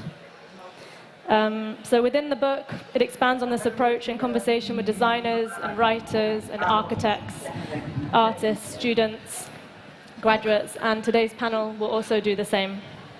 And we'll be talking about what is autoethnography and how does it relate to design and design education. So as a contextual design master's alumni myself, I wanted to start the panel with a personal anecdote. Oh, sorry, yeah. These are the pages, some pages for you to see from the book. So I came to Design Academy with an academic background in neuroscience and experience working in the cultural and scientific field. And I wanted to change in direction, I wanted a new path, a new trajectory, and I wanted to use my brain in a different way. And I came across an intangible, very vague, multi-definable, yet also undefinable, amorphous department called contextual design, and Louisa luckily took me on. In it, I was told that I would discover my true fascinations, I could follow my intuition, develop my own personality, and transgress the borders of my cultural talents. Throughout the 2 years that I did the program, I did just this. It was blurry, it was confusing, it was really, really hard. I got to know myself better, though. I discovered my strengths, and I learned how to take note of my intuition and to naturally follow it. I had endless questions, and there were endless possibilities, but there were also multiple surprises along the way, and also loose ends that became tied in the process. Through the journey, I found sound to be my main material and a very intuitive way to explore and communicate different narratives that I was interested in. And for my graduation project, I developed a multi-channel sound installation where I used the recordings of my father's voice that I'd taken from telephone conversations that we had and weaved it around a space to create an architecture of sound that talked about my relationship with him, aging, and grief. And since then, this journey that I started at Design Academy in contextual design has led and instigated a continued exploration into the world of sound and music. And right now I'm working as a sound artist, designer, and vocalist. But that was just an introduction as to why it's me who's moderating the panel.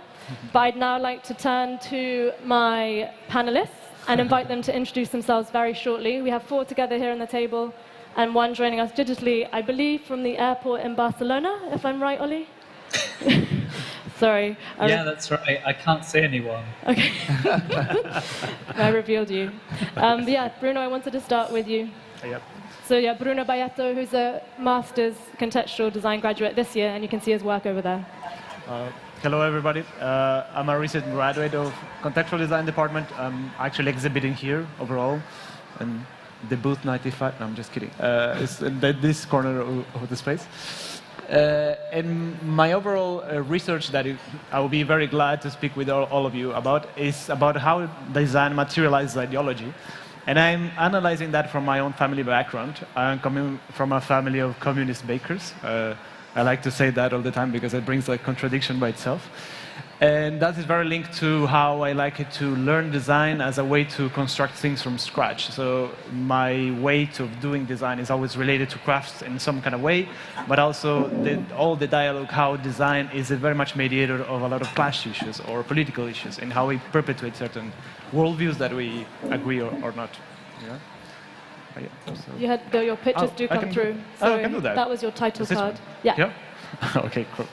So this is like the installation that you can see over there. It's very much an allegory on how bread is being understood in different ideological point of views. For example, from Christianism, that you see the body of Christ, but also in communism, it's understood as a result of a huge labor. So what I've been doing so far is to play with the contradictions that we all live in ideological basis, how we all are surrounded by a materiality that is always in a state of conflict.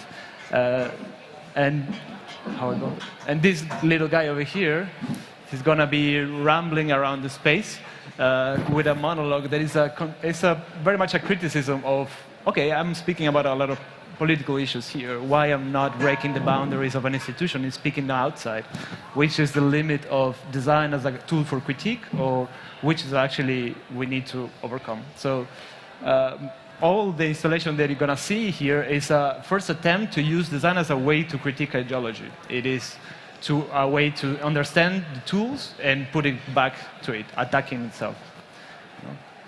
That is finally this little guy over here that it might be speaking with you around the space. Yeah. Thank you. I think Anna is next up. All right. Yeah. Hi, my name is Anna Ågaard Jensen, and I am also a graduate from Contextual Design, 2018. I am an object maker. I started out making furniture or chairs only for women to sit in, to make women occupy more space in public through a simple gesture that is spreading your legs. And I have my own practice in Rotterdam, where I still create objects. I'm also part of an international collective called Morph Love. And I don't know if there's more. Oh, Jesus. Yeah, that's me. Besides from being a maker, I'm also currently become the head of department at the Design Lab at the Gerd Rietveld Academy in Amsterdam. So, yeah, I think that's me. Nice. And Michael Kettler, who's the co-editor of the autoethnographic Turn in Design, and a design sociologist at KU Leuven in Belgium. Yeah, and also teaching design anthropology at the University of the Republic of San Marino. I have to add that. Okay, and at Design Academy in social design. And formerly at social design. Yeah, but perhaps like many of you here, I'm not a designer, but I'm very interested. Well, we're all designers, but I never formally studied design, and a little bit like the title, Dancing Dirty on the Fringes, which actually applies to epistemology, but that's also how I engage a little bit with design. It's a bit of a dance I like doing with it. So my background is actually in sociology, and I worked in a lot of conflict contexts, Afghanistan, Pakistan, Somalia, and so forth. And as a researcher, I was really torn by how little one actually knows in these contexts. And you're making these grand reports or grand suggestions for policy or implementation. But when it came down to it, these methodologies, these research methodologies that so many of us are steeped in, just kept failing. And what I found was, we need to really turn a little bit more towards things like intuition, to looking at the material world, how objects can hold social relations, like clans, like families and ties, closer together. And that led me to study kind of the sociology of design and start developing a lot of different notions. So that's me kind of entangled. And I think I quite like this. I don't know why it gives me so much joy, but there's a very small head on a very kind of transparent body. And the other thing is, we're all influenced enormously by objects. Look at us here, right? But not just that, we're also material beings, and we're shaped constantly by materiality, and yet most of us are quite passive. We're not really in control as to how we can shape that materiality back. And so for me in my approach, I'm quite interested in changing the relationship from a kind of passive experience of materiality to one that we can operationalize it to make it useful for us, either for understanding the world or also understanding ourselves. And this is kind of my epistemological illustration of how I see knowledge as a generative dance, something we do together, something that is both personal and collective, involving objects, movement. And it's not about the dry scientific approach of cutting away things to remove in order to get at that core element, but in fact the opposite. It's about bringing more pieces and people together to actually increase complexity. And in that complexity, I think we actually can start finding robust answers about ourselves and society. Did you draw these yourself? No, I had these commissioned by Priscilla Suarez-Bock, a really great Belgian, Italian, Chilean artist. They're really beautiful. Yes. So Hisham comes to you next. This is Hisham Khalidi, who's the director of the Jan van Eyck Academy in Maastricht. Yeah, thank you. And thank you for inviting me. The pictures that I'm going to show really relate to your question. So what is your relationship with design? Yeah. Yeah, it's manifold. At the moment, I'm director of Jan van Eyck Academy, which is an international residency and institute that hosts artists from all around the world, but also designers. And in that capacity, I work with them. But before that, I worked in Paris at Lafayette Anticipation, which is a foundation that commissions artists and designers and fashion designers. And this is what I did for 3.5 years. And these are a couple of projects that I did. For instance, the Circle Flute by Studio Brynjar Sigurðarson, and which is basically the idea of what would be a round flute played for only one listener. So how would 4 flutists use a flute at the same time, but just with one listener? So these kind of designs are not sort of super applied, but they come out of a crazy, absurd question and are then, implemented. Or it took us 2 years to make this with one of the last flute makers in Paris. And it was played at the Forum, the World Forum for Flutists, for the first time. And it was great, yeah. The other project was a project by Inge Verholen, and he had for years wanted to cut a Porsche Panamera in 4, because he was super interested in this idea between because the Porsche Panamera is the only family sports car in the world. And he was interested in this idea of what it feels to be a family inside a machine, in fact, that can go about 230 kilometers an hour. So basically, you're surrounded or you're folded within a whole machinery. So he sort of illustrated that or showed that by cutting the machine. It wasn't so evident that we could cut this easily. So we did this with the help of the people that cut that boat in Italy that was stranded. It's the Concordia? That one, with those people. And so it was super interesting. So every project then has many consequences, let's say. Every idea has consequences. And this project I did together with Mary Payne, which is a commission where she made 10 iterations of what it means to make a bag. And we did that together with the Delmar Group, which is based in Valentano. And this Delmar Group is 22 ateliers that work together to produce basically most of the bags for the 5 big brands, amongst them Gucci and Louis Vuitton. And so we went there and we worked with them to think about what it is to make iterations of a bag and where is it not a bag anymore? When does it become something else? So all of these projects are autonomous projects, let's say, but they play with this idea of what applied design can be and also the consequences of that. So that's basically the first. Thank you. Thanks. And last but not least, we're going to go to Ollie, who is the He's a writer and editor, and currently the editor-in-chief at Designo, the quarterly journal of design. And as I said, joining us from somewhere. Yeah, it's a sort of little cafe at the airport. It's a bit dreary, actually. But yeah, as you said, I edit Designo. And the idea of Designo is that it's a space for long-form writing and photography and criticism around design.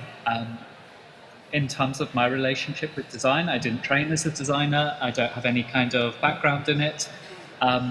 That's actually true of most people who work on the journal. And I think one reason we've liked that and have pursued that and think that's quite beneficial to us editorially is in the way we write about design, we don't purely want to remain in very tight industry discussions or the slight sort of echo chamber of design discourse. So a lot of what we do is based around trying to look at how design hooks into other areas of society. So looking at why design might be culturally significant or why it might be socially significant or politically significant. So a big strand of what we do is not necessarily covering the subjects that we like or even that we think are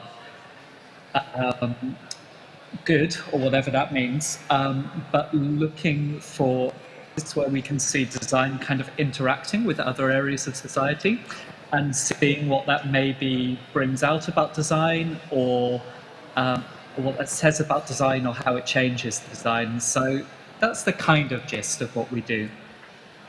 Thank you, Ollie. I'm really glad you could make it as well. Right, so now to kind of kick off more on the discussion, I wanted to come to you, Michael, and ask, what does autoethnography mean? Because when I first heard it, I hadn't heard of the word. I know it comes from sociology because of conversations with you and reading a bit of the book. But it would be great if you could just describe what it means and where it's come from. Sure.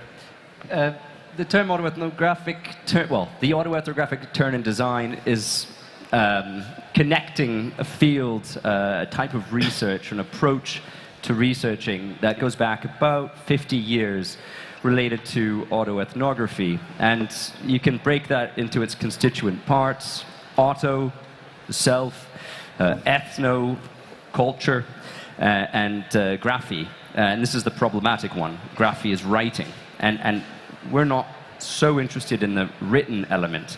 If I was to be perhaps a more honest author, I would call it the auto-ethno design approach. But this also pays a little bit tribute to a tradition that's been building on one hand, and on the other hand, we do employ a lot of writing.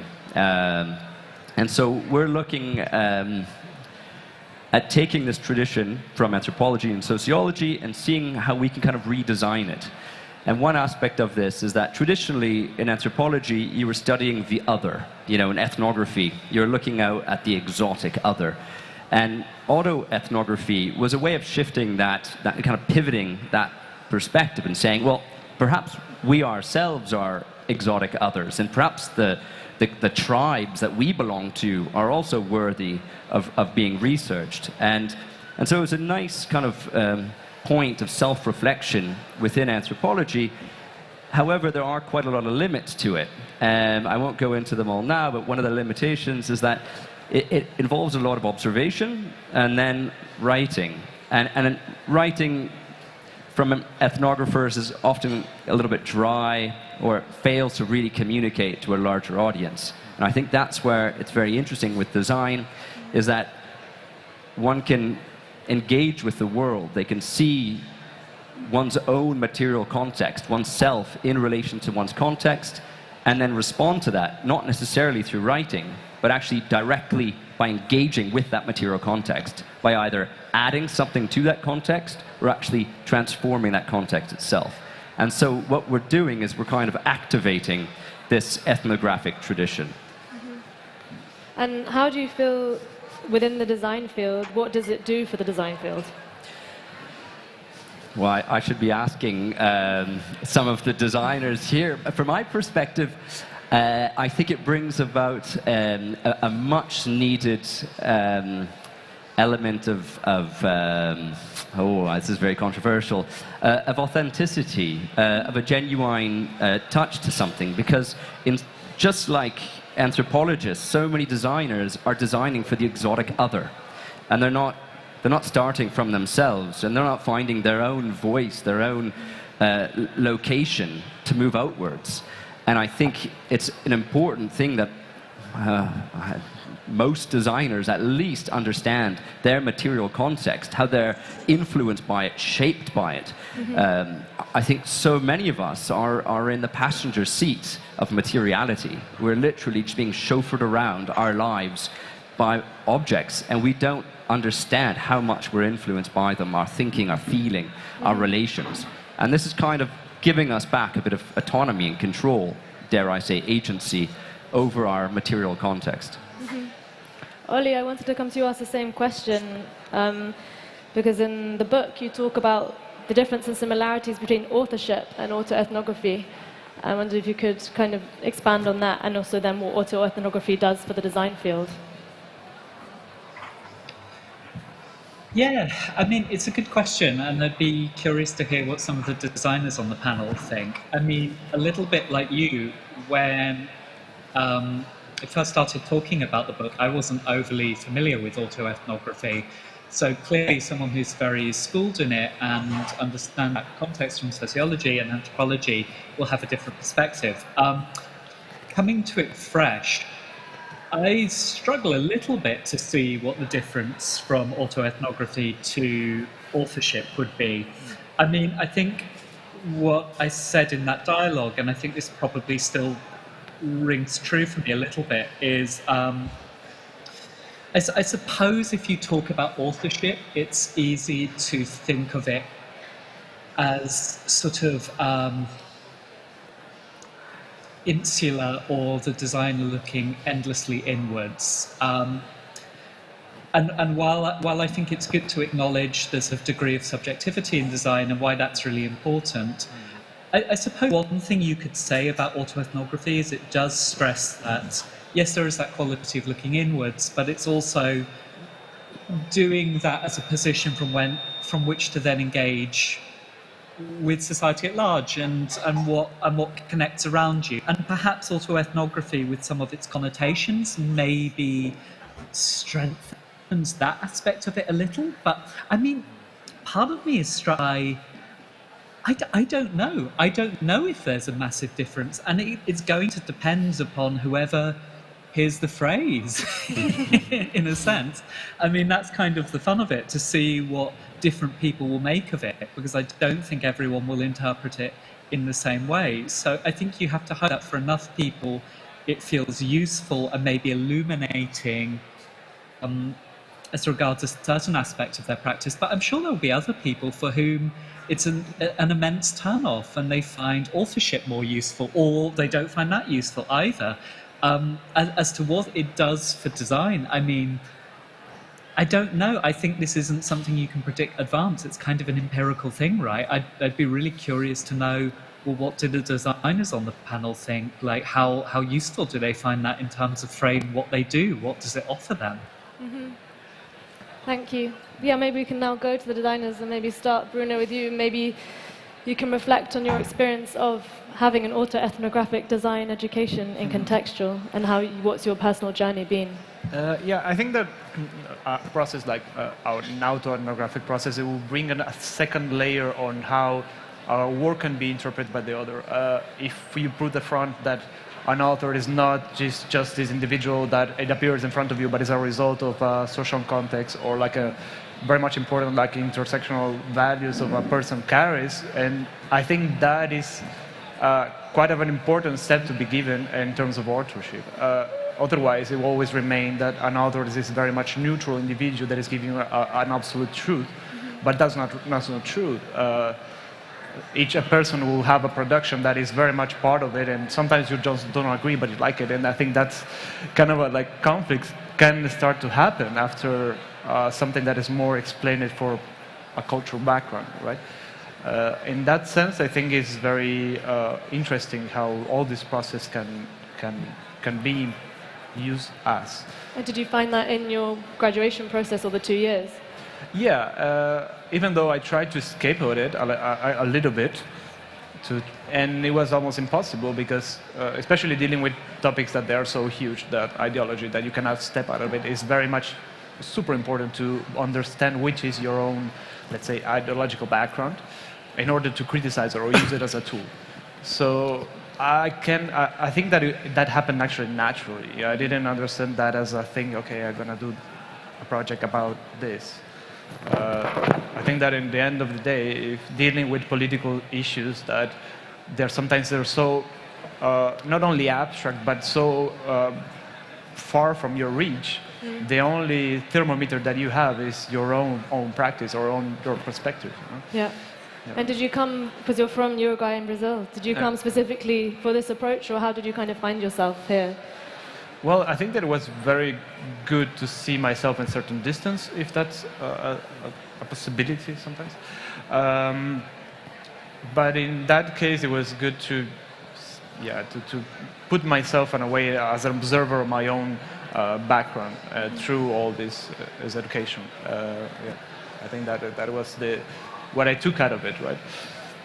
Because I can imagine that being inside of your home country, when you're still very much infused by everything that is around you, it's impossible to step out and say, okay, this is that. So yeah, I think that in that terms was a good exploration of things. Yeah. Mm-hmm. And I wanted to come to you next and ask you the same, like how did you find your design education at Design Academy and Contextual? One of the things that I really found to be that attracted me to the department in the first place was the notion of the author, the story, like kind of the narrative, that you come in and you get to not only, because we experience the world in so many different levels and we see it from different perspectives, and that these different perspectives can kind of like come into play. So there's not a design that is the same, there's not the story that is the same, and this is kind of changing the discipline in some kind of way, which is really nice, because otherwise it's a reproduction of everything. We see the same thing all over again. Mm-hmm. And through the education or through being at contextual design, you also get to develop your individual approach, but at the same time also understand that you have to put it into a context, that it's not just your own story, but see it as on a bigger spectrum, that many people could actually relate to it and manage to make it for a bigger audience, and not just that it becomes you and your own story. Mm-hmm, mm-hmm. I think, I developed my practice specifically from that department, and my practice is really based on a female narrative that comes from my own experience in the world, and kind of try to go against it in some way, because I see that there is a need for change. Yeah. Michael, Oli and Kisham, I wanted to ask if any of you had questions from just what Michael and Oli have already said, but to respond now what we've heard from the designers, as we've been calling them. Was it particularly like personally challenging to start from the self? Do you find it easier to start, like maybe how your previous practices, to have an external that you can address a problem, an engineering issue, a market niche? Is it actually easier to do that, or to actually start from the self? I think in the beginning it's quite challenging, especially I'm coming from a working class family that work comes first than the self. You don't speak about yourself, you speak about work first. So it's challenging to try to break that I still couldn't manage to do that extremely. All my projects or ideas so far that are very much related to the idea of labor, so I cannot escape so far.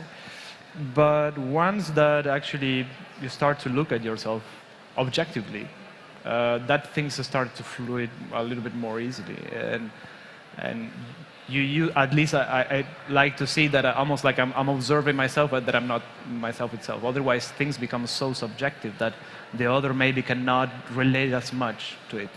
So in the beginning, yes, it was hard to put yourself out, but I don't know, I think that find a way to not put all the heaviness on it, and of course there is this very much danger to exploit ourselves or self-exoticize ourselves. That's very much a limit that ethnography deals with, that in the end, one needs to be the gatekeeper over oneself. Otherwise, you need to, I don't know, you're just selling yourself for nothing. So I find that balance is quite difficult. So far, well, I've been trying to, so yeah. Hisham, I wanted to come to you next and to maybe reflecting on this style of education. And obviously, Jan van Eyck is not a design education institute, but more culturally artistic. But what's the approach there that you use or advocate? Yeah, well, we don't really call ourselves an educational institute. I mean, we get our money from culture, that's for sure. But nevertheless, I mean, we have artists and designers. And what we are focused on is, in fact, being an environment or a platform in which many different kinds of people from all over the world can gather and be together and have conversations about and with each other, about art practice or design practice, and to be with each other. So it's just as much as the practice of living together and being together as their own practices that they come with. And do they all stay in the same accommodation? Well, basically, it's we have each year 46 participants. We call them participants. We have 38 studios. We do offer apartments, so we have, but we ask them to stay in Maastricht as much as possible, if that's possible, and basically create an environment, or an environment is created because they are together. So that's important. The other side of it is that people come from their own positions, right? So they already have applied because of a reason or a motivation of why to be there. So there's an intrinsic motivation, first of all. And that is sort of an autonomy that is good. I mean, then they are sort of thrown to themselves in the first months, because what you get is an empty studio, right? It's white walls and a table and a chair, as we say. So in that sense, you're thrown with yourself. The reasons why people come to the Jan van Eyck is not so much we do have a platform function, but what most people take out of it mostly is being together and developing themselves as opposed to the others, right? So there's this development that takes place, and most people that leave find it a huge benefit, an experience which you would not be able to get if you are focused on production per se, or producing products, or producing. It's an environment where you don't have this. You don't have to if you don't want to. I think that's the most important part of it. So that's quite different, I would say. Yeah. Because also in the book you talk about presentation and production and the demands of each for a creative. Yeah, exactly. I just wanted to, because the question came from Michael, whether we could think about auto-ethnographic design, and I wasn't also too familiar with it, except from its anthropological part. But then when I was thinking, I tried to connect it to things that I'm thinking about, mostly. And, you know, the autonomy question comes in a lot, you know, when you're talking about sort of this relationship between, on the one hand, autonomy, and the other hand, the social impact that can have, right? And whether there is difference, or whether there is a gap in between, or whether these things can be connected, and how much you can sort of protect the autonomous position of the artist. So that's something that comes along a lot. But I don't believe in autonomy per se, because I don't believe that anything can be created from the self without the other. I mean, you don't live in a vacuum, right? So everything is connected to anything else, and that's the key to the whole thing. So there's sort of a superposition here, right, of an and-then situation that you could foster, that you could sort of develop. And this is where I think there are steps to be taken. So the idea of solely ethnography in researching the self, that's one thing, but we could add to that, the self can't be without the other, right? So then you start researching this sort of space. So that's why I wanted to sort of separate the idea of production, which is one side of the story, and the other side is sort of the reception of it. How is this production received? So where do these products find their places? Where do these works, where are they seen? How are they made visible? And then there's a third part to it, which is in which conditions has this production taken place? And this could be connected to what you've been saying about intersectionality, for instance, or maybe even what kind of context we are in, that the context also provides ways of working, such as the ecological crisis, is pushing us towards the different kinds of working. Can we still work with polystyrene? Can we still work with fiberglass? Can we still work? I mean, that has a profound effect. So the social context has a profound effect on the autonomous process. So it's all of that, let's say. Yeah. Maybe this segues quite nicely into talking. So far, we've spoken about introduced autoethnography and about this approach to design education and kind of what it is. But there are also, of course, pitfalls to every framework or other sides. So, Michael, I wanted for you to explain to us maybe the pitfalls of the approach of an ethnographic turn in design. Well, I think Bruno hit it right on the head with one of them, which is the self-exotification, self-exploiting one's own fears, traumas, dreams, and marketing that in this beautiful object, marketing even for yourself. I mean, we delude ourselves. So I think that's definitely one thing. I think also it's design. I think it is outward looking to some extent naturally, and I think it's a beautiful place to start and to tell that story. But I think inevitably, and I look at the projects coming out of contextual design, and it's like the natural second iteration is always, it's not scaling up, but it's building outwards. And so I think I would be a little skeptical if someone only has an autoethnographic design practice.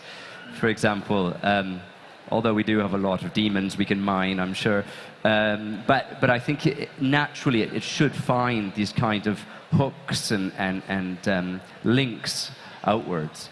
I think there's a common criticism, which is also, I would suggest, very misplaced, and that is, we live in a world on fire. I mean, it's pretty obvious. Well, okay, not in this weather, but like, for much of the world, we have crises, and whether it's social or ecological or economic, and then you see a project that deals with something really personal, really intimate, and you have to question, well, is that what we need right now? And I think it's a common criticism, but at the same time, I think if we don't start from that authentic position and move outwards, we're just going to keep replicating the same mistakes of this kind of attempts at do-goodism, trying to help that exotic other. And so I feel like the common critique of this is really like, well, come on, it's belly button art. You're just staring at your belly button. And I would say, well, you need to figure out at least where your belly button is first before moving outward. And it goes back to the Delphic axiom of know thyself. In the art world, that's absolutely essential. In so many worlds, it's essential. And yet, with design, we often tend to neglect it. So, yeah, that'd be my response. Thanks. Also, I think, because it is very much focusing on the self and it's very self-reflexive, and what about when we collaborate and work with others? And Anna, I know in your practice, you're an individual designer, but you also, as you said, a part of Morph Collective. Yeah. So maybe if you could reflect on this approach and the pitfalls of it, and how you've adapted to working collaboratively. I think working collaboratively is one of the best things ever. Like, it's important to understand that also in the collective, everybody has their own practice, but coming together once in a while to create exhibitions that are also made by the collective themselves and outside of the institutions give us also as a collective more freedom. But I mean, for me personally, my experience of working in the collective, I couldn't have done many of the things that I've done without them. So it's not just how you also develop your personal practice through conversations, and through just general feedback. We also constantly are in discussion. You're in a discussion of how does the world look like, what is design, these questions that you can't sit with yourself. And collectives can come together around these things. And I think it's also important to acknowledge that we actually can't do anything we need each other to be able to do things. And when you have collectives, you have so many different mediums that when they play together, it becomes these spaces that you wouldn't have been able to do yourself. And I think that's, for me, is super interesting. And how do you think doing contextual has maybe informed that way you collaborate potentially, or would it be different if you had always had a collaborative practice? Well, randomly, contextual design came together. Many of the group of more for contextual design, but it's not that when I studied I had a lot of collaborative work. It was mainly there I become me, kind of the ego. But when you are in an institution that is formed by international students, you do naturally form connections and relations and collectives because you need each other to also just be, like, you're away from everything, and this is also beautiful because you have so many different cultures that are merging and like coming together in one space, and from there you also learn from other people in a different way than I would have done if I just stayed in Denmark. And yeah. And Bruno, with these, as like you said, the self-exoticization, and then the do-goodisms, as Michael spoke about, and then collaboration. How have you experienced and perhaps grappled or discussed or thought about these pitfalls of this approach? Well, I think that it was very much a care of oneself to not to exoticize oneself, because it's very easy to push a flag that actually can be used for something else. I can just pull a topic that could be easily made for market-oriented things using a personal narrative, and I think that is very dangerous, and it's possible to do that through an ethnographical process. So in that case, it was, I think it was more to be closer to what are your true convictions about it. I think that was my main idea with it. At the same time, I agree completely the fact that you don't do a work by yourself. It's about the other all the time. So it could lead the fact that it could be so self-oriented that could probably go nowhere. But that's the main point, is about how I take a personal narrative, a personal experience, and I can push it to find a link with other people. So it's always a collective practice. I think contextual design is, so far in these 2 years, was exactly about that. It was about how to find and connect and bond with people with similar or very different interests and find a common ground. I think that is, at least in our generation, was a little bit almost surreal to find that there was not only there was no fights, but there was like general topics that crossed almost 40 people, and small weird bondings around people from all over the world. And that means that even if you go self-oriented, you find common grounds in your practice. And that's why I think that this process is also very linked with the type of educational contextual design that is put a lot of people in that room and see what happens, because you need to survive somehow. So I think in my generation it was the same. We found very strong bonds with each other, and also you give yourself a lot when you do this educational approach. You expose a lot, which is beautiful, but also you are very vulnerable in the process. Hisham, I wanted to come to you next about talking about intrinsic design, which you speak about in the book, and maybe expand on what you mean by this, and also how we should value and allocate value to design and designing. Yeah, thank you for the question. I mean, the term intrinsic design is much more just related to the talk that I had with Michael. It's not so much a cast in stone, let's say, term that we now start using, right? I mean, when you practice, right? When you are an artist or a designer, there is an intrinsic motivation of why you do things. You don't, I mean, in fact, you do it because you feel it's necessary. It has to be done. We have to do that. We have to take it into the world. You know, we have something to say. So there is an intrinsic value to that. And that's different than when you've produced your thing and then it's made visible, it's been shown, then there's another valuing system. Then it creates social value, it creates economical value, it creates all these different values. So I think intrinsic design is just to put the emphasis on the idea of to extend that time that you can have for yourself, in fact, into practice yourself in order to become a better artist or a better designer. Not so much better as opposed to the other, but better for your own terms, better in terms of humanity or being a human or being... So basically you can practice yourself. So I would say that intrinsic design keeps yourself on that part, right? So without extending yourself, let's say, or externalizing. That's basically the thought behind it. Yeah. Okay. Yeah, I think.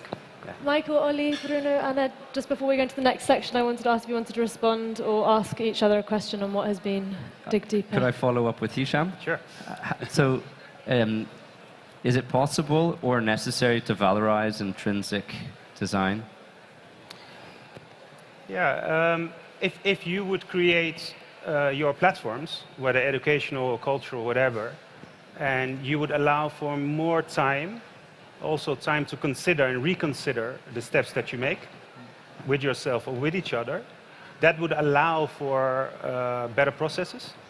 It would allow for better considerations, better feedback processes. Also, we could start asking each other the reasons and the benefits of what we produce. So that thing that we are producing, why are we producing it and what for, and how is it produced? These sort of externalities are hugely important in order to create sort of an ethical dimension to what we are doing, which then would provide us a better case for how to live together, right? So yeah, that Nice. comes to that, yeah. So the objective is how to better live together, possibly. Yeah, I think so. I mean, also that has to be defined, right? Design is not solely the making of products or the making of something, right? Design is also being together. You can design being together. You can design, let's say, what humanity sort of should be, or and not design in the sense of the control mechanism behind it. So also that we have to sort of reiterate again. I mean, there's a control mechanism behind making things.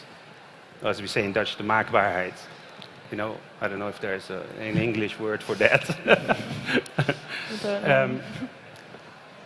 So those are processes that are hugely political as well. You see, so and that also need to be considered, especially in departments such as contextual design, where you are thinking deeply about context and the context in which which you produce resides in, right? Mm-hmm. Yeah. So it's hugely important also to have all the political dimensions that are part of that, and that these are considered with and by the people that work on these projects. So it's not just per se making sure that you can create things and that things just, you know, find a place in the world and that they become visible, and with that creates certain hierarchies, which is basically sort of self-realizing principle. You're creating hierarchies for yourself. You're doing CV building, you're doing, you know, you're showing work everywhere in the world, etc., etc. It should be about something else. So at least for me, I'm trying to rethink, let's say, what design practice and art practice can be in relation to, let's say, the urgent questions. So the context and the conditions, also the reiteration of the historical facts, also all of that. So that's also ethnography can help you with that, because practicing oneself is an old notion. I mean, it has always been, right? Poets have it. All sorts of painters, all sorts of artists have this notion of what does it mean to be me? You know, what does it mean to create? What does it mean? So it's hugely important you stand still with that, and you nourish it, and you make it better, and you. Before we go to our last section, we're going to be having questions and answers. So if you have questions, get them ready, because there'll be a moment for you to ask if you'd like. But we've been talking about this approach to design education, which is supposed to prepare us as designers and creatives for our careers in the design world. And Ollie, I wanted to come to you and ask, is there an obvious difference in what is needed in the design world and what is needed to educate people to become a designer? Yeah, I mean, it's an interesting question, and I don't really know how to answer it particularly, because I don't know how we go about deciding what's needed in the design world. I mean, one thing which has struck me from listening to everyone is that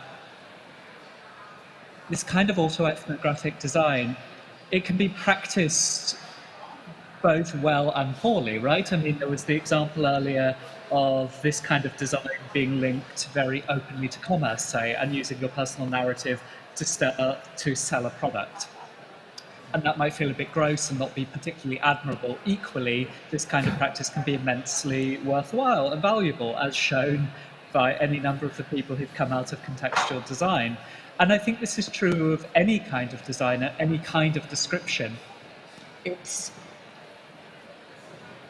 in a sense, the basic description is kind of ethically neutral. It then depends what you go on and do with it. And so I kind of have some similar feelings around design education. Like, how do you go about educating people to be good designers or to go on and do interesting design? And I don't know, but so much of it comes down to what people do with those tools, how they apply them. One autoethnographic designer isn't going to be the same as another.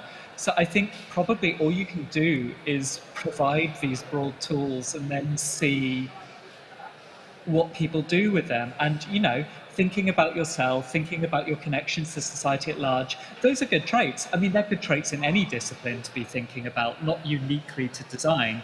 But I don't think they're a bad starting point for designers.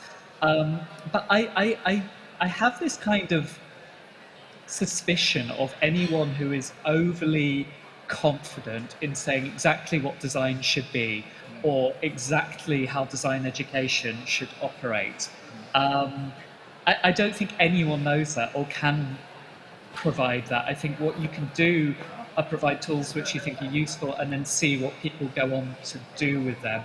As to whether there's a mismatch between what design needs and sort of what you need to do in education, I mean, I don't know. From where do you measure that? From where do you decide there's a mismatch? I find it complex and don't think I've fully got my head around it, if I'm totally honest with you. Thank you. Anna, have you thought about this as you're starting the design lab at the Rietveld? How you kind of grapple with this question or even thought about it? No, I think Ollie says it quite well also, this thing, like it's a super complex question. I think one thing that is important is exactly this, giving students a lot of different tools and a lot of different inputs, that also that you have a program that is a bit flux, so it changes every year. There's different teachers and tutors coming in. In general, like I use also, how do you say, my background and my education to put into the program. So there's no doubt that I am a full-on maker, but at the same time, I also find theory to be important, but the two things has to be merged, right? So it's not that there's only theory and then there's only making. Like, these things should really go together, and there's not a prescribed way on how to do these things. Like, every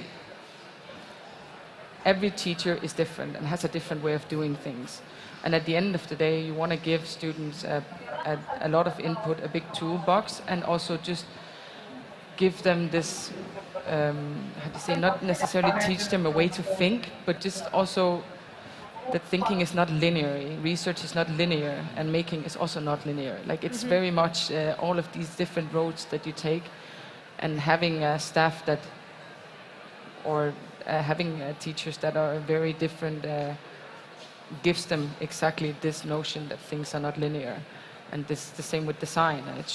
It changes, the world changes, our context changes. We should also change with it. I don't know if it answers the question. No, but as you said, it's a very complex, difficult question.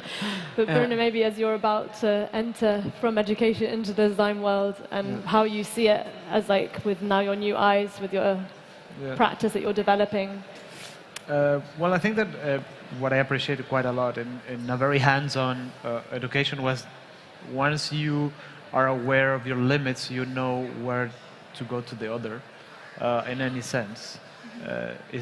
Of course, it's about yourself. Contextual design explores a lot about the self, as we said around. But it's also to acknowledge that you're way far to be almighty, or way far to be a person that can stand by yourself. You need a community to be around you to go forward. In that sense, it's, at least coming from a product design background and slightly into the art, is very unusual to find in a type of education. You can say collaborative practice, use that slogan as a beautiful thing to say, but in order to make people develop each other, it was quite an exciting journey about that, and that's about an educational model. I think that was the most important thing, is that you know at least which are your limits, which are until when are you, when is your limit to go to the other. Yeah. And do you have people you want to work with within contextual others? Have you kind of got your collective, collaborative nodes? I think that happens naturally. There's quite a lot of people watching around that we all link it by natural forces. It's hard to explain. I think that's not something that you it's not something that you actually, I don't know, decide. That happens, and that's the good thing. And in contextual design, in our year was weird on how many people link it together, even if it's small groups, and even like in larger and fragmented. It is quite kind of what we were saying about the synergy between people. Yeah. Also, like, let's say that we were the generation that went through Corona, so we were almost like in a reality show competition that you need to survive your context no matter what. Also, like the education and contextual design, but also the Design Academy puts a lot of expectations on you, so it's more pressure on you. Yeah. So in that sense, it was a pressure chamber that brought a lot of people to fight together somehow, you know? Mm-hmm. Yeah. Nice. Okay, we'd like to open it now up to the audience, and if anyone has a question for any of the panel members or a broad question that you'd like one of them to respond to. TU has the mic, so can come find you. Oh. Carlos. So Carlos is a contextual design master's graduate, also from this year. He's exhibiting over there. Yes. Hi, everybody. My question is to the author of the book, Luis. Nice to see you here. I want to know how much of this book is an autoethnography itself, beyond a collection of autoethnographies from a contextual design master.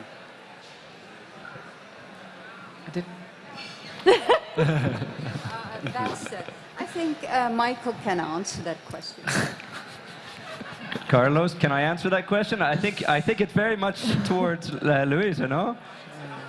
To what extent is this book your autoethnography? Is that the question? Yes. At least one of the articles is absolutely my autoethnography, and I would advise you to read it. As a totality, I'm really happy that there are so many voices in it. I truly believe, and I want to say something about collaboration. This was a truly collaborative effort, and I believe in developing your own voice before you can sensibly collaborate with others. And in that sense, it would have been weird if it would have been only my autoethnography, but it's a combined force. Thank you, Carlos. Has anyone else got a question?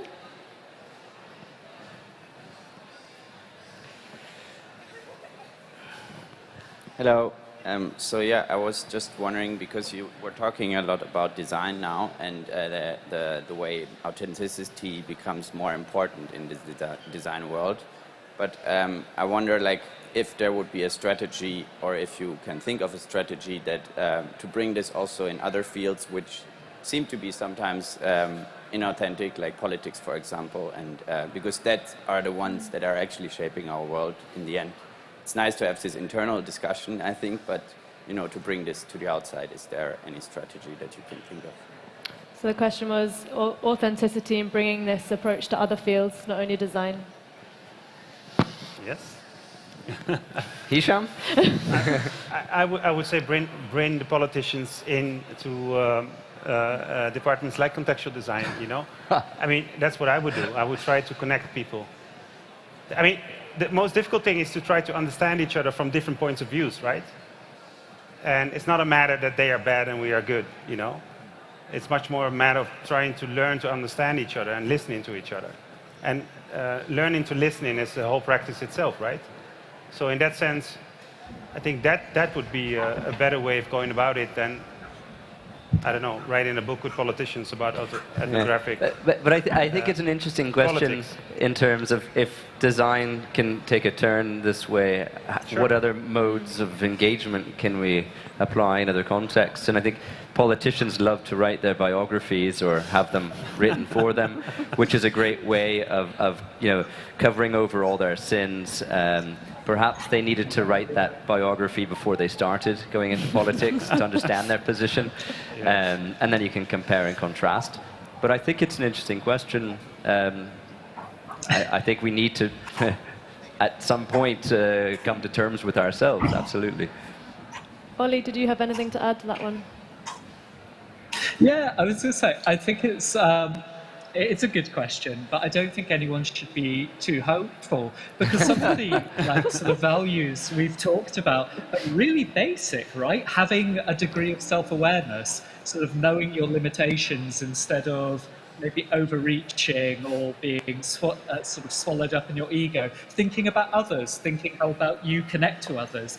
These are not like surprising values that are good. Like, these are fairly basic things that everyone would want, but for whatever reasons, various complex reasons, we're not very good at encouraging them in politics or in any areas of power. Like, we haven't been very good at it for hundreds of years. I don't know really how you do that. Although I agree, like, education isn't a bad place to start. I think probably all of the ways in which you could go about trying to encourage these are all of the familiar things that I'm sure everyone in the audience already knows about. Yeah, like education helps a lot. Trying to encourage being more empathetic, all of these things. But I don't think there's like a silver bullet that would suddenly transform other fields and bring these to the fore. I think we don't have time for another question. So I wanted to wrap up and thank you so much, all the panelists, for being here, Ollie from being here from Barcelona Airport. And I want to end with a quote, actually, from Hisham from the book, where Michael asked him, "So what now?" And Hisham replied, "We must learn to practice the art and design of living. No results, no objectives, just allowing yourself to become who you are through an exploration of the material world." So with that, I wish Louisa and Michael every success with the launch of the new book. You will be able to buy it at the bookstore just at the back there of the entrance of Martina. It's €27.90, and that's it. Thank you.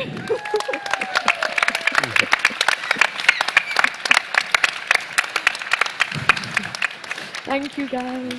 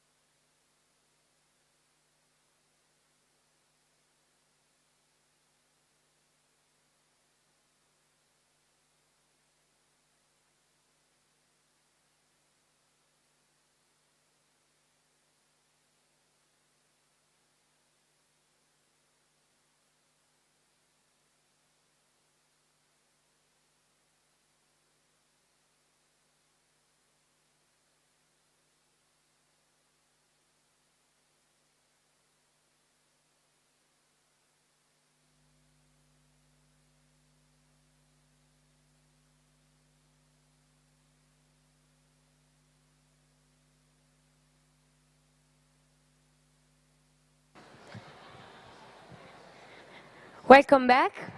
Thank you all for watching and listening to the Arena panel and for engaging also actively with your questions. Feel always free to ask questions to the students to the graduates who are around their projects around the stage. And we start now again with the presentations. The next one will be from Victoria Kashlik. The project is called Legal Reparation, and she graduated cum laude from the Master Department of Critical Inquiry Lab. And with this project, she got one of the nominees for the highest Backyard Award. Originally being a jurist graduated from Hungary, she sees the law as design and speculates on alternative legal realities in her research.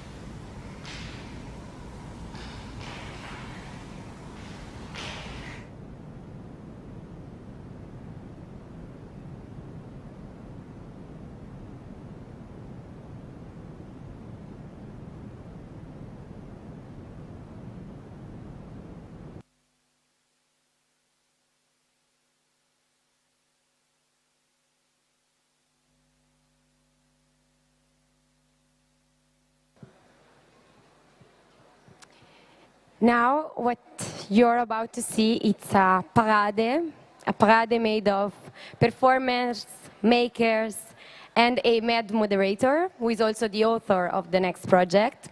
The project is called Parade Performative Production, and the graduate is Pierre Alain, the med moderator, graduated from the Bachelor Department of Leisure.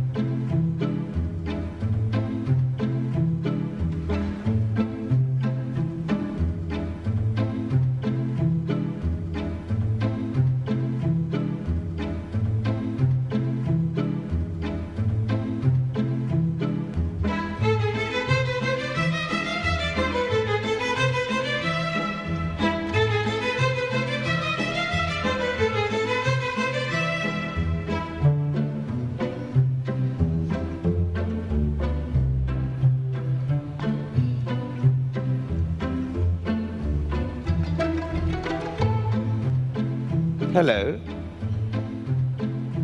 Welcome. What you're about to see is a representation of the Parade Performative Productions. This project has been made collectively with a lot of fun, a lot of love. And today, for you, performers will perform, a maker will make, and I, the mad moderator, will try to moderate. Please. Enjoy. Yeah, first of all, thank you all for coming. This project is meant for the Parade, which is a theater festival. I am the MM, the mad moderator.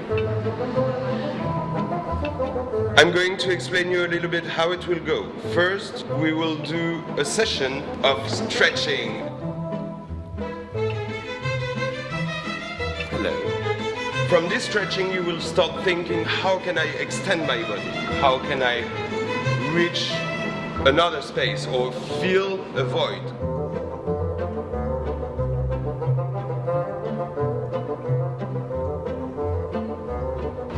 Instead of avoiding others, we can try to fill this void. Think about a material way to do it.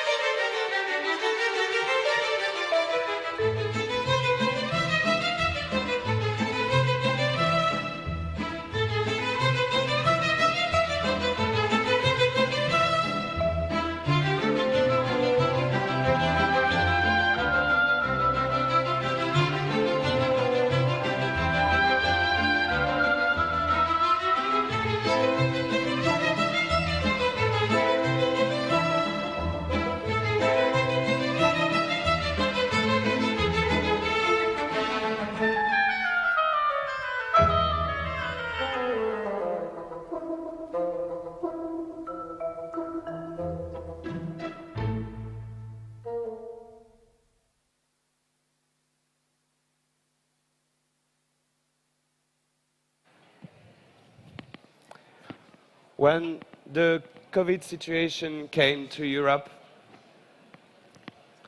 all the social interactions we were used to started to be forbidden. As a designer, I wanted to materialize these non-physical interactions. And when the Parade, the theater festival, reached out on us, I really wanted to take the opportunity to create a whole new world or a whole new way of materializing these interactions. But how long is this show? 20 minutes? 10. 10 minutes? Okay, fair enough. 20 minutes.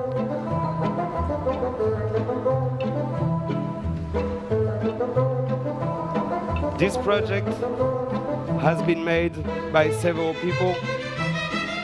Each costume you are about to see has been made by one individual. They all have a purpose. They are all very personal. One of them is a cocoon that enables its owner to hug people but keep the distance. Another one is a skiing combination that enables you to reach back and forth in largeness, in height, and to connect your hands and your ankles.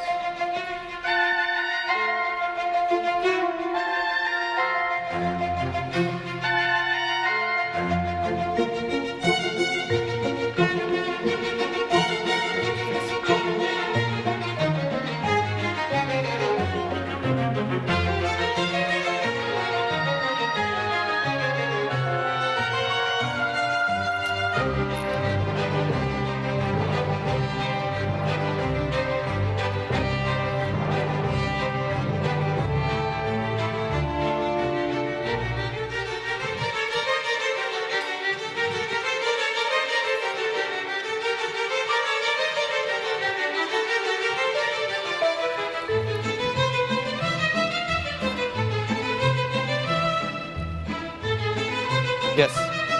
Go.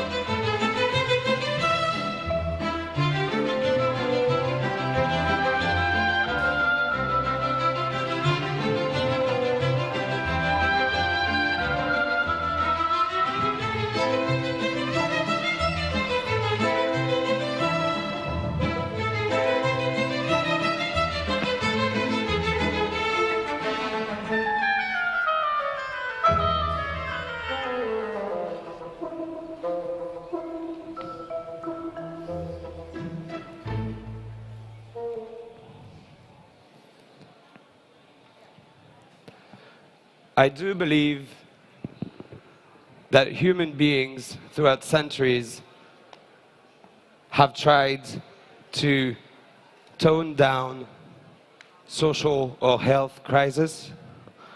And I think it is why in the Venice Carnival you have the Dottore di Peste mask that symbolizes the plague of the Middle Ages. This is, I think, also why in Mexico humans celebrate death during the festival Los Días de los Muertos. So why not, in the Netherlands, in the future, be the country where people celebrated the end of the COVID by making a carnival of their own with very simple materials, things that they can do at home, as this person is doing now, and do their representation of what social distancing has meant for them, or their representation of what this period meant for them. Thank you very much for watching. My contacts are on this table if you want to reach out. And if you want to have a chat, you can come to my office that is behind this screen after the doors. I would be very happy to talk to you. Have a wonderful day, enjoy the graduation show, and see you soon.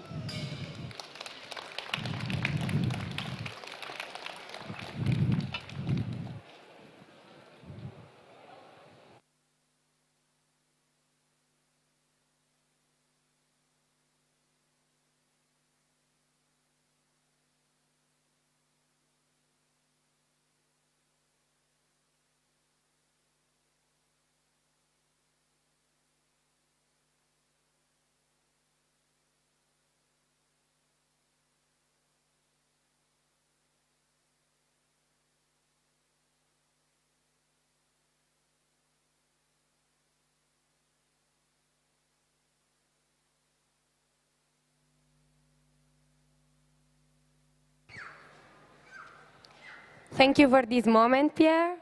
I hope you enjoyed. We move on with Claire Matthews. She graduated from the Master of Information Design cum laude, and she was also one of the nominees for the Heisbacher Award. The movie is called Algorithmic Listening, Terminal Prophets.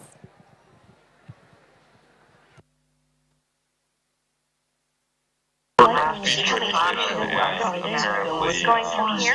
Also digitizing. I'm not going to hang up. And the group is that. This is such a great idea. I'm so happy. The wedding was fantastic. What you do here is dial an 800. It was really great fun. Yesterday, during the day, I tried to do that. The dress came out great. It was really flowy, like I wanted it to be really comfortable, but it looked really I was actually up and away. And it didn't work.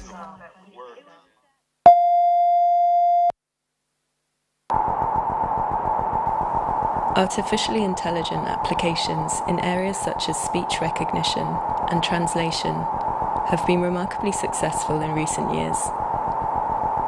By applying essentially statistical techniques to large, often enormous, data sets, artificial neural networks have been able to map inputs, e.g. sounds, onto outputs, e.g. text, with a high degree of accuracy, an approach often dubbed deep learning.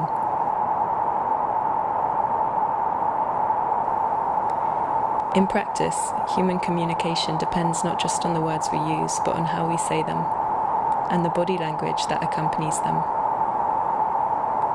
We learn such paralanguage from our infancy. Importantly, it conveys emotions that are often critical to how other people understand our meaning. Effective computing, i.e. building computers with the skills of emotional intelligence, has long been a goal of computer scientists. A growing number of commercial enterprises judge that sufficient progress has now been made to market products that they say can detect emotions from vocal paralanguage, such as the intonation, volume, rapidity, and intensity with which a person speaks. The predictive analytics from applying their algorithms to voice data, they claim, provides a cheap and scientific means for assessing factors such as credit risk, employee performance, and social engagement. The analytical tools of these companies are patented and far from transparent in terms of both their evidence bases and how they work in practice. So let's try to prise open the black box a bit, with the use of a concrete example to examine some of the challenges that need to be overcome.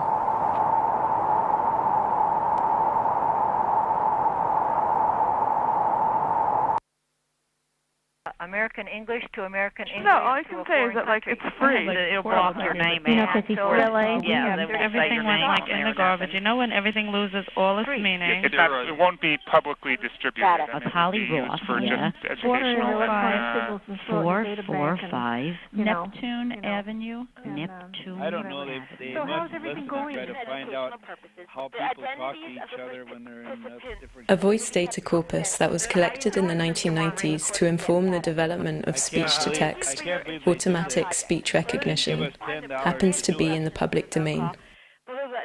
For research and educational purposes, the identities of the person.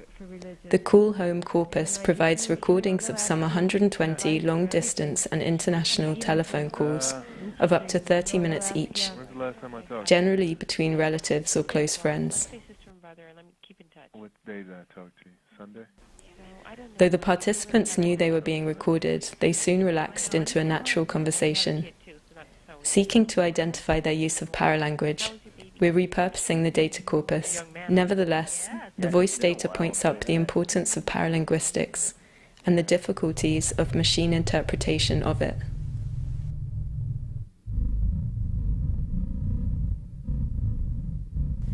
The first challenge is to be able to classify sounds. Different electrical traces can be grouped together accordingly by a computer without any need for it to understand what these sounds mean. For illustrative purposes, let's run 5 algorithms through the dataset and pull out some of the acoustic properties that the companies in question market as pointers for scrutiny. So when are you going? Oh, really? The same Why am I not surprised? Why don't you call No. Hasn't it divided the country? Are you looking at justice? Really? With all the people? In between words, pauses, the intake of breath, a rising intonation, relative excess volume and acoustic energy. To develop an algorithm that can provide predictive analysis from new samples of speech data, researchers first have to teach the computer how such paralinguistic sounds map onto emotional states. This requires large sets of labeled data.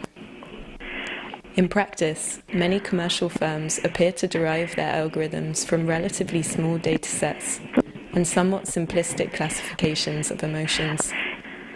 When is a pause a hesitation? A tone untrustworthy? The work of Paul Ekman, who studied facial expressions and proposed that there were 6 basic and universal emotions in the 1970s: anger, disgust, fear, happiness, sadness and surprise, plus a possible 7th, contempt, is a standard for commercial emotion recognition voice training datasets. If emotions can be classified as discrete and independent of each other, that makes them much more tractable for analysis. After classification, a multitude of synonyms for these outputs may be used at the business's discretion.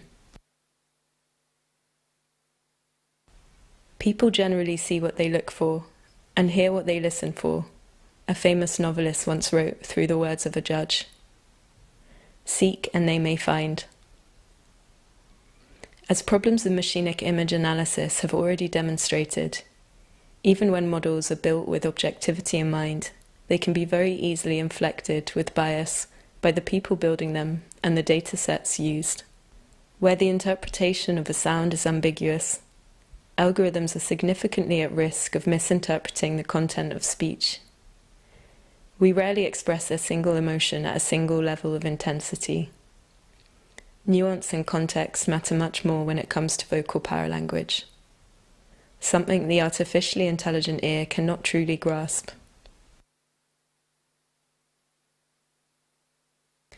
What does intelligence mean in a rapidly changing technological world? Outside there are microphones. Inside there are microphones. The data they gather is cheap and relatively unobtrusive to collect, given how smartphones and the Internet of Things are used these days. The commercial exploitation of paralinguistic data that we have seen so far may prove to be just the first ripple of what turns into a giant wave. Commercially driven law enforcement and national security applications are growing rapidly. Ethical governance in tandem is not. As such automated systems shift from decision aids to decision makers, who will profit? And whose lives and livelihoods will be adversely affected by false positives or false negatives generated by an algorithm?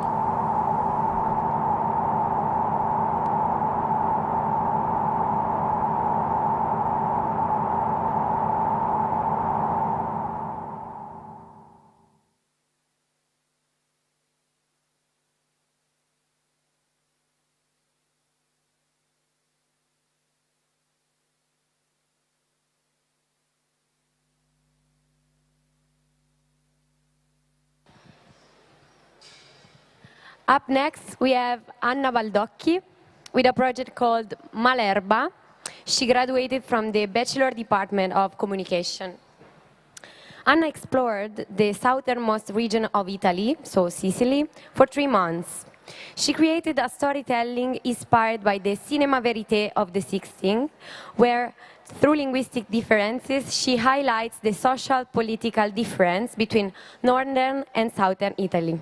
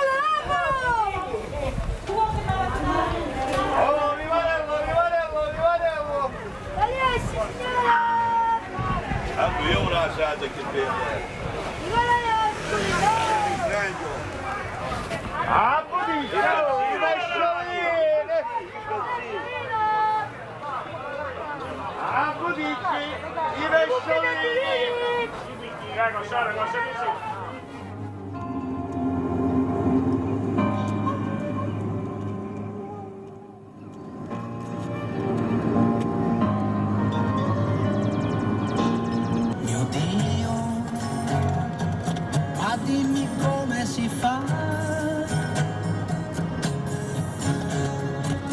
Fa niente, vieni a guarda cosa c'è.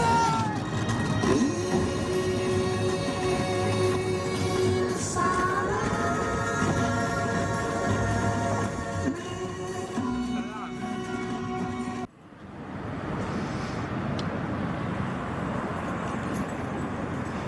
Vedi casa mia dove si trova? Dove c'è quel pilone, quel famoso pilone dove fai la punta della Sicilia.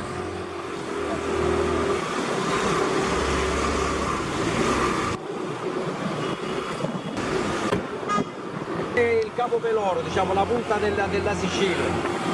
Che divide la Sicilia. Ti chiedono 10 così, capito? Era di Sicilia. E non mi difendo mai, non mi difendo. Ah, lo sai che tu hai più bene. Questo come mangia?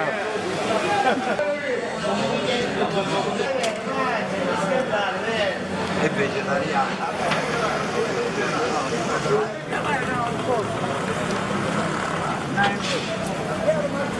Non ti mangi, no. E se uno chi lo picchia?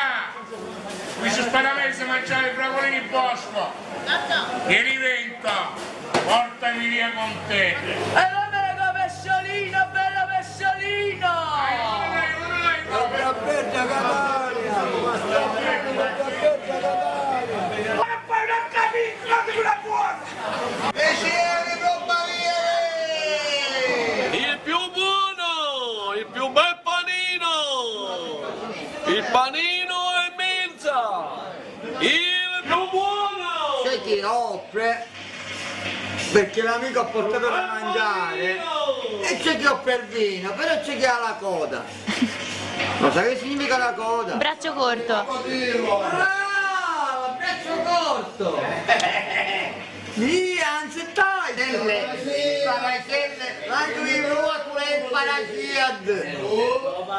I ruotoli e il paraciad! Ti interessa questo tuo? Vuoi sapere anche un po'?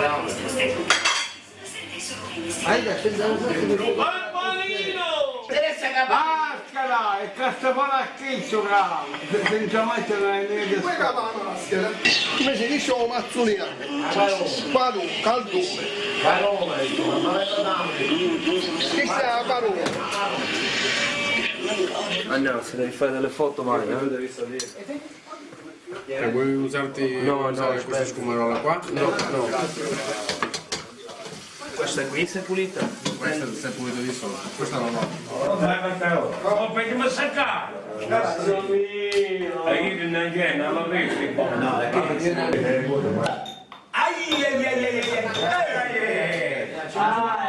Guarda, c'era.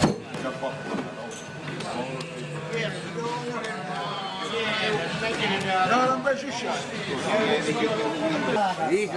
Guarda non mangiare questa cosa la sei dolce, non da me. a mio dice. E di raccattare dolce.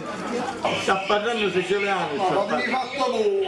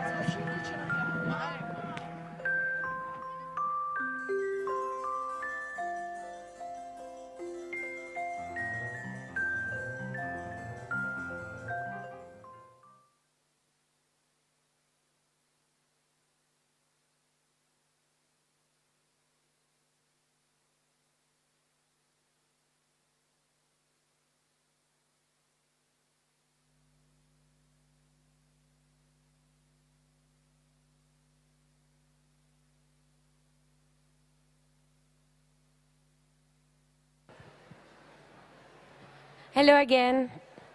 I really invite you to get closer to the catwalk and the stage for the next live performance.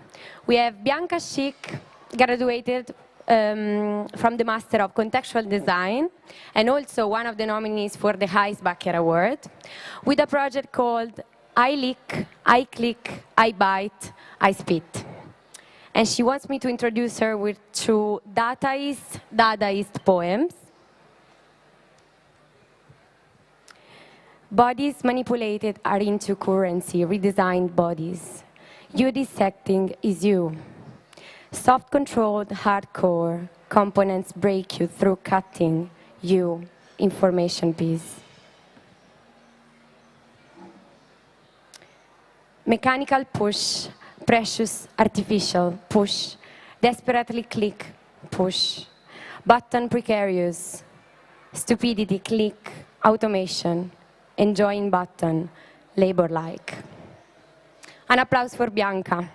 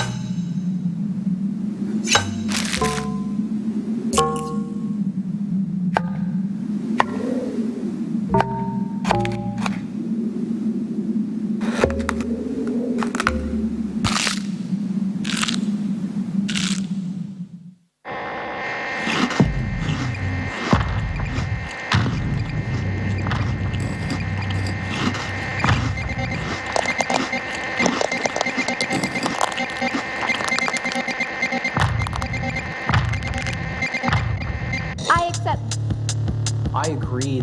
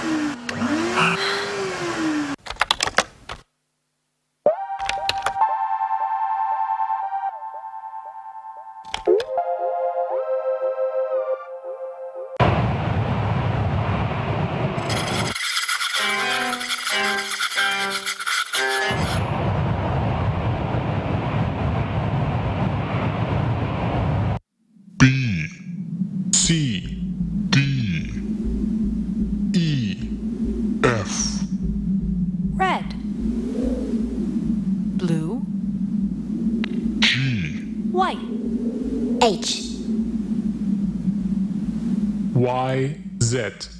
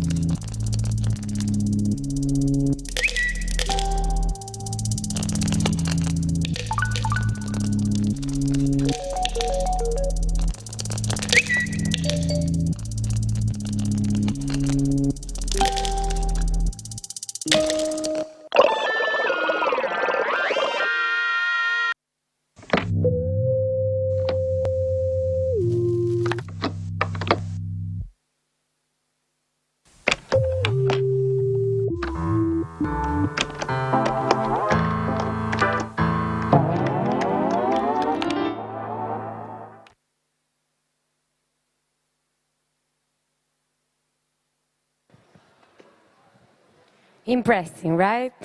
If you want to have a talk with Bianca, if you want to ask questions, you're very welcome to do so. You will find her around and most of the times behind the stage. And also if you want to get one of the Dataist or Dadaist poems.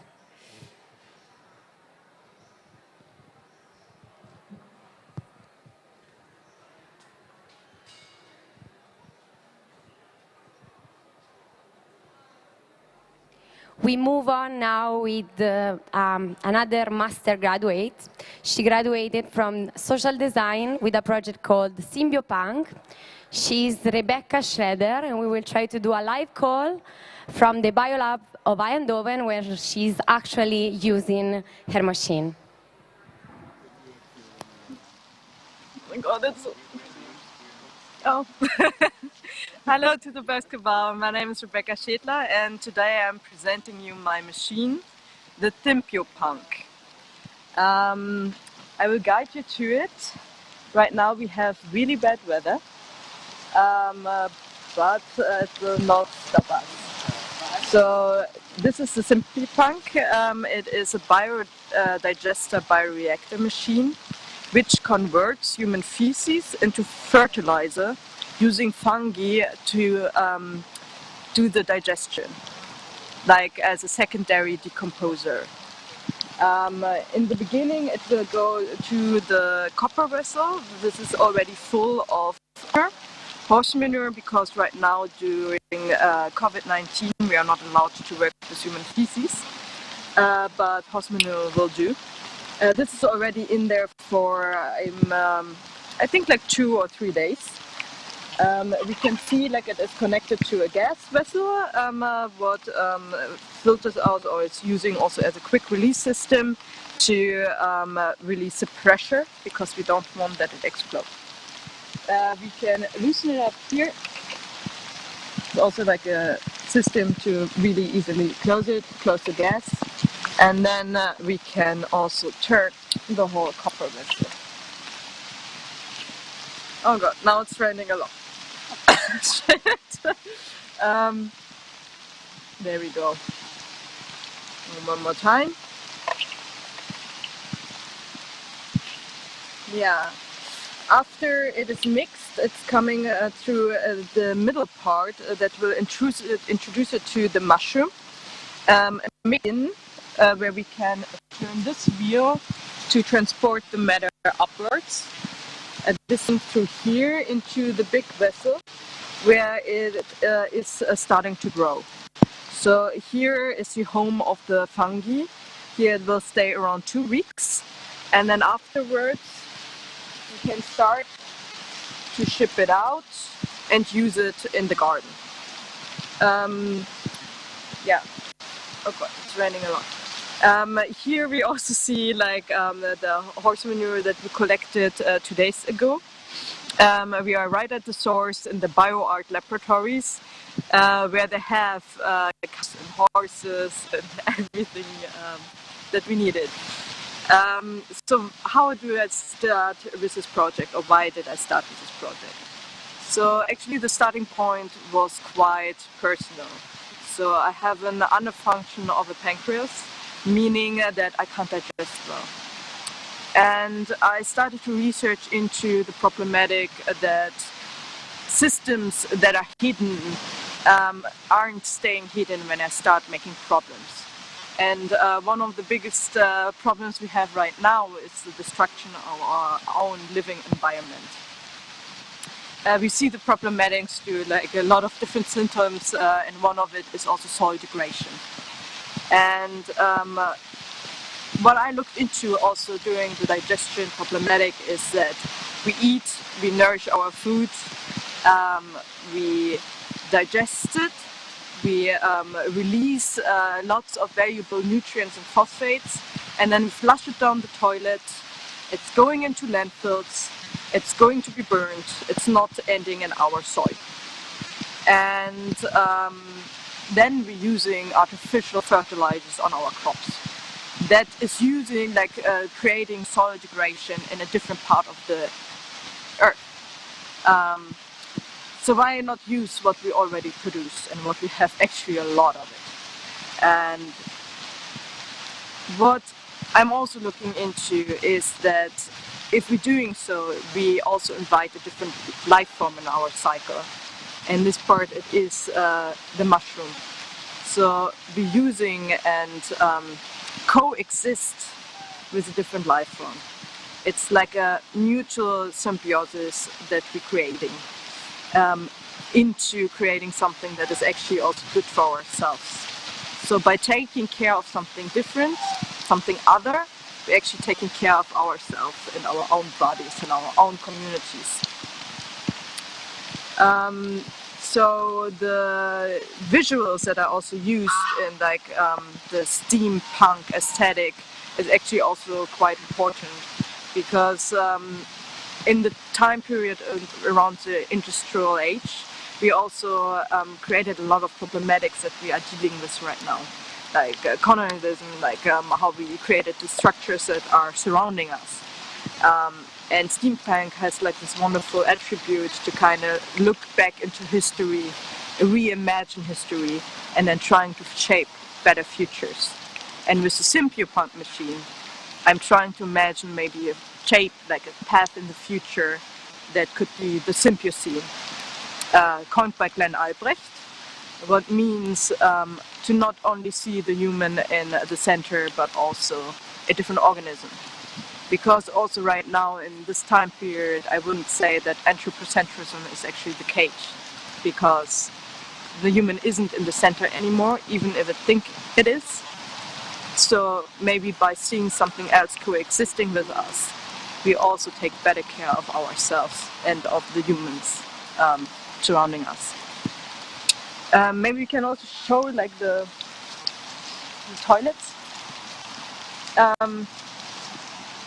Here we see also 3 toilets, and what I'm also handling with human feces is that it is a topic related to shame, taboo, and also like you don't really look there, you don't really want to talk about it, even though we need to talk about it.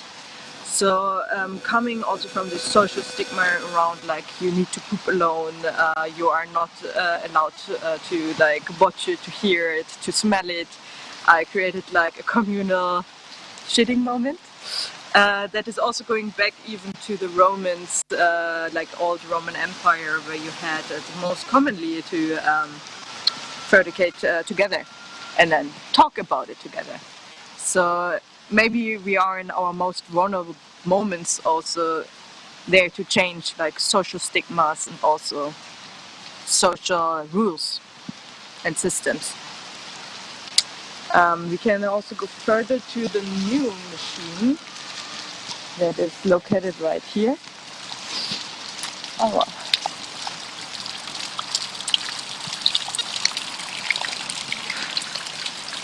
So coming from the machine that you saw over there, I also started to make new mock-ups. So to create even more visibility, I'm creating here a moment out of glass to see the matter growing inside. The shape is given to 2 rods guiding the material inside. So it's already having internally the shape of a spiral, like the negative form. And therefore if it spins, that it can also, it will mix the substrate internally in one direction and bring it outwards in the other one. Like similar to like a concrete mixer in an excavator, for example. I think the weather is getting worse, what is nice. I hope you're all really dry and the birds come up. I'm also happy if somebody is asking questions. You can always write to the live stream and also always ask the moderators to keep questions to us. In front of the podium, in front of the stage are also my contact data. If you want to reach me, talk about this problematics even more. You can also come to the BioArt lab to visit the machine. that is located overstrap as a Philips de Jong Park. And it was nice to talk to you guys, and see you soon.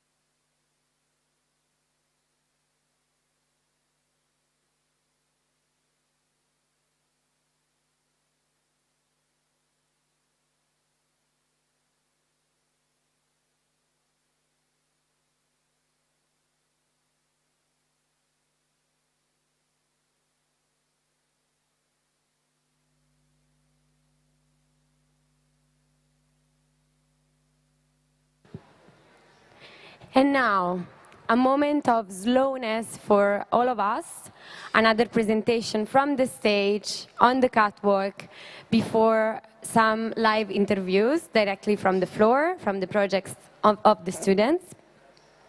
We have Annabelle Poe, graduated from the Bachelor Department of Wellbeing, with a project called Meaningful Deconstruction. Meaningful Deconstruction is a series of deconstructed and reconstructed textiles made from leftover scarves from the production process. Within her performance, she welcomes you to appreciate the slow craft of deconstruction.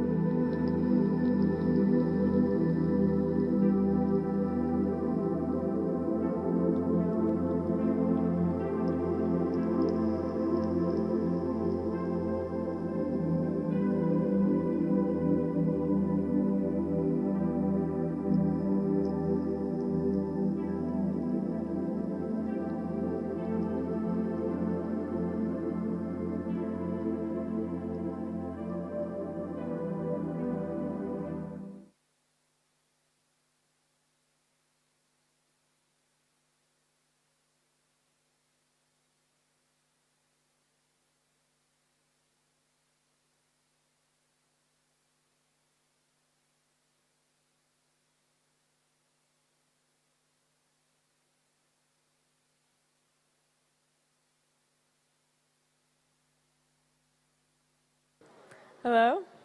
We're here with another interview. Can you tell us your name? Sarah. And what's the title of your project? Horst. Okay.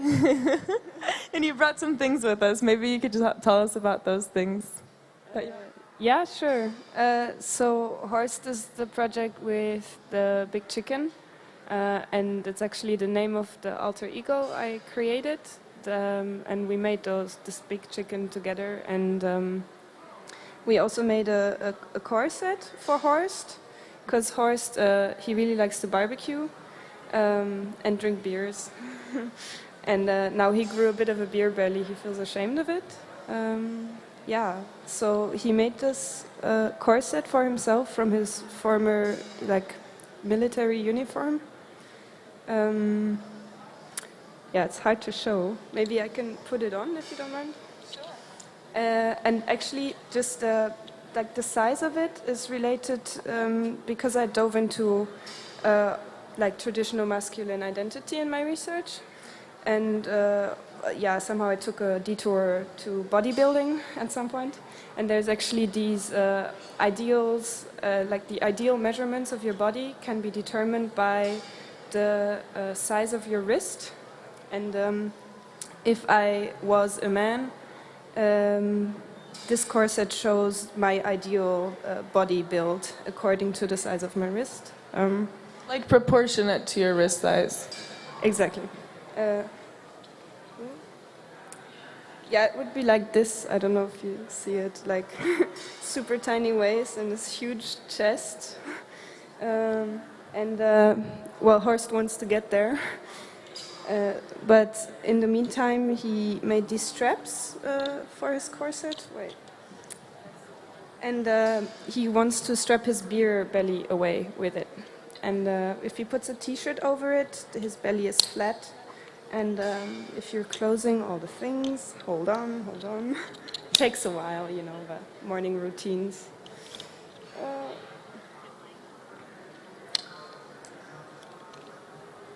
So he's not doing anything else to make his beer belly go down? Yeah. First he puts it on, and yeah, you can kind of tell that it will look like a six-pack if you would put a t-shirt over it. Yeah. You know, if you can't make it, fake it. But he will also undergo a really severe training program. And there are actually bodybuilders wearing corsets so that while they train, the muscles take a different shape, and that they go more into a V shape and not into a straight shape, because you need to be a V if you want to be manly. Yeah. So it's not only the training; it's also the equipment or the clothing, actually. Yeah, it's worn under clothing, I guess. Yeah. Okay, and what else do you have? Yeah, I also brought something that he made for himself. It's smoky lube, and he uses it if he wants to interact with his chicken to make sure that everything is smooth. But also it's a referral to his passion of barbecue, yeah, which is how he came to this whole obsession about chicken. He's a very crafty guy. Yeah, he loves to do crafty stuff in his garage. He has lots of little tools and stuff. Yeah. So how did you start understanding that you wanted to make this alter ego? Yeah, I think it was so that I could better understand the this toxic white guy that is so often talked about. Yeah. But how come an alter ego was the path to understanding for you? Because I wanted to keep it human. I didn't want to dehumanize the persona, and I think creating an alter ego really helps you to, also put feelings to it, because your feelings, so your alter ego also has to have feelings in a way, and a past, and friends, and family, a future, you know. So I think you start painting an image that is much more rich and multifaceted than if you just study a certain group of people. So yeah, Horst, for instance, he also has a wife, you know, he has nephews and stuff, and he's a lovely uncle. Yeah. And what type of responses have you had so far from visitors? People find it disturbing. I think that's a word I get quite often. Disgusting also. Funny. Interesting. I think if someone hates it, they walk away. You know, yeah. So it's like an interesting crossover when someone actually tells you that they don't like it or that they, I don't know. Well, the people who say it's disturbing, they don't necessarily say that they don't like it. They're like, it's disturbing, I don't know why, but, or yeah, it is, but it's not necessarily a bad thing. Yeah. Or at least I don't take it as an insult. If they say that, I think it's actually a compliment. Cool. Do you think that you made the message happen that you wanted to send? Well, I can't ask every single person, and when I see people, sometimes I ask people also what they think about it, and often they say, well, I'm still thinking. So I don't know if the end message is landing for everybody, but I did have very nice conversations about masculine identities so far, so it's nice. I mean, it seems like a piece that started with conversations, and so now that it's continuing with conversations, it seems appropriate, I guess. Yeah, I think that's very much like, it's not like I'm offering a solution to a problem, it's more that I want to ask questions, so talking is exactly what I want to happen. And I'm also really happy because a few guys were like, oh, I'm so happy you're doing a project about this, because I feel like sometimes I can't talk about it so much with my friends, so yeah. About masculinity, you mean? Yeah, I think I think there's a lot of stigma around the topic, and also because the stereotypical like white man that is very toxic is seen to be, and maybe also is, like the source of many, not problems, but like, that when they try to speak about their insecurities, that often they're being shut down, and it's like, well, you know nothing, which in a way is true, but at the same time, if we don't start including them in a process of like collective healing, I don't think we can, like if we want to live in a feminist world, we also need to give them a chance to heal, and I think healing happens very much through connection, and if we shut them down, then we only create disconnection in a way. Yeah. Are you hopeful? Do you see this collective healing as something that's kind of taking root currently? I don't know. Probably with some people and with others not. Yeah, I don't know. I really wouldn't know. I mean, I do think that that making being, being queer or stuff like that, to make that more normal is a giant step towards maybe accepting different ways of being as a man. But I also think that if you're not, if you maybe do not if you don't want to be queer and you're surrounded by a group of peers that is still very much in that mindset of being a guy, lots of beer drinking, that it can be difficult, and also through this confrontation then with all these new currents that you sometimes feel maybe intimidated, and as a reaction you go into your shell and you harden it. So I think it's difficult to tell. Okay, our time is over, but thank you so much. Check out Sarah's work over here on the left from the stage. Thank you so much.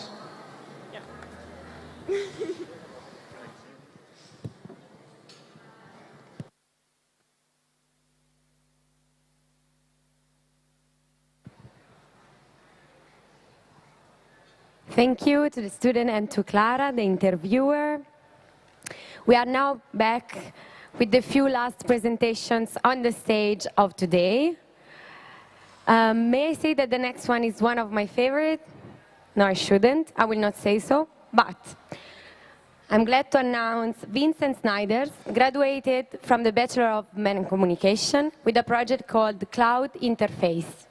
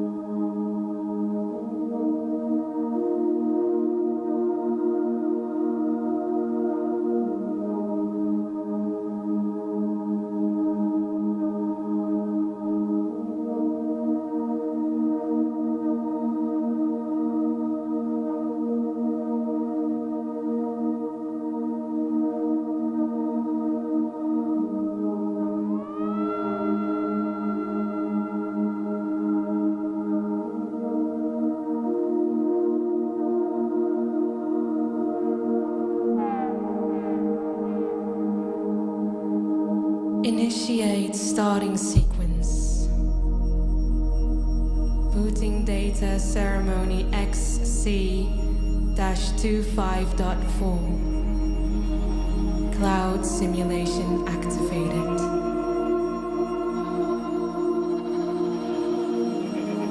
We used to gather around campfires.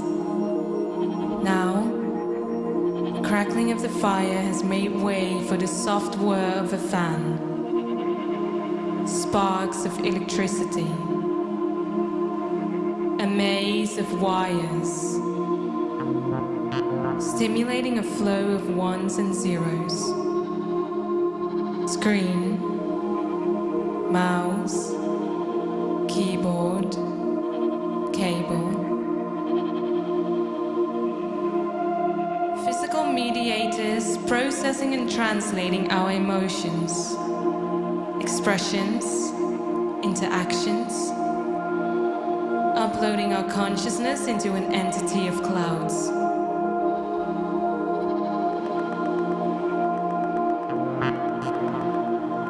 Let us become bodiless. Our mind shooting through cables into the breeze of infinity. Head in the clouds of purity. Leave behind the gray, the asphalt, the heat, the pollution, the body. Enter with me this network of things that releases us from our physicality.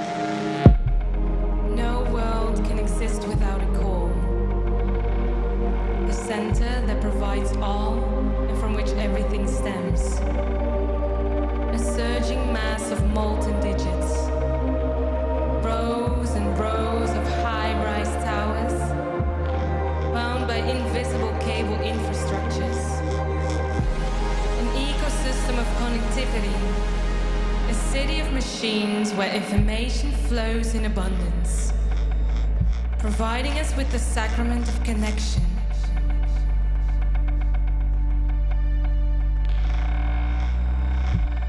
In a world of ones and zeros, we are two. Lines of code flow between us. Glyphs morph and transform in a ceremony of connection.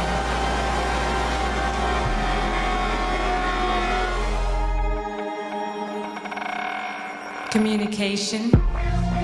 Similitude. We know each other. Cloud interface deactivated.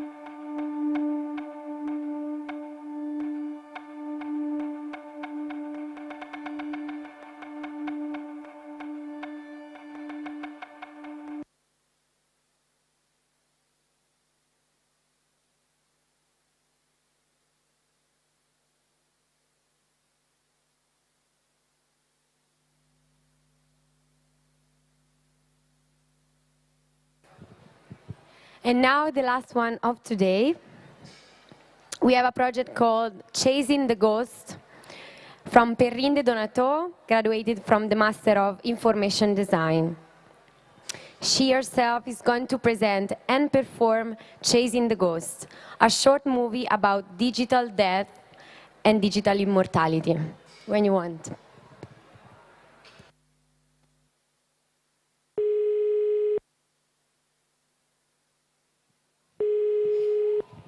Allô, maman?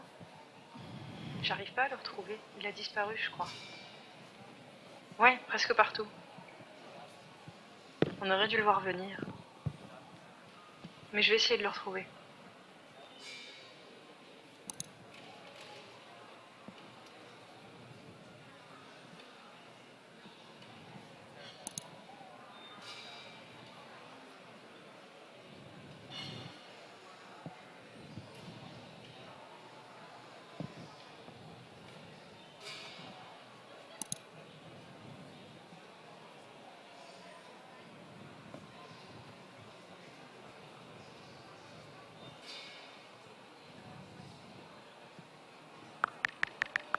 When my friend died, I couldn't erase his phone number. Yesterday, out of despair, I sent a message to this number. Soon after, his face and name appeared on the screen.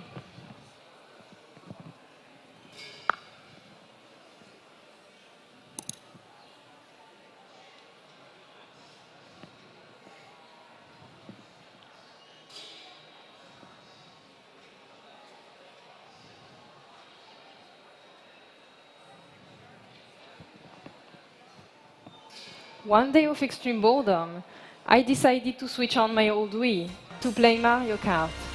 That was the second time I encountered the digital ghost of my friend.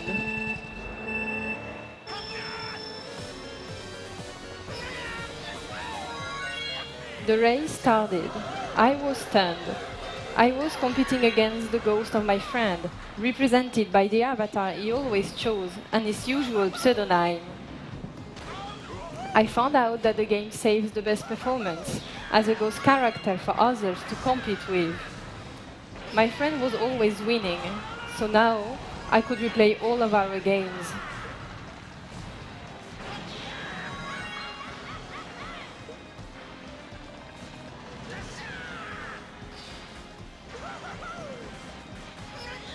But should I wait for you? Or should I win? But if I win, I will erase your ghost forever.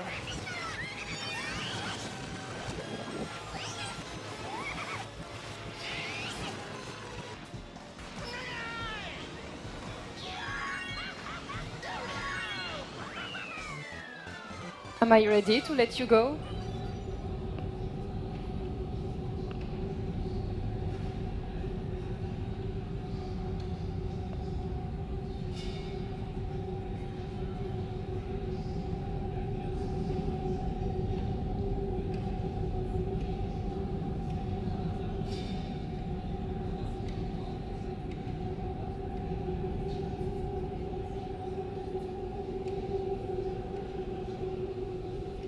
Are you hiding somewhere else?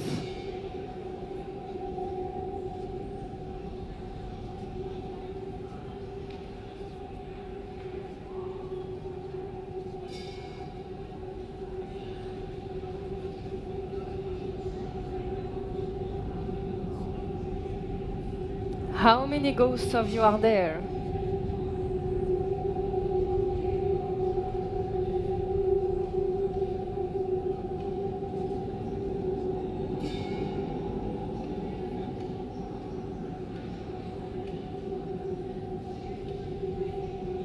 And where else can I find you?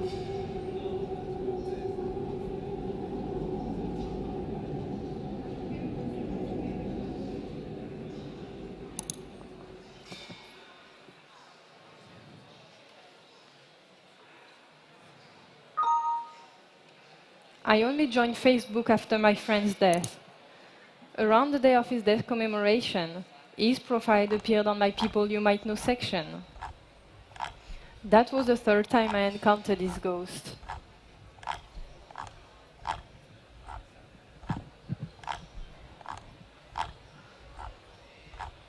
As people were posting again on his profile to pay tribute, the platform's algorithm stopped to consider it as inactive, and therefore pointed it towards me.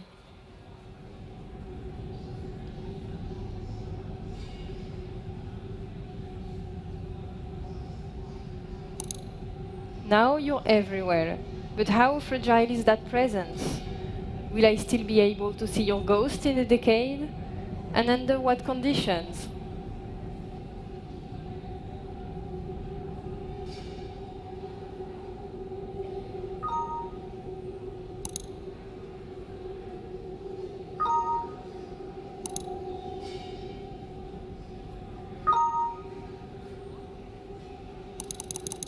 What if I lose you again?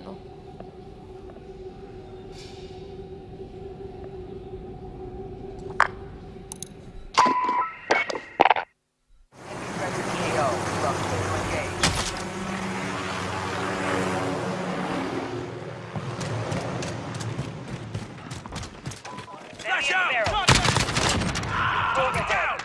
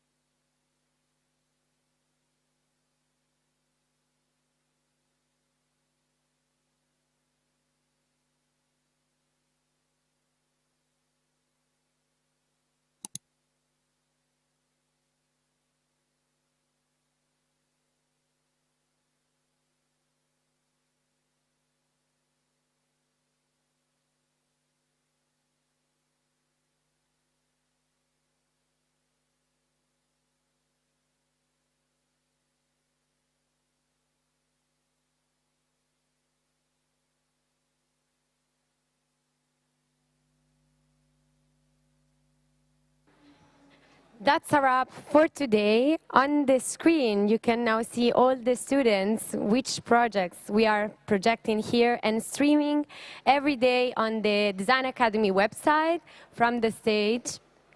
Thank you, just thank you to all the students, also the students not on the stage who are exhibiting and being here and answering your questions every day. I remind you there are 166 graduates from the bachelor and the master departments. And also a round of applause, please, to all of them, but also to all of the crews who are working here, the stage crew, the technician behind the stage, the Z-Bar providing food every day for students and the crews, the question marks and the facilities that make this possible. We hope to see you again tomorrow until Sunday, and have a nice evening.